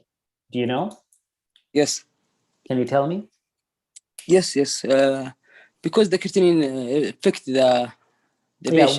What other measures of kidney function that is more accurate in predicting poor outcome rather than creatinine? Urea. Okay. So you looked at the ECG. The ECG showed normal sinus rhythm, some T-wave abnormality, but everything was within normal. A chest X-ray was normal, nothing unremarkable. An echocardiogram revealed an ejection fraction around 45%. The lateral wall of the left ventricle is hypokinetic. You looked at at the cath lab. You looked at his angiogram. He has evidence of 3 vessel disease, a proximal RCA, a proximal LAD, and a mid-left circumflex disease. You have good target. PDA is a good target. Distal LAD is a reasonable vessel that could be done. And the OM after the circumflex narrowing or stenosis is a good target to bypass. So based on the information we discussed, what's your surgical plan for that patient? I will do for him 3 graft. Okay. What conduit are you going to use and why? Limal AD and SPG for circ and right side. He's 60 years old. Do you think he'll benefit from a more arterial conduits? What about the lesion of the circ? How much the lesion of the circ? The lesion in the mid-circ is significant. It's more than 70%. About right side? Right side is significant, around 90%, proximal RCA. at the ostium of the RCA, 90%. We can you do for him arterial? What factors that wouldn't encourage you to use another arterial graft? What factor? What? I'm not hearing you. What factors that will not encourage you to do another arterial graft? What I mean is everybody will get Lima to LAD. What factor will prevent you, for example, from using a Rima as a graft? If the patient have varicose vein, that will prevent you from using an arterial graft. Arterial, I will do for him the patient have previous radiation or diabetes. Okay. Patient have obesity. Exactly. And what else?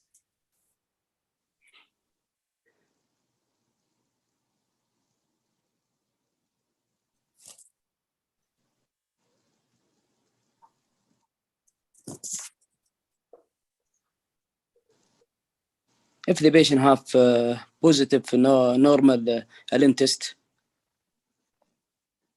Okay. If you're planning to use a radial, that's fine. Okay. What else?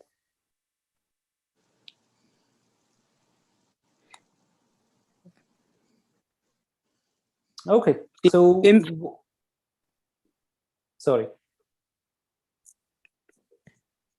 Female patient. Is female will prevent you from using bilateral IMAs? No. Okay. Diabetes, female patient, radiation, obesity. Is a female patient, they have a higher risk if you use bilateral mammograms? I think better avoid in female patient. Okay. So what's your plan for this patient? Based on our discussion. I will do for him Lima lady and SVG for circ and SVG for BDA. Okay, so you go to the patient. How are you gonna tell him the information and how you're gonna obtain consent? I will sit with patient. I explain for him. Patient, if you have triple vessel disease, better for him according to the guideline surgery, and explain for him advantage surgery. What's the advantage of surgery versus PCI? What's the main two advantage of surgery versus PCI? Improve survival and improve symptom. Perfect. What's the other one? And the patency graft better. With reword it requiring of revascularization. So this is how you say it. You say improve survival and with higher chance of achieving complete revascularization and less chance of requiring revascularization. That's why typically CABG is always better than PCI for these three factors. Okay? Yes. So the patient agreed. What's your risk? What mortality are you going to give the patient? Roughly. The risk less than 2%. Based on what score you typically use, STS or Euro? Euro score. Euro score, his Euro score around 2% mortality. What does that mean? When you say the patient you have 2% mortality, what does that mean? There is a chance for mortality. Can be happen. Yes. So what that does mean, the other definition, 2% of what? تقول له 2% صح? So what does it mean يعني? I said for him maybe happen يعني. We'll do like 100 maybe that's true. Yes. So if you do 100 patients and 2 of them died, the mortality, what's the timeline? When you say 2%, it reflects what timeline? Is it 2% mortality in a year, 2% mortality in 10 years, 2% mortality in this admission. In this admission, maybe. Not maybe, it's 30 days. 30 from the days. day of surgery. So the scores, either STS or Euro score, it reflect 30-day mortality. Is that clear? Yes. So the patient agreed to you and you signed the consent, and now the patient is in the OR. So tell me your surgical technique. How are you gonna set up? What's your cannulation strategy, arresting strategy, temperature, and how you go about your surgery? Just briefly. Okay, I will prep the patient and drape and open sternum. I will use sternal cannulation. Use what? And cooling the patient until 32. You use what before that? I will, before the cannulation, I will harvesting the memory. Yes. And what Then, else? after memory, harvesting the memory, I ask, after open the pericardium, I ask anesthesia give heparin. Sorry, before the cut the memory, I will ask give heparin. And then after saving ACT, I will, after 2 minutes, I will cut memory. And then open pericardium, I will do central cannulation. Where you're gonna cannulate? After where do you gonna cannulate? Where you typically place your cannulas? Can you tell me? Yes, above in distal and ascending aorta, and single two-stage cannula venous. Okay. What kind of venous cannula? Single two-stage cannula. Single stage? Two-stage. Two-stage. Okay. Yes. Okay. And then? Then before start bypass, I will check ACT. If above 480, I will start bypass. Then before bypass, sorry, I will after cannulation, I will check the conduit. Good. Prepare the vein and check the memories, the flow good. Good. I will, and then ask perfusion. Start bypass. And then ask the perfusion decrease the flow. I put the clamp and start cooling the patient 32. And get integrate cardioplegia when around 1 liter.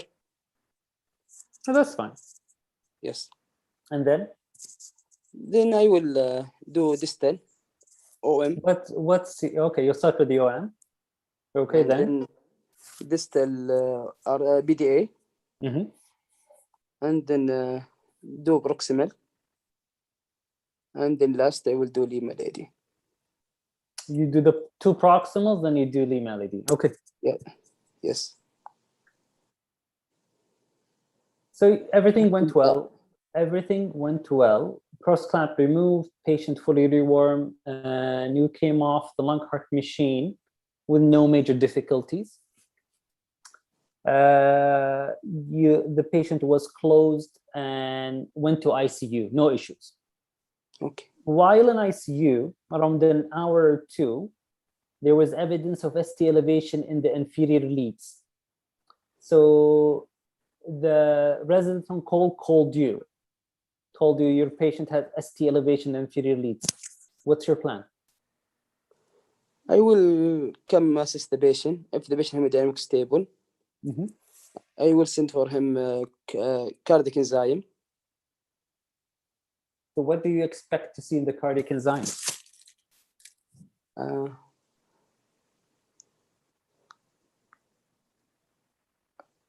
Check the troponin, still high.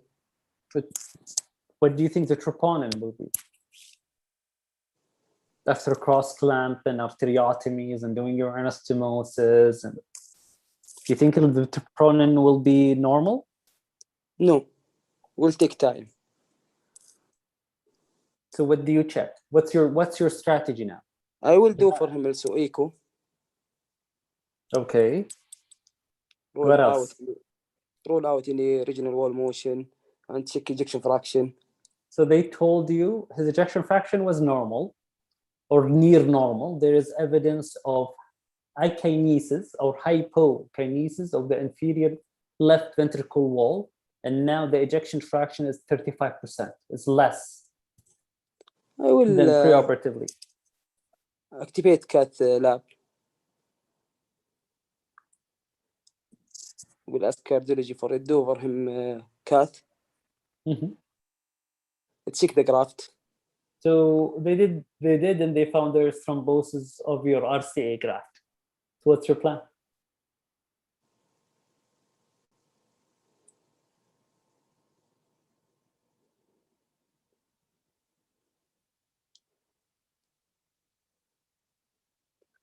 I will start for him anticoagulation heparin. Your vein graft is thrombosed, is occluded. Occluded?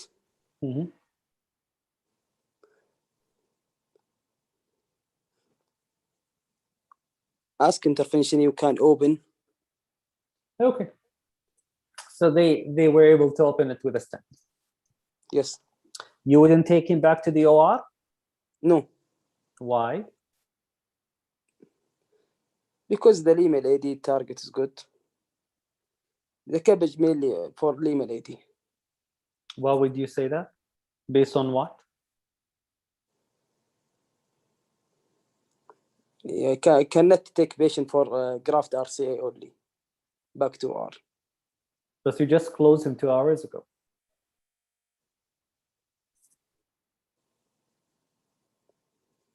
Ask intervention only open and then stent. Do stent for this. What factors that may cause your vein to occlude within hours after your surgery? Maybe technical error. What else?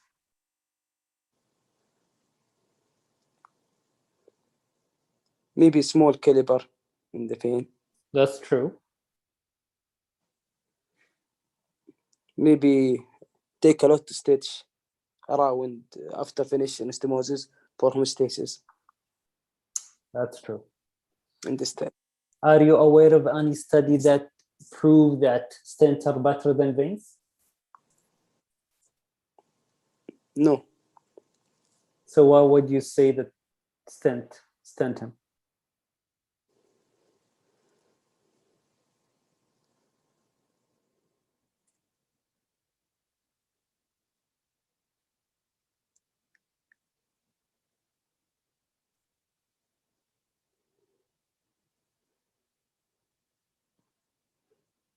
I saw that in their practice, so I'm not sure.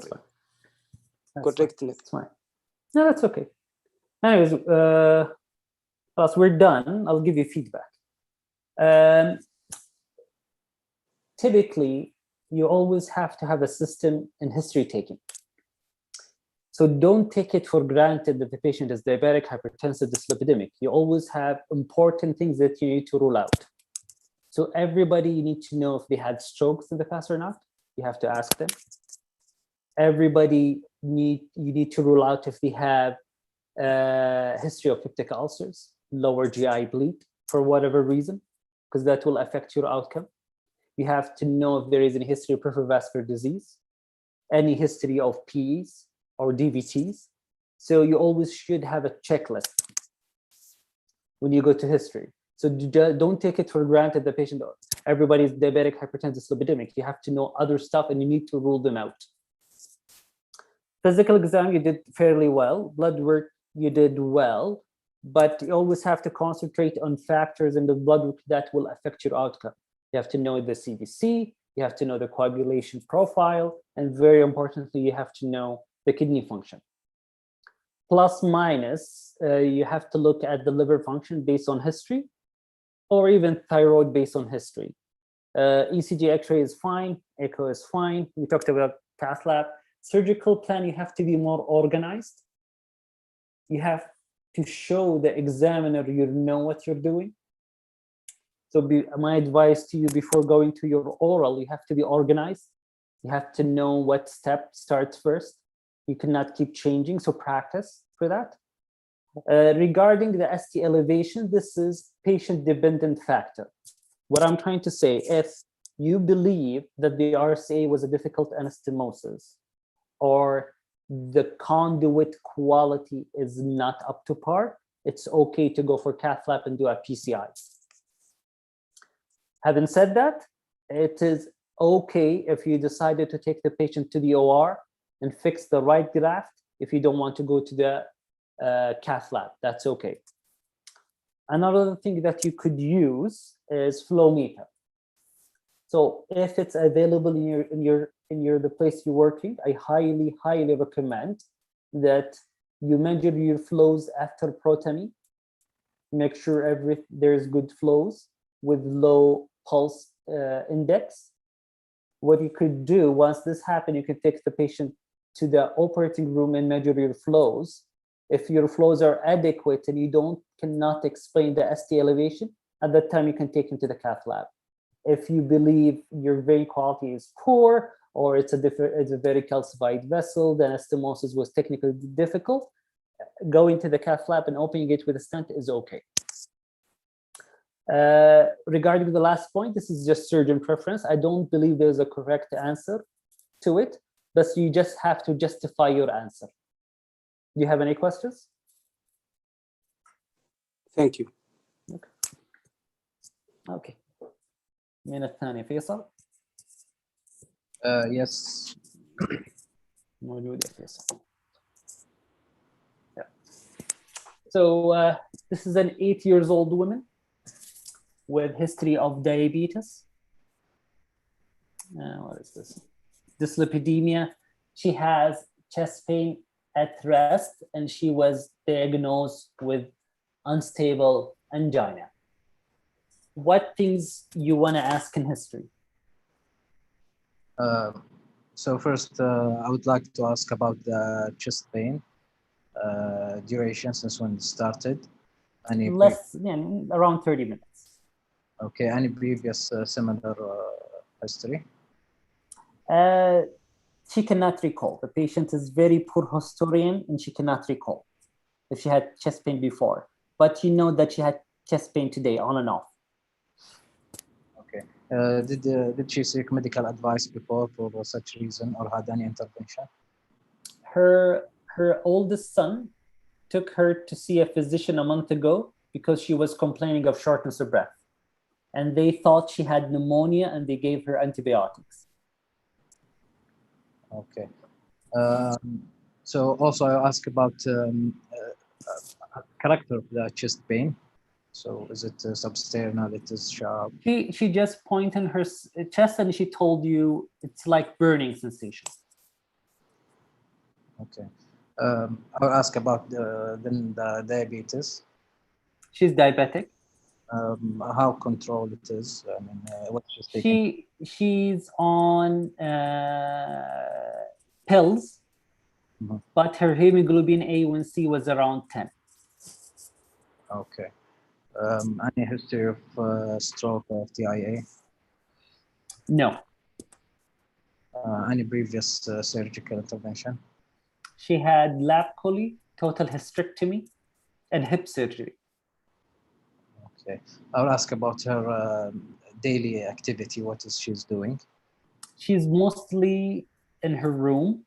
She is very difficult to mobilize. Her son plus the housemaid need to take her to the bathroom and back to her room. Out of the home, she needs a wheelchair. I see. So I will ask since when this started to be dependent? It took years. It's been years. They don't recall. We can tell you for the past 5 years, she's just been mostly at home, not mobilizing, staying in bed most of the day. So does she have any memory issue or any cognitive? Mild dementia. Her long-term memory is intact, just a short-term memory. She cannot recall what she ate for breakfast and lunch. Is she able to dress herself or room herself? No, she needs the housemaid to help her. Okay. So this will give me an idea about how is her physical activity and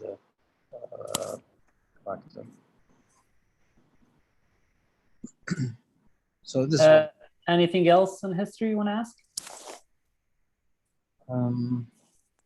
I think that's it.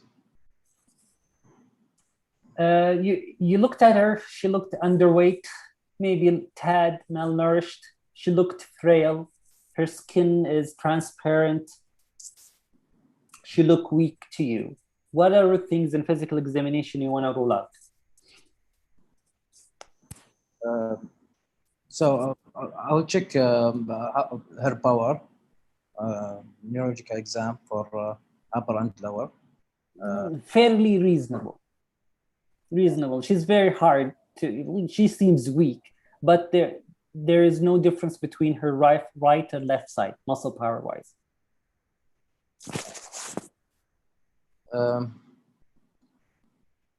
I'll check for other like cardiac, like carotid bruit, and she has some carotid bruit. That's very clear to you. No murmurs that you could appreciate. Lungs are clear. You can feel her peripheral pulses. Legs are warm. Okay. So yeah, this will give me an idea about her situation. And her blood work, she has anemia, mostly microcytic anemia. Hemoglobin is around 9-ish. She has evidence of chronic kidney disease. Her kidney creatinine is around 2 or 200, depending on your hospital. When you look at her GFR is around 50. Okay. 50. It's okay. What other things in blood work you want to rule out?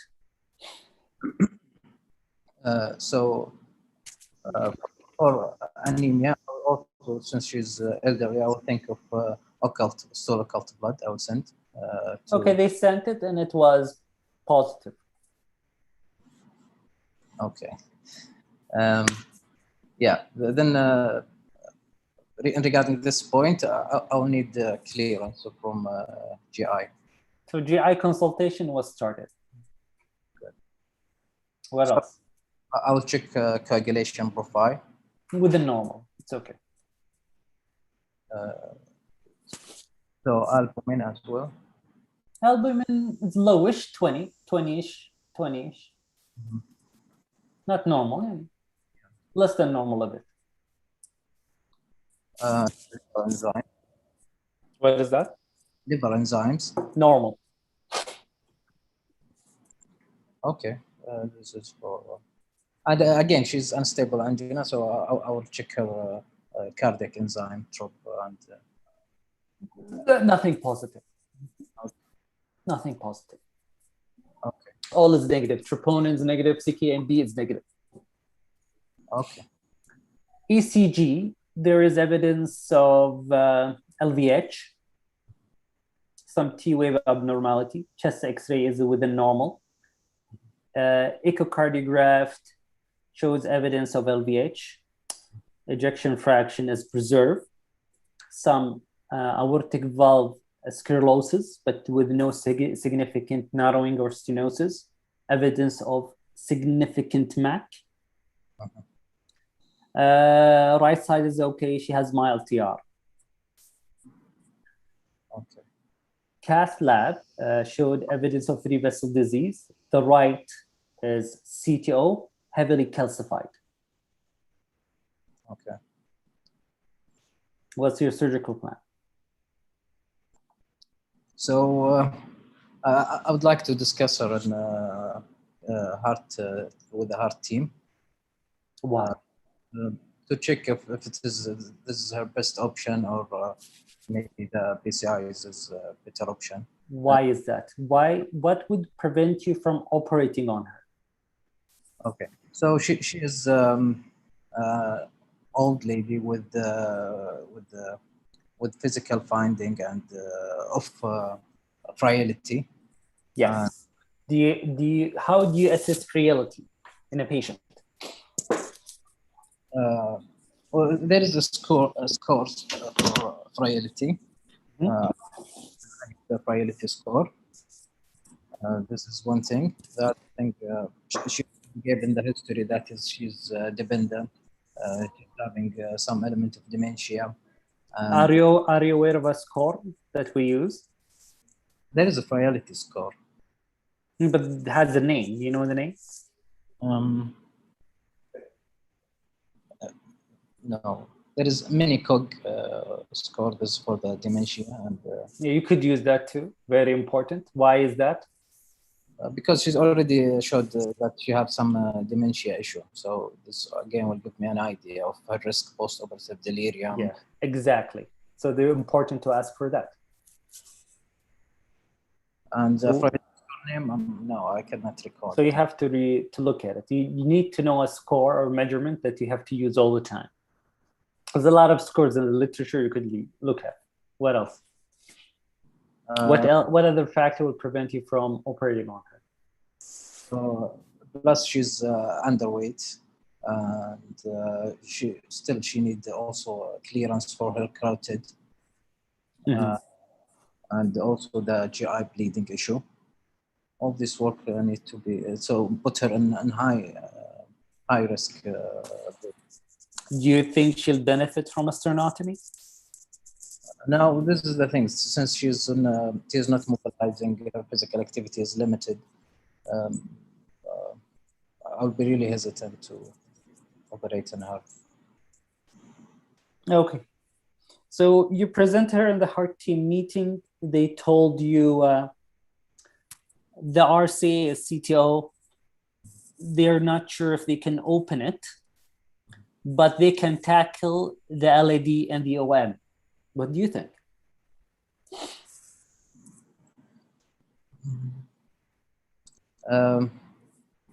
Well, because she came with unstable angina, so I would say what was the culprit lesion at this time? It was not clear. As I told you, ACG showed LVH, maybe T-wave abnormality, otherwise it's okay. It's a stable angina. It's hard to say. I would think that will be good for her, stenting the both and trying the RCA as well. Okay. What else you want to make sure? They stented the LED and the OM, and they left alone the RCA. What other things you want to make sure? Make sure that she's optimized in terms of medical treatment. Okay. Before going to stent, before committing to a stent, what's the issue with placing a stent? There is double. Yes, she has anemia, right? And positive occult blood. Yeah. So what do you want to rule out? Rule out the GI source, GI bleeding. Okay. So it's not that easy. Before you tell your intervention colleagues that stent is okay, you want to rule out what's in her gut. Is that correct?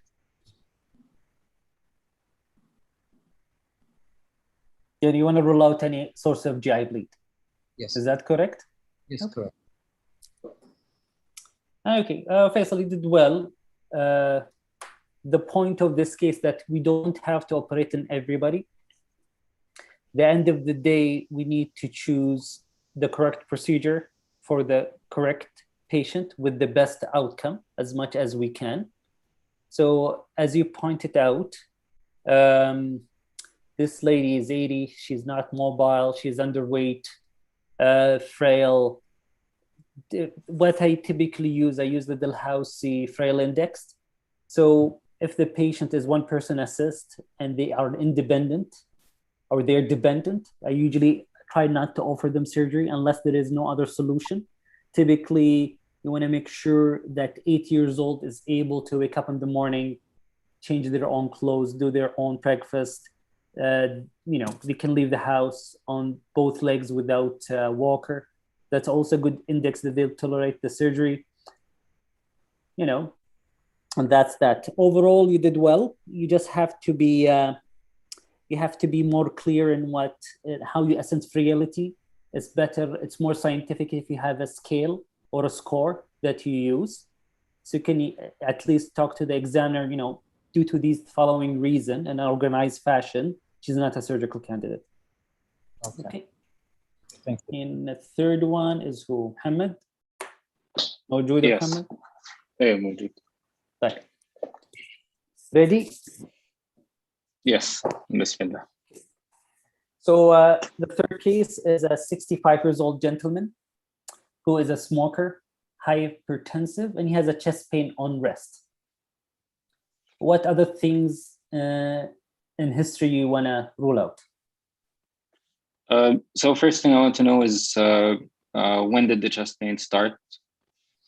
It's been a month now. It comes to me, usually it came to me at activity, but today, first time it happened on rest. And what's the character and severity of the pain? It's a burning, crushing pain intestinally, and I feel my left arm also hurts. Okay. So this patient, first of all, has concerning symptoms of acute coronary syndrome. Mm-hmm. So I'll just try to proceed with a focused history.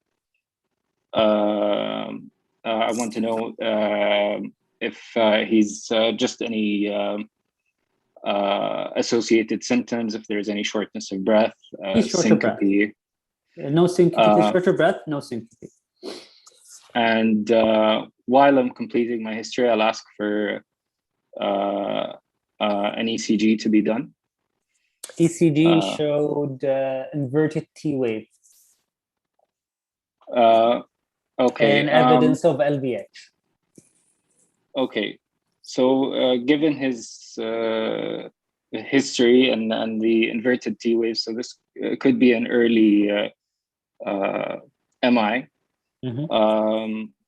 Again, I'll complete my history. I'll ask for blood work, mainly focusing on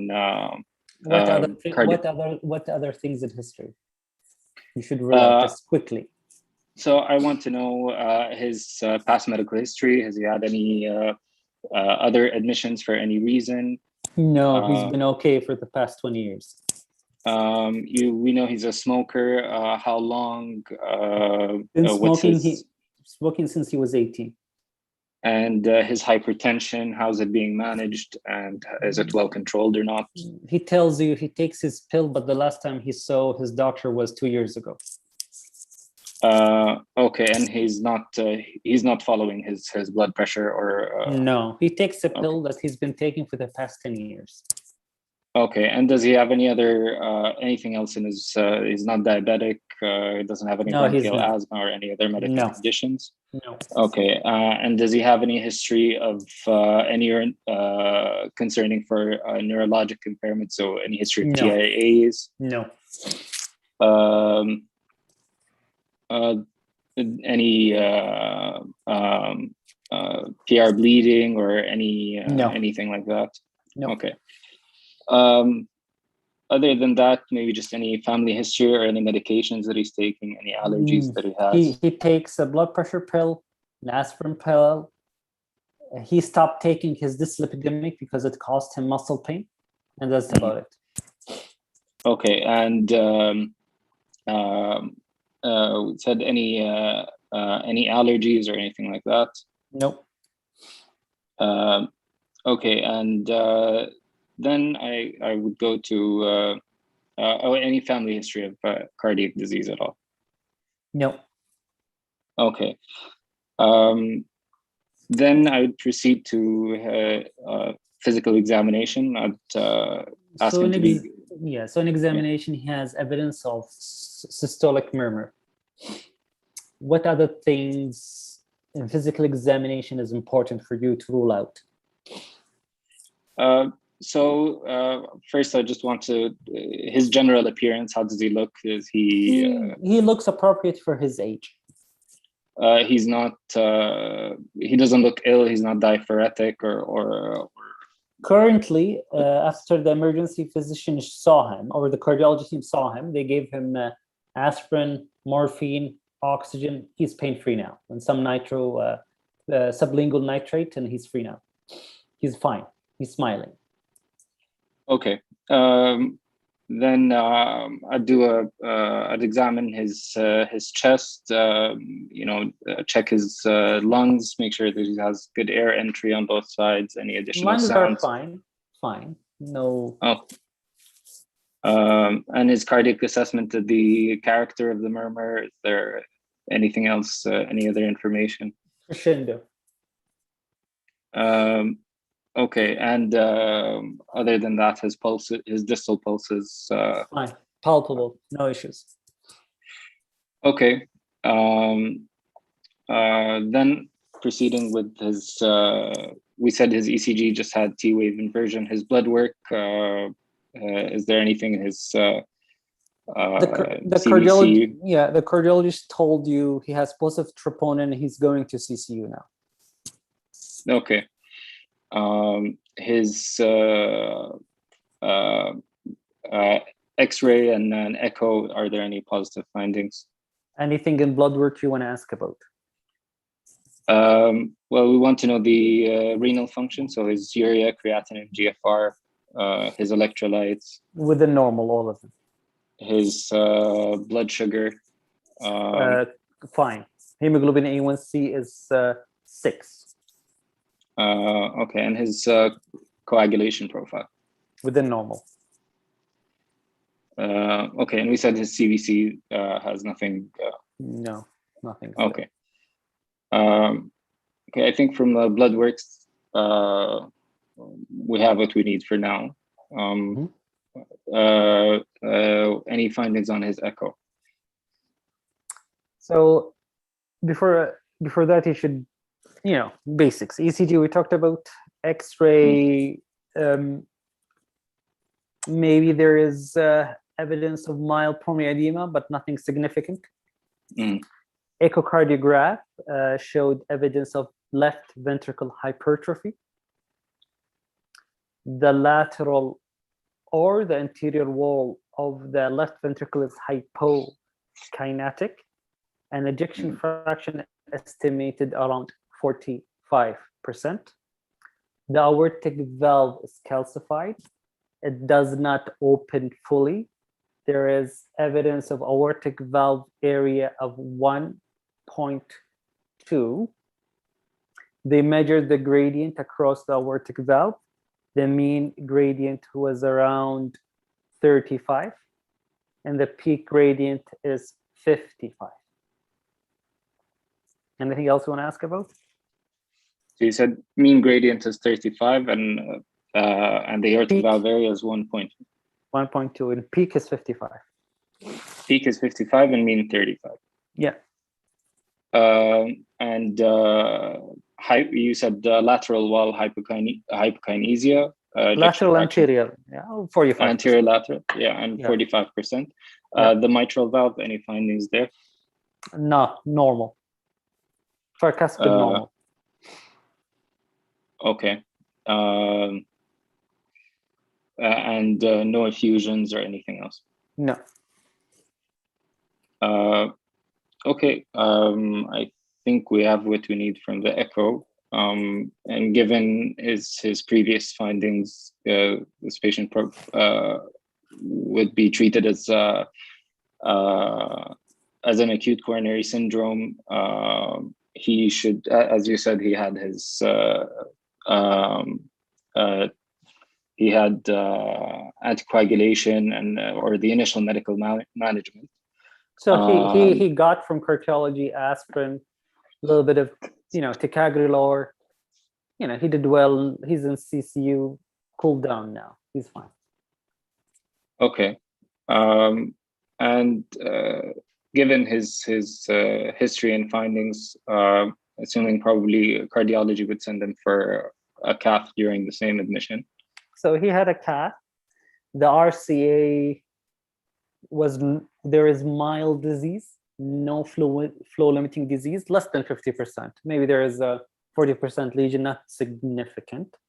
There's evidence of proximal LAD disease and a proximal circumflex disease. The LAD appear intramuscular, and there is a good obtuse marginal target. What things that you see the angiogram that tells you the LAD is intramuscular? So in the angio, if the LAD, if there's, especially during systole, there's sort of a dynamic compression.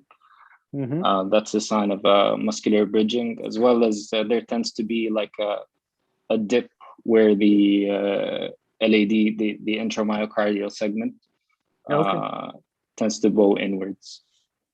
So there is evidence of dip and a straighter segment of the LAD. It's, identifying a mid-LAD that is intramuscular. So based on the following information, what's your surgical plan? So this patient has 2 vessel disease, as well as at least moderate aortic stenosis, bordering on severe. In general, given his age and his history, the CABG plus an AVR would probably be the best option. But I would convene a multidisciplinary team meeting to discuss his management. So I think he was presented in the meeting and they told you, listen, he's a low surgical case. We think given his age, he's better off with SAVR and CABG. Okay, there's not much in the history to disagree with that. So I would discuss with the patient that we decided his best option would probably be a CABG. He has a proximal circ and LAD, which is almost left main equivalent.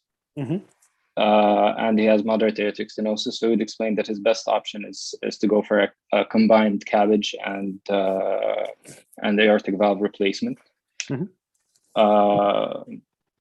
Obviously, as a combined procedure, it's a higher risk than just a CABG alone. However, given his age and his lack of significant comorbidities, his risk is still acceptable. How much would you quote him? Euro score, too. Combined, it would be, I think, around 5%. Yes, around 4 to 5. Yeah, 4 to 5. And given his age, he could choose between a tissue or a mechanical valve, although given that TAVI is, or valve-on-valve TAVI is an option, and the lifespan of a tissue aortic valve is reasonably good at his age, so probably a tissue aortic valve plus a lean to LAD and saphenous vein graft to the OM would probably be the best option. He told you, Dr. Mohammed, any other options for me? I'm not sure about surgery. I'm a little bit afraid. Obviously, the cardiologist would be able to give him a better idea, but stenting plus TAVI should be discussed, although there would be further investigations need to be done to be sure whether that's feasible or not. Although there are still risks associated with that as well. Overall, the results of surgery are better than a TAVR and PCI in his case. Okay, so exactly, this is what you say. There is another option, but your best bet is with SAVR CABG in the long term. You could still offer him TAVI stents, but that's not, especially he's 65. So you assume he's going to live 10 years plus. So he might, there's a risk of re-intervention. So you have to tell him that. Yes, exactly. Okay, good, excellent. So he, after 2 days, he called you, told you, listen, أنا استخدت رب العالمين, I'm happy, I'm going to go ahead. وقع الconsent and everything is fine, you booked him.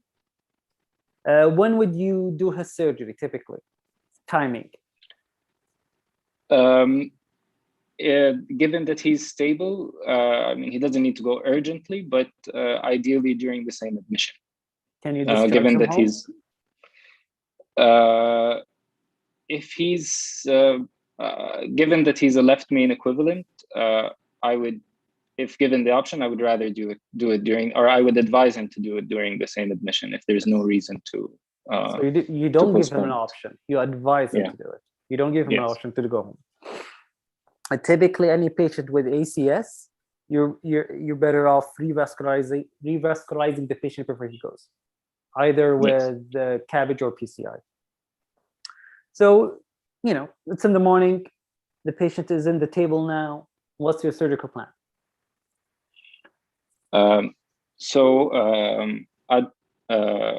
Obviously, the patient is anesthetized, and I'd make sure, of course, that I have all the appropriate lines and monitors and everything is working well.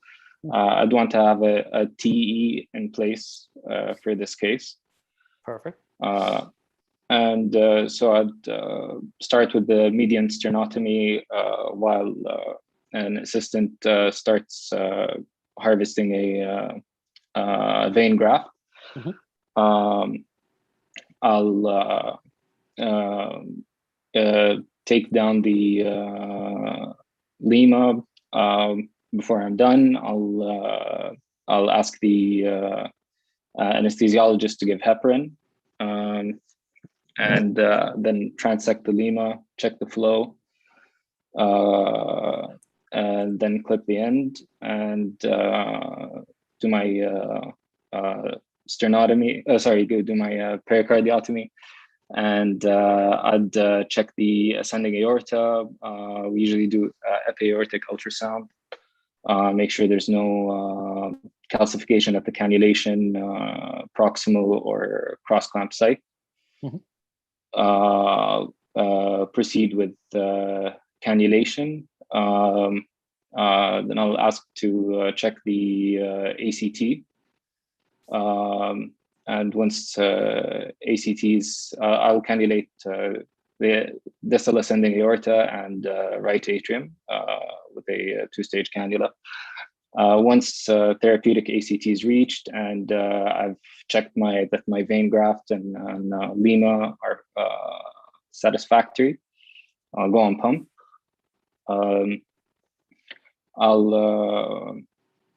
He has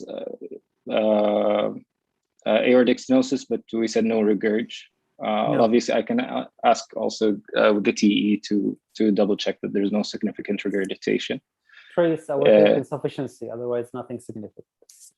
Okay, then I'll put a plegia cannula in the aortic root, and once we've been on pump for a couple of minutes and everything's fine, we're on full flow, I'll cross clamp and give plegia into the root. I'll start with after the patient's fully arrested. What's your temperature typically? In this case, probably around 30 to 32 is reasonable. I'll start with the distal anastomosis first. So I'll do the OM anastomosis, then the lima to LAD. So when you examine the LAD, it was truly intramuscular. What strategies do you do to identify it or dissect it out? So I can first try to look for it at near the apex. Usually the distal part can be found. Another option is I can ask the perfusionist to give some cardioplegia, just to allow the artery to fill up, making it a bit easier to find. If I found it in the distal part, I can try to trace it upwards more proximally. Or if the lima can reach, if I found an area where the lima is able to reach, then I can just do my anastomosis over there, assuming that there's no lesion between the lesion and the proximal LAD and anywhere in the mid. What other strategies do you do to identify an intramuscular LAD? Well, in a few cases, what we've done is actually open sort of the distal LAD and put a probe more proximally, where essentially you can open on top of the probe. That's one So way. what do you do with the distal arteriotomy? Or the distal incision? What do you do with it? Just leave it over? What do you do? No, you can either patch it with a piece of vein or close it primarily. It's the more distally you go, it gets smaller. You think it's wise to just directly close it? Probably patching with the vein is the best option. What else?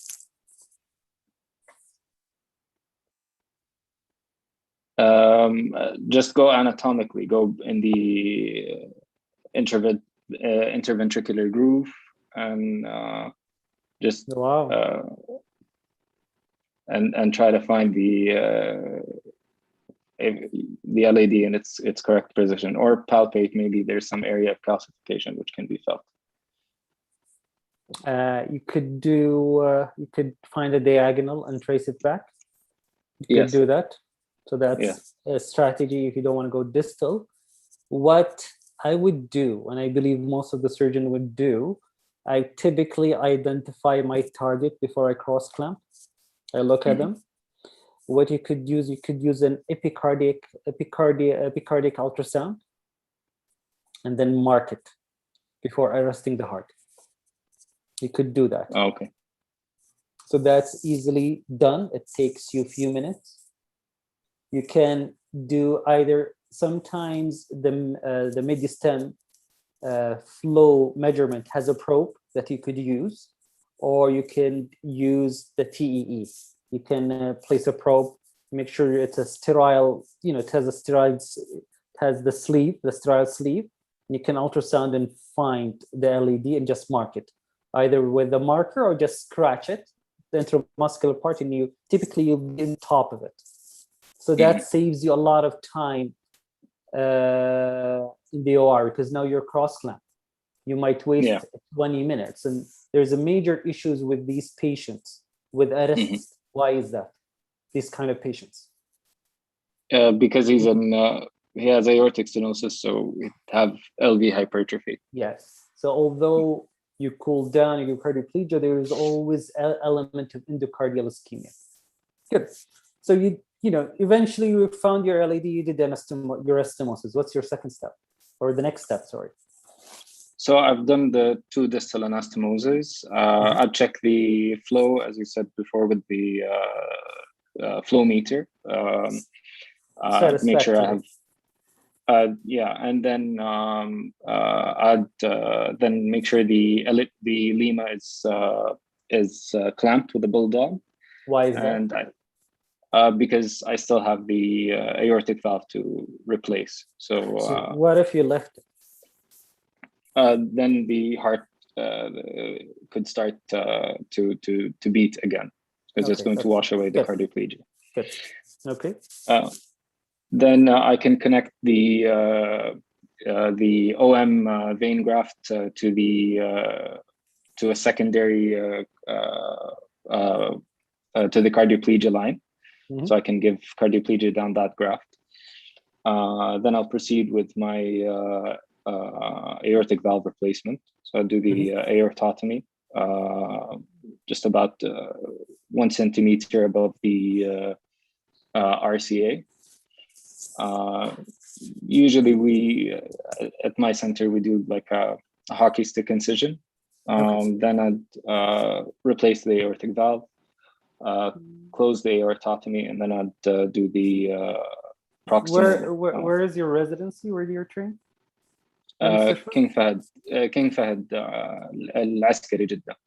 Oh, okay. مواليد? Oh, okay. Yeah. What kind of valve? Do you know kind of what do you call it? what Yeah, kind there's- of valve technique would you use to place it to fix it in place?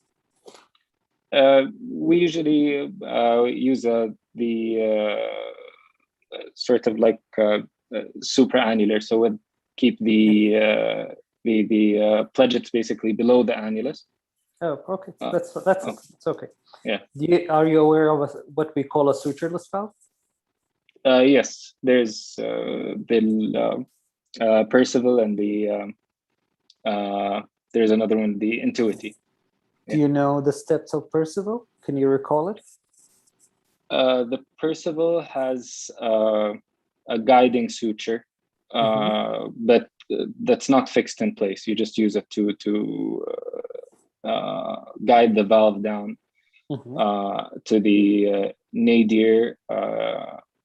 Usually, I think the last time we did it was a while ago. But you take one guiding stitch at the annulus, and you guide the valve down. And there's it's a crimped valve with a balloon. So after you have it in place, you've guided it down with your suture. Then you inflate your balloon and fix it in place. But in those cases, you need to make your aortotomy a bit higher because the stent of the valve is a bit high, is a bit tall. It's similar to TAVI. What advantages does it have versus TAVI? You're able to remove the native valve and debride excess calcium. So your risk of paravalvular leak should be a bit less. And okay, that's it. It's okay. Yeah. Excellent. So you did this. You did the proximal, de-air the patient. You remove your cross clamp. Everything looks okay, and you start coming off pump. Halfway through, there was evidence of dark bleeding after the anastomosis close to the LED. What's your differential? It's one possibility that there's so you could stratify them as in terms of significance or severity. So there could be either small veins, epicardial veins that were transected during the dissection, or something more significant, like while looking for the LAD, we might have perforated the RV. So you went back on pump, you lifted the heart, you further examined your anastomosis, and there was no veins, and you were able to identify a small hole in the right ventricle. How are you going to fix it? How far is it from the LAD? Close to from the my anastomosis. anastomosis. Yeah, it's around the dissection, around your dissection site. Okay, usually for these injuries, probably the best way to repair it is essentially to use a 3O proline with a pledget. And basically you have to go from to the left of the LAD, you start taking the suture, and you go under the LAD, and then across the area where it's injured. And you try not to tie it too tightly because you don't want to kink or impinge on the LAD. You just want to get it hemostatic. So make wide bites, very wide bites. So be away from the LAD so you don't cause stenosis. Excellent. Okay. Yeah. Good job. Did very well. Thank you. Okay. Any questions, guys? ياسين يا شباب.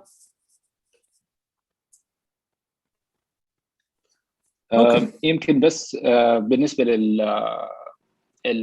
myocardial bridging or something like that. So you'd say the first thing you do is just, as we said, either look from the distal LAD or from one of the diagonals. No, and if you can't find... No, what I'll do, I would never cross clamp before knowing where is my LAD.